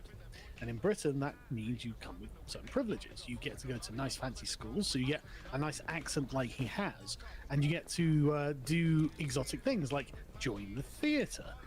Joining the theatre isn't something that someone of my class status would do. It's hilarious, you know, like I come from a very working class background. My dad came from a council estate. He lived in a caravan at one point because he was poor. And so yeah, like him, like being a part of the theatre gives him acting chops, right? And so he starts doing these big theatrical videos that are basically just a rip-off of ContraPoints. And yeah, but he can do it well. You know, it's a good impersonation. So it's like, I mean, that's a value statement. Little birds say a certain Dex has taken an interest for the target audience, all things being relative. And you know, so he's got like 800,000 BreadTube subscribers following him, and me, and. Then we get the news that it's actually Abigail. So yes, that's really interesting. He is now a she. Yeah. Well, I shouldn't say is now, because I think the way it works is he was always a she. Well, I'm not sure. That's the thing, because in 2019, someone sent me a link to a live stream that he unlisted on his channel, and about 16 minutes into this live stream, someone super chats him about asking for advice on gender dysphoria. And the thing is, right, one of the things about Ollie is that he's a good-looking lad, right? He's a handsome lad. He's masculine, and he's obviously masculine. And he, in this live stream, just goes, well, I've never had any experience with gender dysphoria, which is an obvious flick sort of thing. And then he goes on to talk about, you know, relationship breakups and stuff, which he does have experience with. Sure. And it's a very natural live stream because he's just chatting. It's a chill stream. He's just chatting with his chat. So it's very, you know, guard down and stuff like that. It's just so in 2019, you'd never had any gender dysphoria, and at some point in 2020, according to your coming out video, you discovered that you were trans. Totally fine. But at least that means that we can safely say, from like a reasonable standpoint, everything up until say 2020 was Oliver, the man. A person who identified as a man, who made videos saying, I am cisgendered, blah, blah, blah, and in a live stream saying, I've never had gender dysphoria. So it's all just appeared in 2020. Now, I'm not even trying to imply that that's not even valid, right? I think that when you end up getting 260,000 likes on a tweet where you're coming out trans, like that's not something that just happens. There's been a build-up there. You know, you've been dropping Easter eggs and hints and stuff like this. And I'm wondering if the environment on Twitter has kind of unwittingly funneled him, like the social media effect. Like, I'm getting all this praise. Why wouldn't I just continue on the path that I'm on? Masculinity is bad, you know, etc., etc. Yeah. You know, I can believe that that Abigail is legitimately trans, unlike a lot of people. I think I just so thoroughly emasculated him on my stream, which was so brilliant. That's what happened. That now he has to be a woman. I'm just kidding. That's actually a more convincing theory. The Twitter echo chamber is powerful, but not that right. I only reviewed his video because he had a guest appearance from Legal Eagle, who I think is one of the worst YouTubers on the planet. Right. Okay. I've never heard of them. Why are they the worst? Oh, he's okay. So he used to do this content, and it was very normie content, and it was him. He's a lawyer, and he would sit down in front in a full suit, in a leather chair, in front of what I'm pretentious. I'm pretty sure it's a bookshelf of fake law books, right? Right.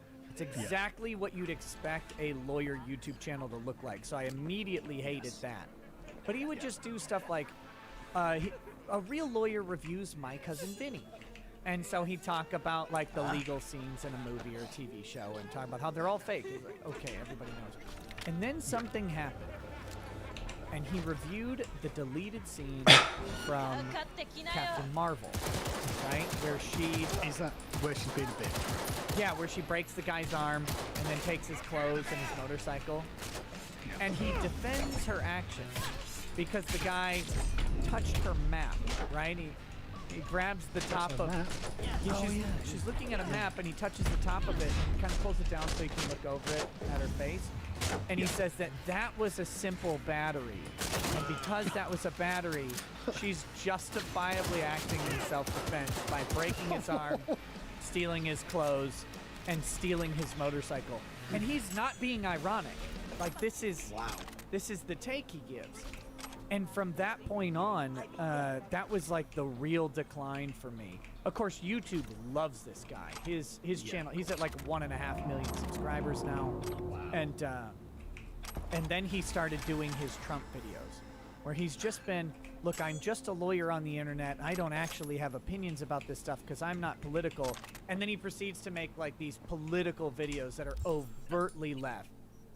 Yeah. But presenting Let me tell you how communism will win and Donald Trump is Hitler. Yeah. Right. Literally. He's like... Yeah, I know the kind of person you're talking about. The illegal pardons of Donald Trump. It's like there aren't illegal pardons. That's not a thing. He has the power to pardon. He got it from your king, right? Like that's where it's derived from. And I'm pretty sure the king didn't have illegal pardons either.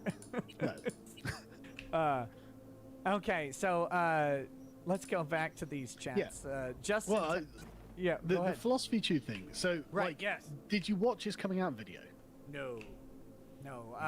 Right. That came out yesterday? Was that? Yeah. So I haven't had an opportunity yet. Well, it's in two parts. Like the first part is him using an actor or some other YouTuber or whatever to give his philosophy of identity, which is a deep and thorny subject that we won't go into. And then the second part, he gives his coming out, spiel.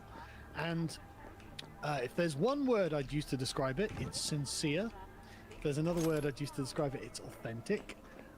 Definitely not acting is also another word I would use. And definitely not an attempt to throw the queen of breadtube from her throne. Definitely not. And who's the queen of breadtube? The ContraPoints, of course. If you're going to imitate ContraPoints in every other way, I mean, I'm just saying it's definitely not a weird obsession that he has with Contra. It's absolutely not that. He definitely doesn't have a weird fetish for ContraPoints, and it's not creepy at all.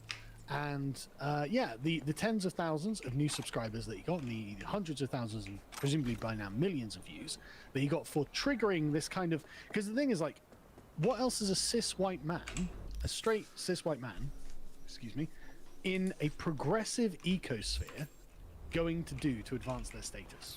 Yeah, and he much is there? He received kind of hamstrung, right? You got a huge Patreon bump too. He did. He got gained over like 1,000 new patrons. Yeah, in one day. It's in amazing. one day. Tens of, look at his social blade. Beautiful woman. Beautiful woman. I mean, personally, I do like the sort of the Belinda Carlisle look. So that's definitely hitting me in the adolescence there. You know what I mean? But the stunning is definitely there, but the brave I'm not so sure about, because it seems that this is actually quite a predictable phenomenon. If a straight white man who has no further progressive advancement in the hierarchy has got nowhere to go, I mean, becoming gay or becoming trans, becoming gay is not really very advantageous these days. No, gay is almost cis, especially if you're white male gay. You're basically a cis white male anyway. Exactly, and blackface transracialism seems to still be out of the question. So I'm still waiting for my time. That's dude. We're on course. I can't wait to be one of the brothers. Oh God. Look, transracialism essentially inevitably will come as well, because for all the same reasons that you could transition your gender, you could apply all of those things to your race. Right. Either, if it's not an essential characteristic, then okay, then floodgates open. And this is why Lacey Green actually kind of got pulled out of the radical feminist ecosystem, because of this particular argument that was happening in academia. But yeah, it's like I'm not saying that Abigail hasn't always been trans. I'm just saying that Oliver Thorne has said that he hasn't always been trans, and then at some point in 2020, Abigail emerged. Now, I'm not saying that's not legitimate. It may, and I believe that it is. Again, the word that just screamed to me is sincerity through her announcement of the thing. So yeah. That's I didn't know there was all this backstory. That's fascinating. I've been following it for years.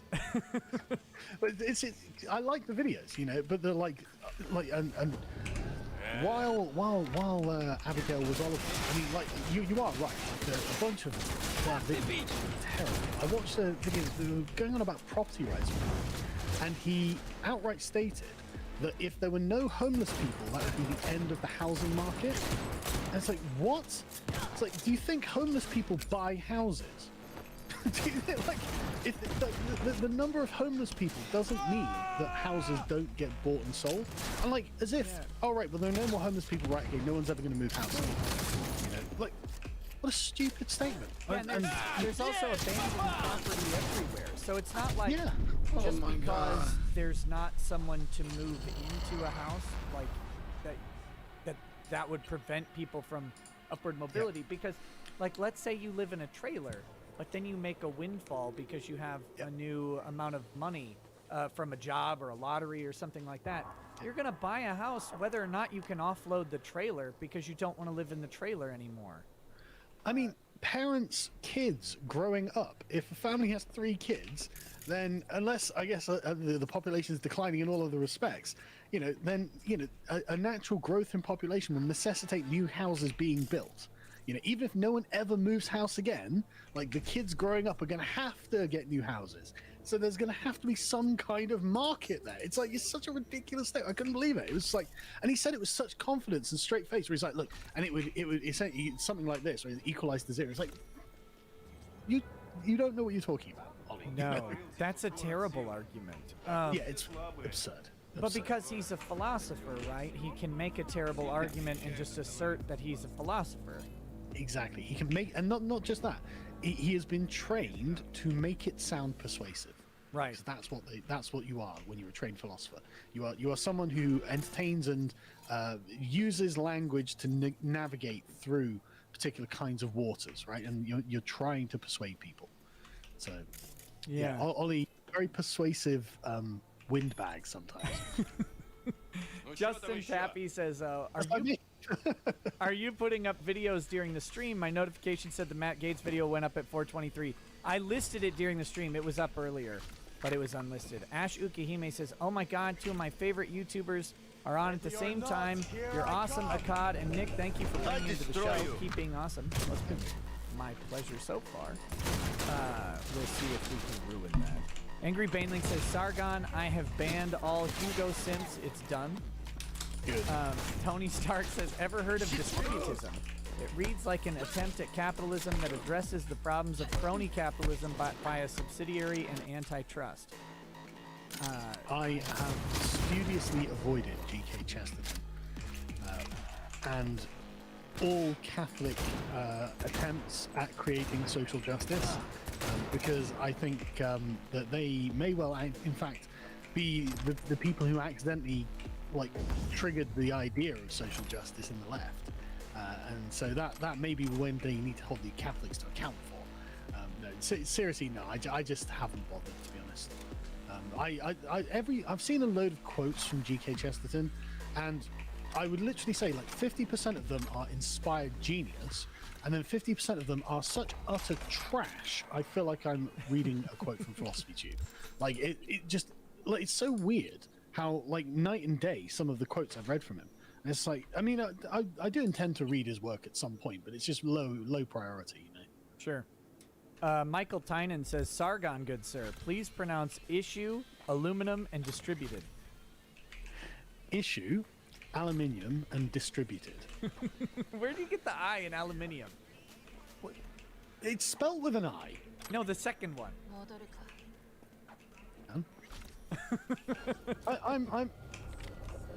I'm now doubting. Yeah, no. Right, look, I'm going to send you just a Wikipedia link on Discord, right? Look, don't give me this shit. Why did you drop an I from aluminium? I don't know. That's the American way. We're more efficient. Yeah, see, aluminum in American and Canadian English. Again, with the concept of herbs, you are once again rebellious colonies. You got nothing on us anymore. Your king has no power here. I know, it's tragic, isn't it? He's got no power here either, Jesus. The American Revolution came all the way back here too. Oh, speaking of that, what about this drama between Harry and what's his face? The princes. Oh, why can't I think of the older brother's name? I don't know. I keep wanting to say Charles, but it's not Charles. Not Charles, it's the other one. I literally, I don't care about them, except I think that Meghan Markle removing William, yes, William. I actually don't know anything about any kind of personal feud, but I think what it is Harry has gone insufferable. Yeah, and he's like, I think it's the simp tax, right? Like Meghan Markle has turned him into a simp. He gave up all his guns. He moved away from England. He gave up his responsibilities, and now it's like she's divorcing him from his family, which is amazing. Totally. That's exactly what's happened, and this has gone like you get like the will of the palace sort of scenarios where it's like the institution of the palace disapproves or approves of what's going on, and apparently she has essentially peeled him away from the entire institution, and he looks like a broken man.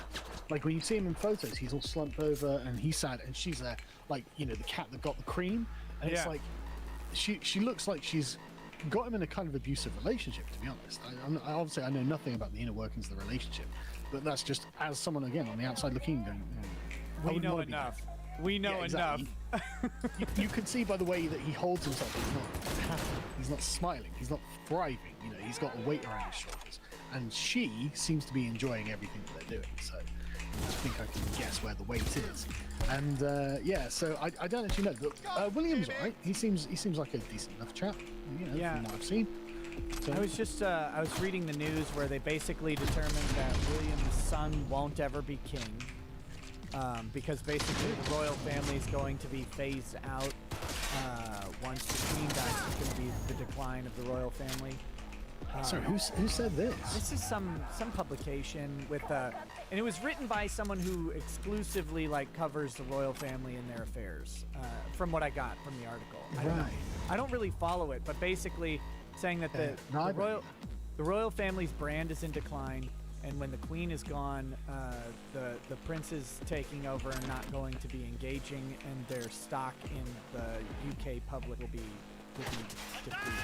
And so then basically they got the news that the grandchild of the queen will not be a king, is the idea. So I don't know what they're going to do, like, as a royal family. What are they going to, if they're no longer monarchs, what are they? Extensive landowners, I think, is the answer. But I find that very hard to do, for a few reasons. Like, the royal family is a really popular institution in Britain.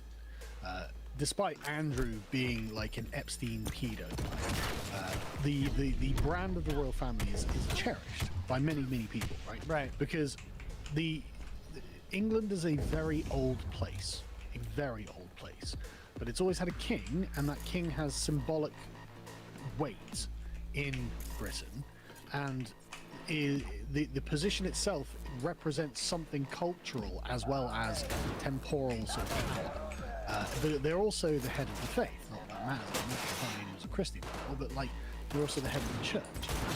And really, they should actually set their own branch of Islam and be the head of that too. No, I'm not joking. I'm really not joking. One of the problems is that Muslims in Britain kind of do have like a wider concern of like the ummah, like the separate, the sort of broader collection of Muslims, and really the king or queen of Britain should declare themselves to be essentially the caliph of the Anglican Islamic Church or mosque or whatever. Oh, that'd be funny. Well, that's what they did with Catholicism, and that's what they should do with Islam. They should be like, no, we're going to have British Islam, and we don't give a damn about foreign Islam, because foreign Islam is dumb. You know, this is how British Islam is meant to be. I'm the head of the faith. Get used to it, right? Right. But anyway, that's what a healthy country would do. We're a desperately sick country. But the point is, England has had a king for a very long time, and not having a king hasn't been something England's actually liked as an entity, because there's an expectation there, and this is like the origin of constitutional government comes from the relationship of the kings of England to the barons and the population of England, right? Right. So it's part of our and your traditional political history, and it's how we came to be the English-speaking people. And like I said, the monarchy is a really popular institution, like 70% approval rating, right? Find a politician with 70% approval rating, but the monarchy, everyone loves. And it's part of the pageantry of being British, like all the big state affairs. You know, the Coldstream Guards, like trotting along in their sort of Napoleonic-looking outfits and stuff like this.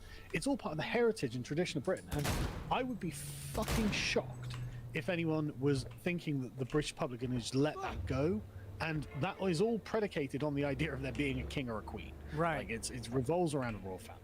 But more importantly, the very concept of Britain, the United Kingdom of Great Britain and Northern Ireland, ceases to exist if the monarchy no longer exists. And so there is no cohesive political entity called Britain, and so why would they want that? Like, I don't see how they would think that'd be good. But to be honest with you, I kind of like the idea of returning to being the Kingdom of England. So, you know, at this point, I wouldn't mind, like, you know, that happening. But, like, I don't want to get rid of the monarchy. It's traditional. Sure.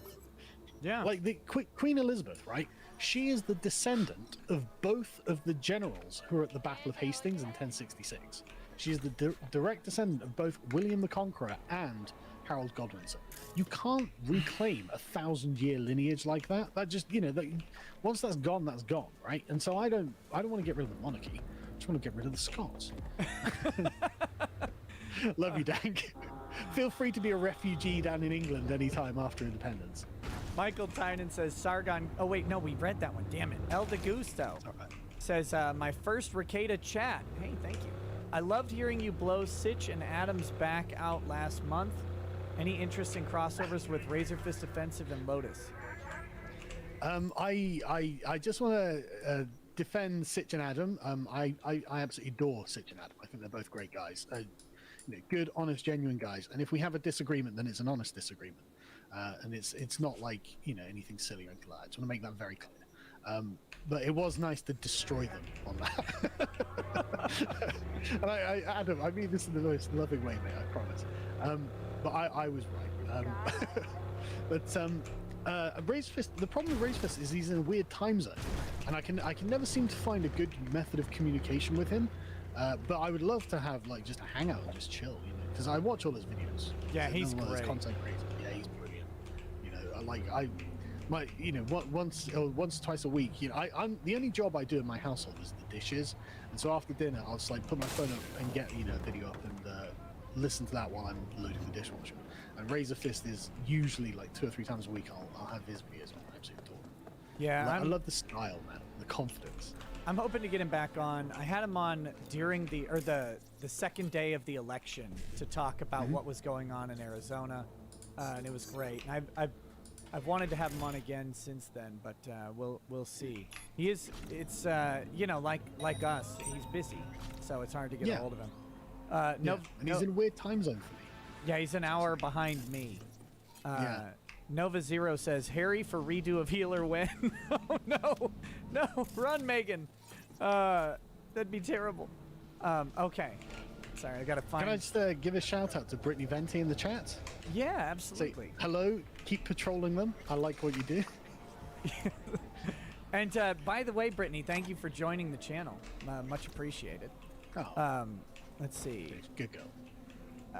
Where are we? We're right here. Jesus. Okay, Soul says MSNBC is now claiming Trump used Antifa as a distraction to hide rising right-wing radicalism. What?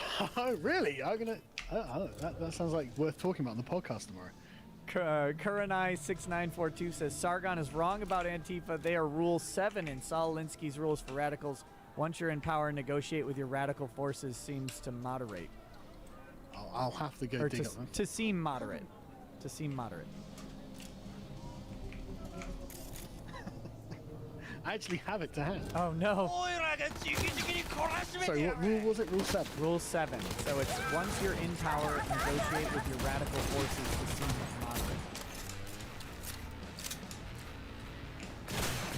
Which rule is he talking about? Because Saul actually does have 2 sets of rules. He's not talking about the tactics one. Because tactics rule 7 is a tactic that drags on too long and becomes a drag. Which is true. Again, these are all fantastic. People should really read this. Yeah. It's the Gamergate playbook. Maybe there is an earlier bit.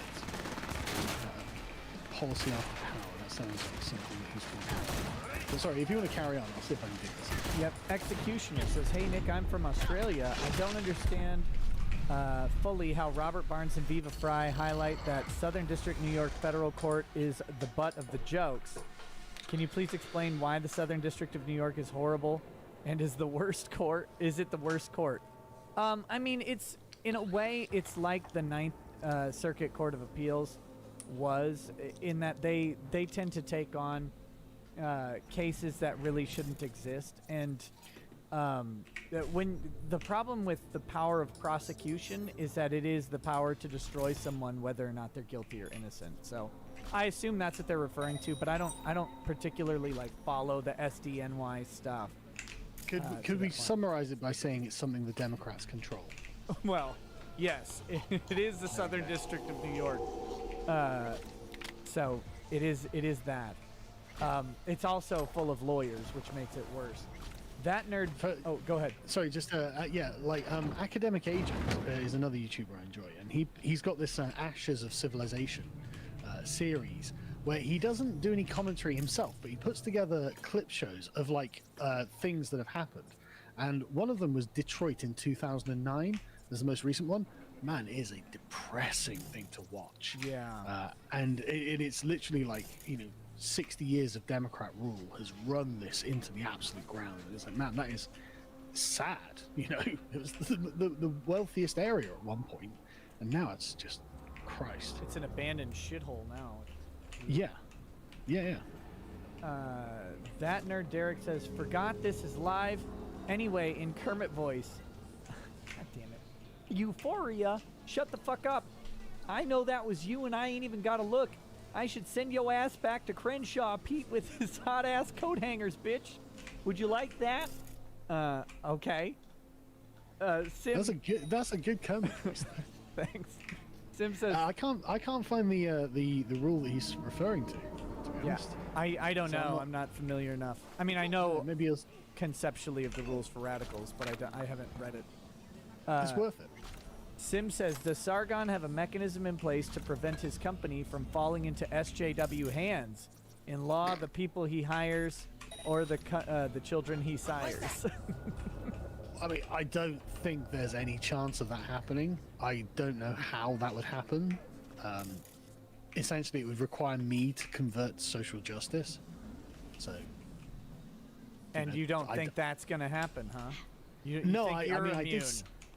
I mean, I have spent the last 7 years combating this, and I did set up this company as to be a bulwark against it. But yeah, I mean, I guess. I don't think there's any danger of that. Gunnar Renee Oy says Gab is a Mastodon fork. They admit that on the website. You're free to download the Gab source code and run your own federated instance of it. Okay. Brian Fontenot says, random question. Any thoughts on Daily Wire and Run, Hide, Fight film?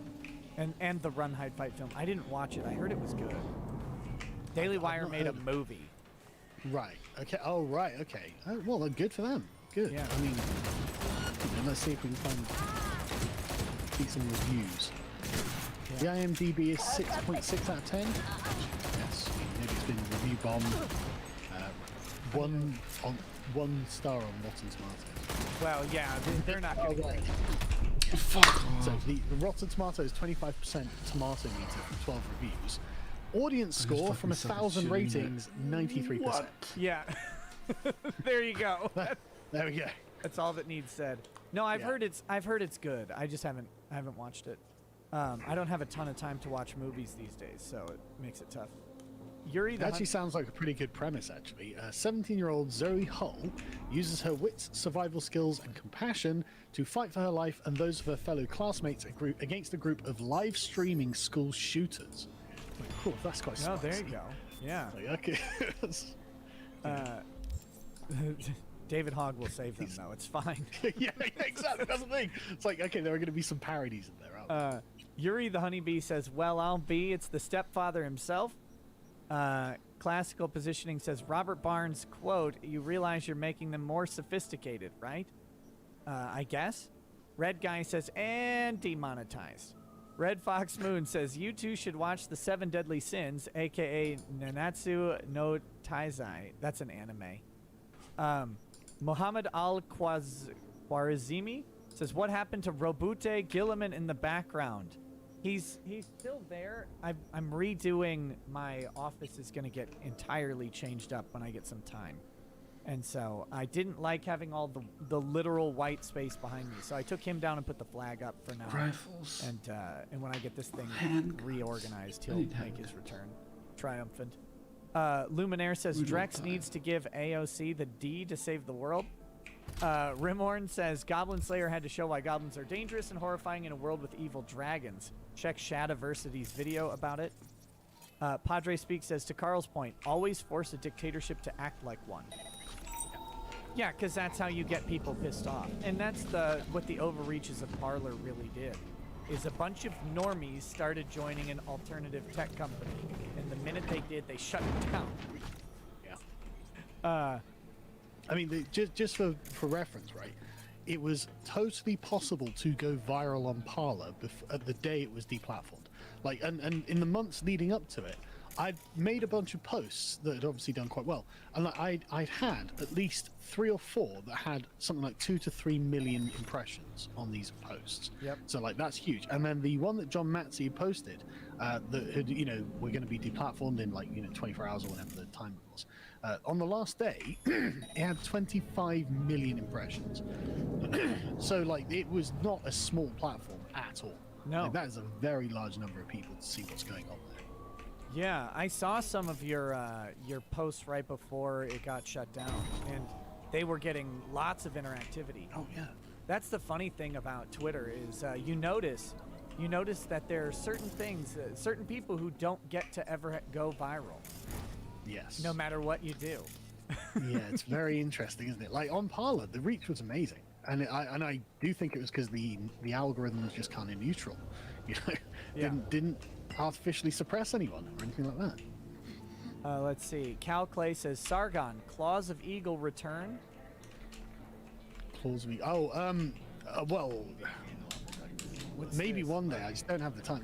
So this was a Nazi vampire RPG, Vampire the Masquerade. Oh, okay.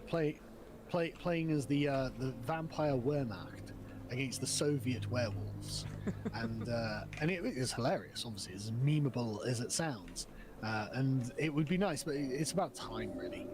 Yeah. Unfortunately, role-playing all games things take come out. forever. Yeah. He says to add Nick and Drex next time, apparently. So, Penal Ryan says in Kermit voice, come and see the violence inherent in the system. Help, help, I'm being repressed. Fake Name says the beauty of Redo of Healer is that it's such edge-fest garbage can be put on TV without moral crusaders shocked and horrified to censor. Creative freedom. Except they can't be put on TV. You have to go find it. You have to sail the seas to find it. Western companies aren't distributing it, and they won't do the light novels. The publisher of Redo of Healer has looked everywhere in the West, and no one will publish the light novels for it. Cal Clay says, Sargon, can you wish me a happy birthday? I'm 31. Happy birthday. And how's Milo?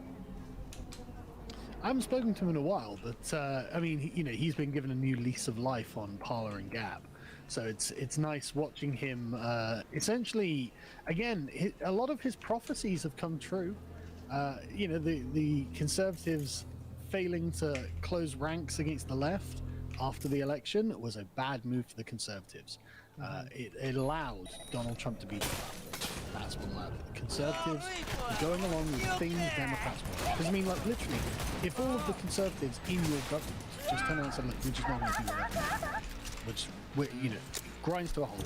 It's essentially a sort of secession of the plebs sort of style event where, you know, you can ask us to do things and, you know, everything is just stopping, and we're going to have the conversation about these fucking ethics, right? This is what the Conservatives should do.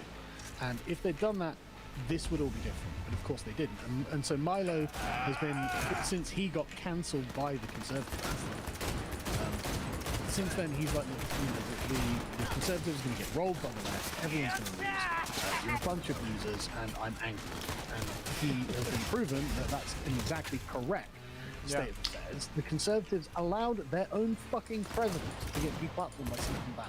He's right about the Conservatives, the rhinos, they're weak and pathetic. All of them. Yeah, it's been that's been one of the most annoying things, and the Capitol incident, riots, whatever you want to call it, for whatever thing, the one thing the left did really well is utilize that incident to browbeat conservatives. I mean, do we remember that what they were doing when the Capitol riot occurred was they were contesting the election results, and then that just fell off when they came back. All the support was gone. That was the boat. You couldn't talk. And the worst part was the total lack of spine on the part of the Conservatives. 'Cause I mean, like in 2018 when Kavanaugh was being brought in, like the radical left stormed the Senate themselves. Like 300 of them were arrested for occupying Capitol buildings. And it's like, don't give me this bullshit that this is unprecedented or uniquely bad or anything like that. No, you've done absolutely all of this already. You know, either you carry on as normal because it is normal to you, or again, the Conservatives should have gone effectively on strike and gone, right, okay, the government stops then. You know, everything stops then, you know? Right. But it's, you know. Yeah, it's, they missed an opportunity and the left capitalized on it really well. They're weak. And Milo is right about them. They're just weak. And, you know, self-interested. Merlo Williams says, one's in the chat if you're here for suit/Gamergate jokes. Angry Baneling says, Sargon, why did your people leave India? It's all gone to shit after you left us to our own devices. Send Priti Patel to fix it, please. Thanks. Honestly, we had to kidnap Priti Patel to fix Britain. She's the only person in Britain who can do anything to fix the country, and it's because she's a woman of color. And thankfully, she's bloody conservative. You know, like, and the funny thing about it is there's like communist radicals in a small media outlet called Novara Media, and one of them is a Bengali or Bangladeshi descendant of a Bangladeshi immigrant called Ash Sarkar, and she is furious at Priti Patel. She's like, I told you, you know, like something like Indian mothers or something, however she describes it. She's like, they're the worst, they're the most conservative, don't trust them. And Priti Patel is actually really proving her point here. The boot is coming down hard on a lot of stuff. So it's the only problem is not coming down harder on the right things. Sure. But she's the most effective conservative that we have in the country, which is not saying much, to be honest, but it's something. And she makes the left howl, and that's important. Cal Clay says, no, we need her. You can't have her back. Yeah, you we've got too many problems of our own. We can't come over there again. You stick in your crappy caste system, Baneling. You're stuck. Cal Clay. Even worse, right? Like a third of India is essentially communist at this point. That's a lot of commies. No, dude, it is literally tens of millions of them. India has a massive problem with communist terrorism. And it's awful, you know. It's like cringe. Oh, jeez. So, yeah. Cal Clay says Jess Phillips equals Dolores Umbridge with Polyjuice. Agree? I don't know who Dolores Umbridge is. Legally, I think I probably have to disagree. I wonder if she supported my gender essentialist narrative today, though. So I'm very pleased about that. She was on the radio, and I've been saying this for ages, right? That, look, there is like a biological connection between the gender role of man and woman, and the essential biological nature of males and females, right? They're not separable. They are actually directly connected. One is informed by the other. And Jess Phillips went on the radio today, and because apparently she has sadly had a diagnosis that she's sterile, right? Now, obviously, I think that's a sad thing. Yeah, and even though I don't, yeah, that sucks, right? And I don't like, that's, I mean, thankfully for her perspective, she's got a bunch of kids already, right? So that's, it could be worse. So, but it's not nice. But the point is, she had said that, look, it makes me feel like less of a woman. And I mean, if I couldn't get erections, I'd feel like less of a man. And this, I think, is evidence to the point that, look, there is something essential about the gender role that is also biological. And that, by her saying that, she's confirming that thing that I think. And it's nice to be able to say, look, here's a prominent feminist who also agrees with what I'm saying, who's expressing it. It's very, very useful politically. But it is sad because, like, again, like with Jim, like I don't harbor any grudges or anything. So it's just like that, there are human elements to a person's life that I don't want to just leave as political. And like, her ability to have kids, that's a horrible thing to like laugh or mock or something like that. And I'm not going to do that. That's, Yeah. Well, you typically attack positions, not people. Yeah. Unless and she's got loads of stupid positions. So unless they're fat women on Twitter, then you attack the person. That's me. And then they get what they deserve. Yeah. Baronet says Sargon still lives in Jim's fans rent-free while their daddy is dying of cancer. Keep sending him e-welfare. Maybe he'll do a stream again. Minister of Hygiene. That's just made me sad for the Jim fans now. I know. That's brutal. Minister of Hygiene says Gamergate was first, the place that planted the flag. It's crossing the Delaware. Gettysburg, second El Alamein. Padre Speaks says, Nick, please hire Brittany Venti as your internet paralegal. Okay. Monster Girl Supremacist says, has the balls, no balls question been asked yet? If not, I believe in the spirit of tradition, it should be. Do you prefer your futa with balls or no balls? I think that anyone who has a futa preference gets the helicopter. That's a clever dodge. That's just... I don't have a preference because I think this is degenerate. And yeah, into the wood chipper you will go. Well, there you go. Okay. With a smile. I guess no balls because the wood chipper would separate them. I honestly, I don't really understand the meat of the question, to be honest. Well, I don't really know what futa is. That's good.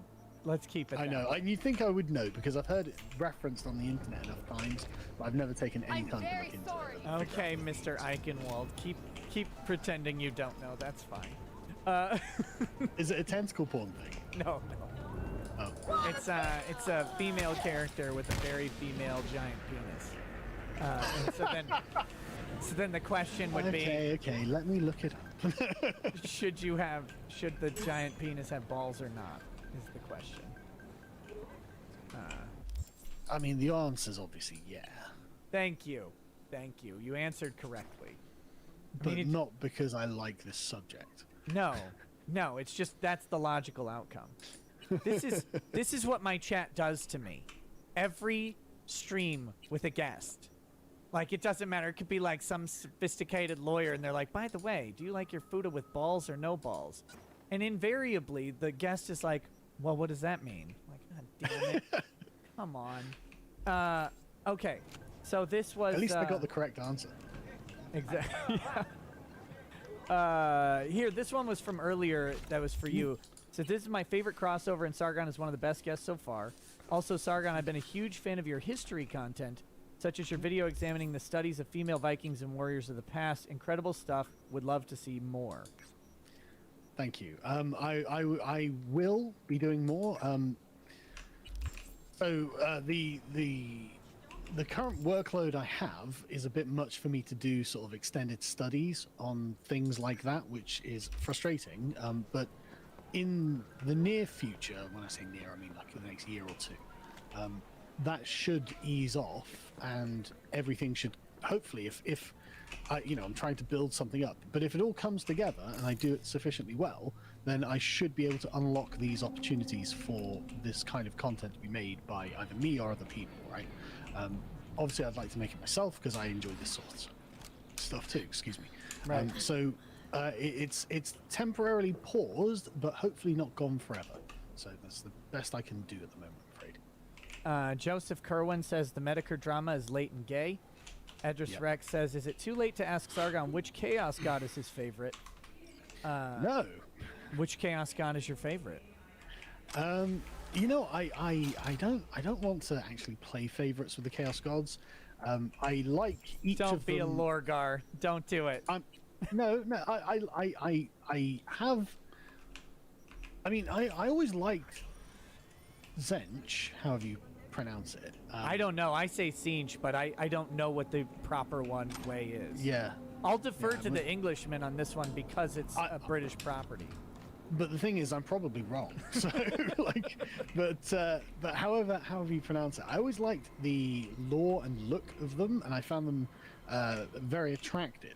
But for some reason, whenever I create Chaos armies, and I you know, when I was younger, I used to play 40k, like, you know, paint and molds and stuff. I always had Slanesh and Nurgle for some reason, and I'm sure there must have been like, I can't remember now because, you know, we're talking like 20 years ago, but like there must have been some sort of tactical reason for this. Sure. I get, you know, because I wanted to win, and so I can't remember what it was, but I guess I'll have to go with either Nurgle or Slanesh. I was always least fond of Khorne. See, I always go between Nurgle and Khorne, depending on if I'm pissed off or if I want Papa Nurgle's great gift. Yeah, that's... You're like one of the only guests who's been able to answer that question with reasoning behind it. Well, I feel honored, honestly. It's a great question. I wish people would ask me more 40k questions, you know? We're going to have to do just a 40k stream sometime. Did you read any of it? Like, do you read the books at all? No, I don't. That's the thing. I enjoyed you used to get quite a lot of lore in the codexes. Yeah. And so, you know, when I'm like, you know, waiting for my turn or whatever, I'd read all the lore in the codexes. And I always really enjoyed that, but I never really got into the novels. Not that I think there's anything wrong with them. I just never had the time or inclination. Yeah. I take it you're into them, yeah? Yeah. Well, I mean, that's all. But I just finished Solar War last night, and moved on to the second. They're at the Siege of Terra is what I'm reading right now. So when Horus finally comes to the homeworld, and so I just started the next one, Lost in the Damned. But I've read a good amount of them. But I've got I'm like a backlog of 100 books. It's terrible. Well, I'm the same, man. I've got like so much on a reading list that it's like I'd love to read a fantasy novel. I mean, it sounds just like a good time, but I just can't justify it. Well, too many things I have to do. I'm going to do this because I do this to everybody. If you want to read a sci-fi or fantasy novel, there's one that I will recommend as penultimate, and that is Ilium and Olympus by Dan Simmons. Like, if you don't read Ilium and Olympus. Yeah, it's the brief synopsis is this. The start of Ilium is that this guy Hockenberry, who was a 19th century professor of the Iliad, is resurrected 3,000 years in the future by the Greek gods to watch the Trojan War and make sure it's going according to the book, because none of them can read. Right, okay. And it gets crazier from there. It's a very creative premise. It gets wild. It's got it's got this idea of intertextuality to it. The idea that if a universe has been conceived sufficiently and thoroughly, then it actually literally exists, and then those universes come crossing. So you actually have like Shakespearean stories coming into play. You have stuff like the Voynich manuscript being utilized in there. You have all sorts of literary sources coming in. The Wandering Jew, which was like a series of Russian short stories, plays prevalent. It's like, Dan, did you like take a bunch of literature courses right before reading this, or just hire 50 interns? I don't know, but it's a great pair of books, and it's probably somewhat up your alley because it has a lot of history baked into it. Yeah, I'll get the references probably. Yeah. Okay, so Edris Rex says also Slanesh for the win, literally birthed because the Eldar couldn't hold their awkward party trucks. Crusader Saracen says greatest crossover ever. Wait, I read that one. How did I? Did he? What I love about the Chaos Gods, right, is that they're effectively, essentially, a perfect analogy for like the left-wing coalition. Like, you know, Korn, Nurgle, Slanesh, Zench. Map those onto whichever identity group you please, but there are analogies there. Yeah, like Nurgle's the guy who's okay with the willful transmission of AIDS. Like Nurgle is fat pride, you know. Like, I'm just saying. Let's see. Calclay says Nick asked Sargon being 30% of the Chaos Gods. Korn. Oh, come on now. Nick asked Sargon about his experience being a Nazi vampire. Also, best line I ever heard was his retort to V breaking Masquerade. Sargon, do you remember this quote? Quote, just once, it would be nice if you didn't know what our superior officer's taint tastes like. I do remember that. Yeah, it was good fun, really good fun. Because it's like it was, you know, hilariously provocative. Oh, we're playing Nazi vampires, you know. Yeah. It's so dumb, you know. But it's like now it's honestly, it's just not worth the hassle, you know. It's you know, an obvious joke becomes a deeply political statement, and it's like, okay. Yes, we're not allowed to have fun. Yeah, it's literally you're not allowed to have fun anymore. Sorry, guys. Well, I've been towing the line on Twitch because I play Skyrim as Ranger Spencer, the Nord who wants to peacefully relocate all non-Nords back out of Skyrim, right? Well, so every stream, bit racist. So every stream I have to go find some Nords and read Nords Arise to them and trying to convert them to the Stormcloaks. And I've killed, I think, every orc camp that's in the game. I killed all of those. And Dark Elves are terrible. But yeah, you deserve to be deplatformed. Exactly. Like it's a joke. That's the whole thing. Yeah. The character is Ranger Spencer. That's the joke. If you don't get it, it's like, but people still, you know, I'm always wondering when I'm gonna get just shit for that. Nick the Nose says, actually read my chats to Sargon while he is on the screen. Earn your money properly, Nick. Sargon was the one who came up with the grooming accusations against Medicare. It wasn't someone else's position. This fatso hated Jim so much he called him a pedo. Yeah. Damn. No. I didn't call him a pedo. I said he was grooming kids to become, like, you know, trolls on the internet, which I think is true. So I think where the accusation comes from is the idea that using the word grooming elicits the idea of sexually grooming. So that's, and I saw that somewhere else recently, where they said that the use of the word grooming is strategic. But you're saying that you weren't actually making that statement. No, if I thought he was a pedo, I'd call him a pedo. Gotcha. That makes sense. I wouldn't make the distinction. I'd just call him one. Why wouldn't I? You know, like I don't understand why I would use innuendo. You know, if that's what I thought, I would just say it. But no, I don't think he's a pedo. I just think that essentially he knew what he was doing was wrong, though, you know, because he was like, you know, essentially using kind of like internet clout to like coerce like younger lads into doing quite harmful things. And the thing is, the people who were in Metica with him, I wasn't in it, like, but there are other people who were, like H Bomber Guy. And look at H Bomber Guy now, right? He is weird. And he came out with this big statement saying, look, when we were in Metica, we did a bunch of fucked up stuff. And I disavow everything. I'm really sorry, and I feel really bad about it. It's like, and same with this Haberman guy. And it's like, right, okay, there's probably a reason for it, right? And then these leaks come out, and it's like Jim being a bit of an online bully, basically, and, you know, coercing, like, force, like, you know, that sort of thing. And it's like, yeah, okay, like, I'm not, you know, everyone has times in their lives when they've been less than an exemplary person. But they, you know, it's pretty. I don't think it's on, you know. So and I think grooming is a fair description of what he was doing, but that doesn't mean he's a pedo.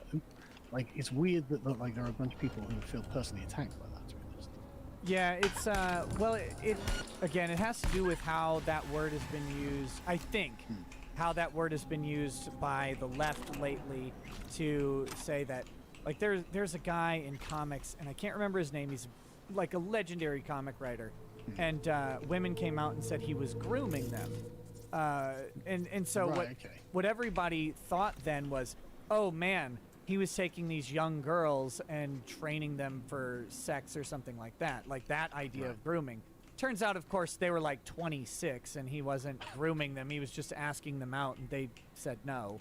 But that's but I think that's where that comes from. So I don't. Well, the way that I was using it is in the same way that like a Roman emperor would groom someone for leadership, right?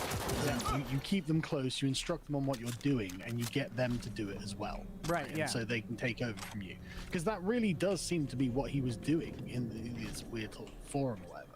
And so I actually think that is an accurate description. But like, it's if I thought you were trying to get kids for sex, I would say, but that's not what I think he was doing. Gotcha. Thanks for clarifying.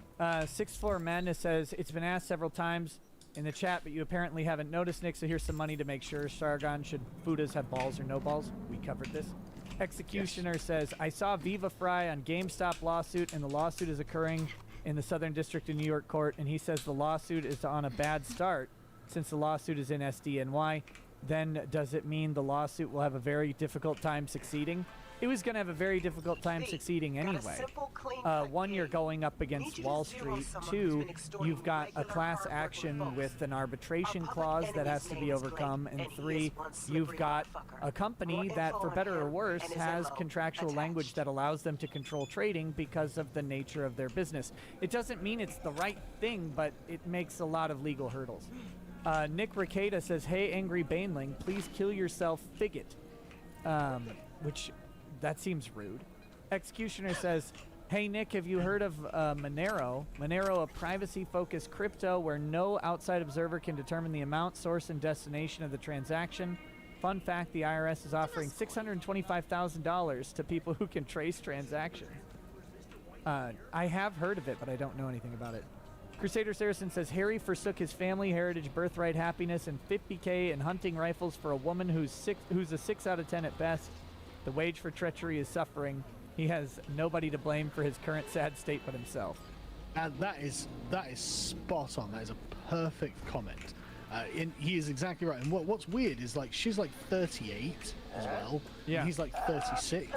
So it's like really, what on earth are you doing, man? Like you were a prince. You could literally, like, what woman's dream is not marrying a prince? How could you not? Yeah, they make shitty movies about it. Right. Well, yeah. But like, it's mad. It's like, what a... You're exactly right. He did this to himself. Absolutely. Yeah, and although that seems to be, I don't know, maybe that's a thing with rich European guys, because I don't know if you've ever seen the video. It's a video I saw was soccer players, football players, as it were, and their wives. And like, these women are 5 to 10 years older than these guys. These guys are making... Did you see Lionel Messi's contract leak? No, I don't follow football. Like, okay. I'm aware of it, So Messi is like, the superstar player in the world. His contract was for 695 million American over 5 years. Nice. It's the biggest contract in history, so that leaked. But like, so it's like him and Cristiano Ronaldo. Their wives are like 10 years older than that. Let me see. What? I mean, she's not bad looking. No, they're pretty women, but it is weird that they're older by a significant amount than these guys with unlimited money who are in peak physical condition. Like, it's probably gay, but not gay to say that Cristiano Ronaldo is a fucking gorgeous man. Like, he just is. Yeah. And so it's like he could pick up literally any woman he wanted. Yeah. And I think I've got a theory about this, because in Britain, like, football wives are a sort of institution, and basically the footballers, as I understand it, they go to specific clubs, right? And so these attractive women go to these clubs to meet. Obviously fine, but like, this is like an ecosphere, right? And so there's a hierarchy of status, and so essentially I think these women become like veterans of this social environment, and so I'm actually not that surprised that these older women who spend a lot of time keeping themselves in very good shape and look great, so it's not obvious that they're older, could end up essentially seducing their way, into the... And now, I'm not saying this is how it works, I don't know, but this, from what I've seen of like the sort of, the football wives environment, it seems that it's very tactical, right? And so I wouldn't be surprised if you did get these kind of veteran women who are good at it, good at the game. That makes sense. I think that's the official reason now. I think so. Now that I've made that up. Yash, I don't know, but that's my hunch. You know. Yashken says, if Brittany's still in the chat, I bet she could spend like an hour watching like one of the Football Wives, like docu-drama things or inside things. I bet she'd be able to figure out exactly whether I'm correct or not. I don't think that. no, I legitimately think you're onto something there. It makes some sense, and they're grabbing these guys when they're young. Yeah. That's another thing. Yashken says, like I bet they're presenting these guys with like essentially the sort of perfect fancy girlfriend, right? Because their experience has led them to realize what a man wants, a young man, 25-year-old man or whatever it is, what he wants out of a woman, and I bet they deliver, Oh yeah. For that kind of money, they're better. I tell you. Better be delivering some. Yeah, exactly. Deliver that ass. Yashken says, "Hey Nick, you should get revenge on RGE and send him a Jim Sterling raid after you're done with your stream. Also, Sargon, I usually wake up and you're already done streaming for the day. Nice job, man. Game stonks will rise." I hope so. Hold. That's all it takes. I bought one stock, so I'm at home. Executioner says, considering Monero transaction pretty much can't be tracked, then would a viable solution to bank deplatforming is encourage people to donate in Monero and either convert it to USD through exchanges and deposit into trusted relative account? Maybe, but it just shouldn't have, like, we should fix the system so it shouldn't require us to have a degree in cryptocurrency to buy bread. Like, that's the scary thing. It's a rearguard action, isn't it? That's the thing. That's what you do when you've been crushed and routed and you're being chased through the wilderness. We shouldn't have to be like that. And if you want to make fun of me for saying degree in crypto, trust me, degrees in crypto are coming. They will monetize. They will monetize that immediately. Cal Clay says, "Have you two seen Tokyo Gore Police? If yes, please discuss the weird kink club scene." I have not, sorry. I tried to watch it and I hated it. If God Emperor somehow managed to get reelected, wouldn't it be perfect if he, like President Dennis Leary, gave the media FU dance each morning? And at this point, Judgment Day when? I don't know, but I'm really hoping that Trump has his Napoleon returning from Elba moment at some point, just because fucked. That's why. Yeah. Child touched by Sargon says Sargon used grooming very purposefully. I think this is the same person from before. Oh my god. He knows he can't just call him a pedo because he'll rightfully get shit for it. So he'll just imply it and play coy when called out on it. Sargon convinces Jim's a kids... pedo. How about that? I'll call Jim a pedo right now. I don't care about this fucking internet drama. Yeah, well, I'm really sorry that you do. This is weird reasoning because you get shit for what you said anyway. So it's not like saying it would have avoided the shit. Not Drexel says, so you're saying that Cristiano Ronaldo has one-itis? Yes? I don't know what that is. Jay Warden says, Sargon, since you like bloody and historical stuff, may I humbly suggest the anime Vinland Saga? Great character arcs and fights, also very realistic. That actually is a pretty good Vinland Saga. I've heard good things about that, actually. I haven't seen it. So I have heard people talk about it because obviously people have been like, oh, this would be interesting. So yeah, I might actually have to check that out. Yeah, I watched it on Prime with my Twitch chat. It was a good time. Trevor Nichols says, watch Naoki Urasawa's Monster here on YouTube. Most un-anime anime, a brain surgeon hunting down a serial killer he saved 10 years prior, set in 1996 Europe. Lagging says, Sargon, get Nick on EFAP. With Mahler, I can ask him if he'd like to have you on. I'm more than happy to. It'd be fun. I'm down. Yeah. Hickson Hammer, welcome to the channel. Andrew War Snowboard says, Sargon, please pronounce urinal. Urinal? Urinal? Wait, what? Urinal? Do you call it urinal? Do you call it urinals? That's what it is. just like aluminum, I suppose. Yeah. Okay. This is the divide. Urinal. Yeah. This is heresy. Go and eat your herbs. Penal Ryan says, Nick, will you be Legal Eagles vice president when he runs in 2024? Yeah, I'll be his Kamala Harris any day. And his days would be numbered. Kyler says, has Sargon even read Loki? Yes. Reverend Norris says, like the Louis Laveau stream, shocked to see so many Medicare Simpson chat.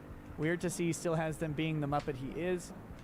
The asterisk says, needed to stay up late anyway, quality stream checks. Just to clarify, I mean, unless there's a reason to think that Jim has actually sent these people, I think these are just people who are just, like, on the internet too much. Yeah, I don't think Jim has anything to do with it. Yeah, I don't either, yeah. Imotaku says, it's the great and honorable Benji. Never thought I'd see him here. Nexi says, congrats on the second. I've lost all 5 of mine. Life defeated me, broke my relationship. Hard scars to heal and horrible to see Pete's choose an unnatural. That sucks, buddy. Sorry, man. Dean Domino says, love the J.A. Hunter Society idea you and Louis came up with, Sargon. Search Wikipedia and you'll get it, Nick. Yeah. Okay. It's a rhino safari. Oh no. Joshua Vidrine says, glad to catch this stream live at work. Now if you both could keep chatting for another 2 hours while I finish making these skis, I'll donate more. We've got to actually... I think I've got about another 15 minutes, to be honest. Owen Jones. I'm going quick. Owen Jones says, what's your guys' opinion about Robute Gilliman? I love his return. I'm still suspicious about it, personally. I think that there's something else that's going to happen as we keep going. Pink Sniper 28 says, you think the H's are bad? Ask about the Z's. Oh, you mean the Z's? No, I know about the Zeds because I've talked to Canadians. It's disgusting. Right. See, finally Canada does something useful. Zinch maintains the British pronunciation of Z. Zinch says the reason Again, Okay. Z. I mean, like, this is getting sort of French again territory, where the unmanned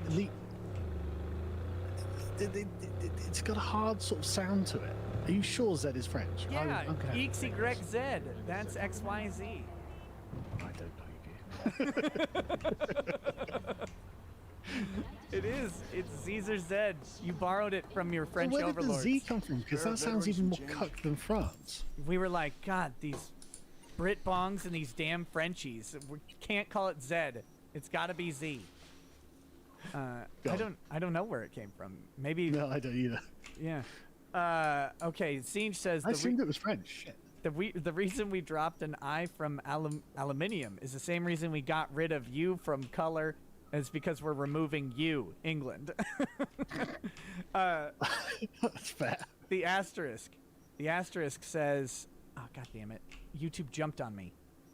Says, oh, hush, it's not platinium, is it? F-name, I-name says, America's refusal to call aluminum aluminium because Germany refused to call wolfram tungsten. Opinion discarded says, lick my Oxford comma, Sargon. Oh, don't even get me started. I mean, like, do you not like Oxford commas? They look untidy. Oh God! In law, you gotta have them.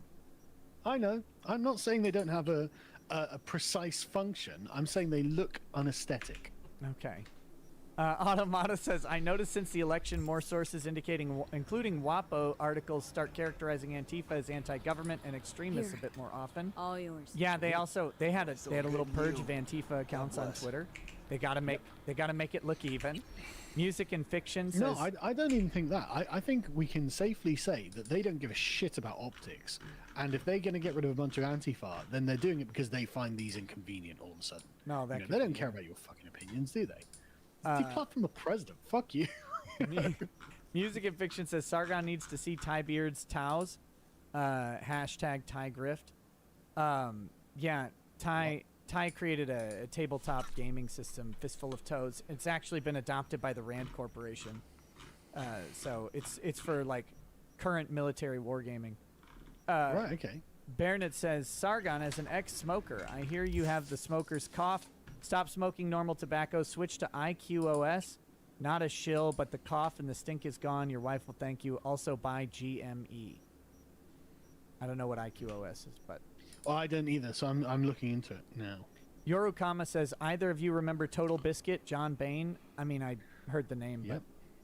But... yeah. So Total Biscuit was a very popular YouTuber about 6 years ago who did video game stuff, and he became quite prominent in political circles because of Gamergate, because he didn't take a position of absolute condemnation.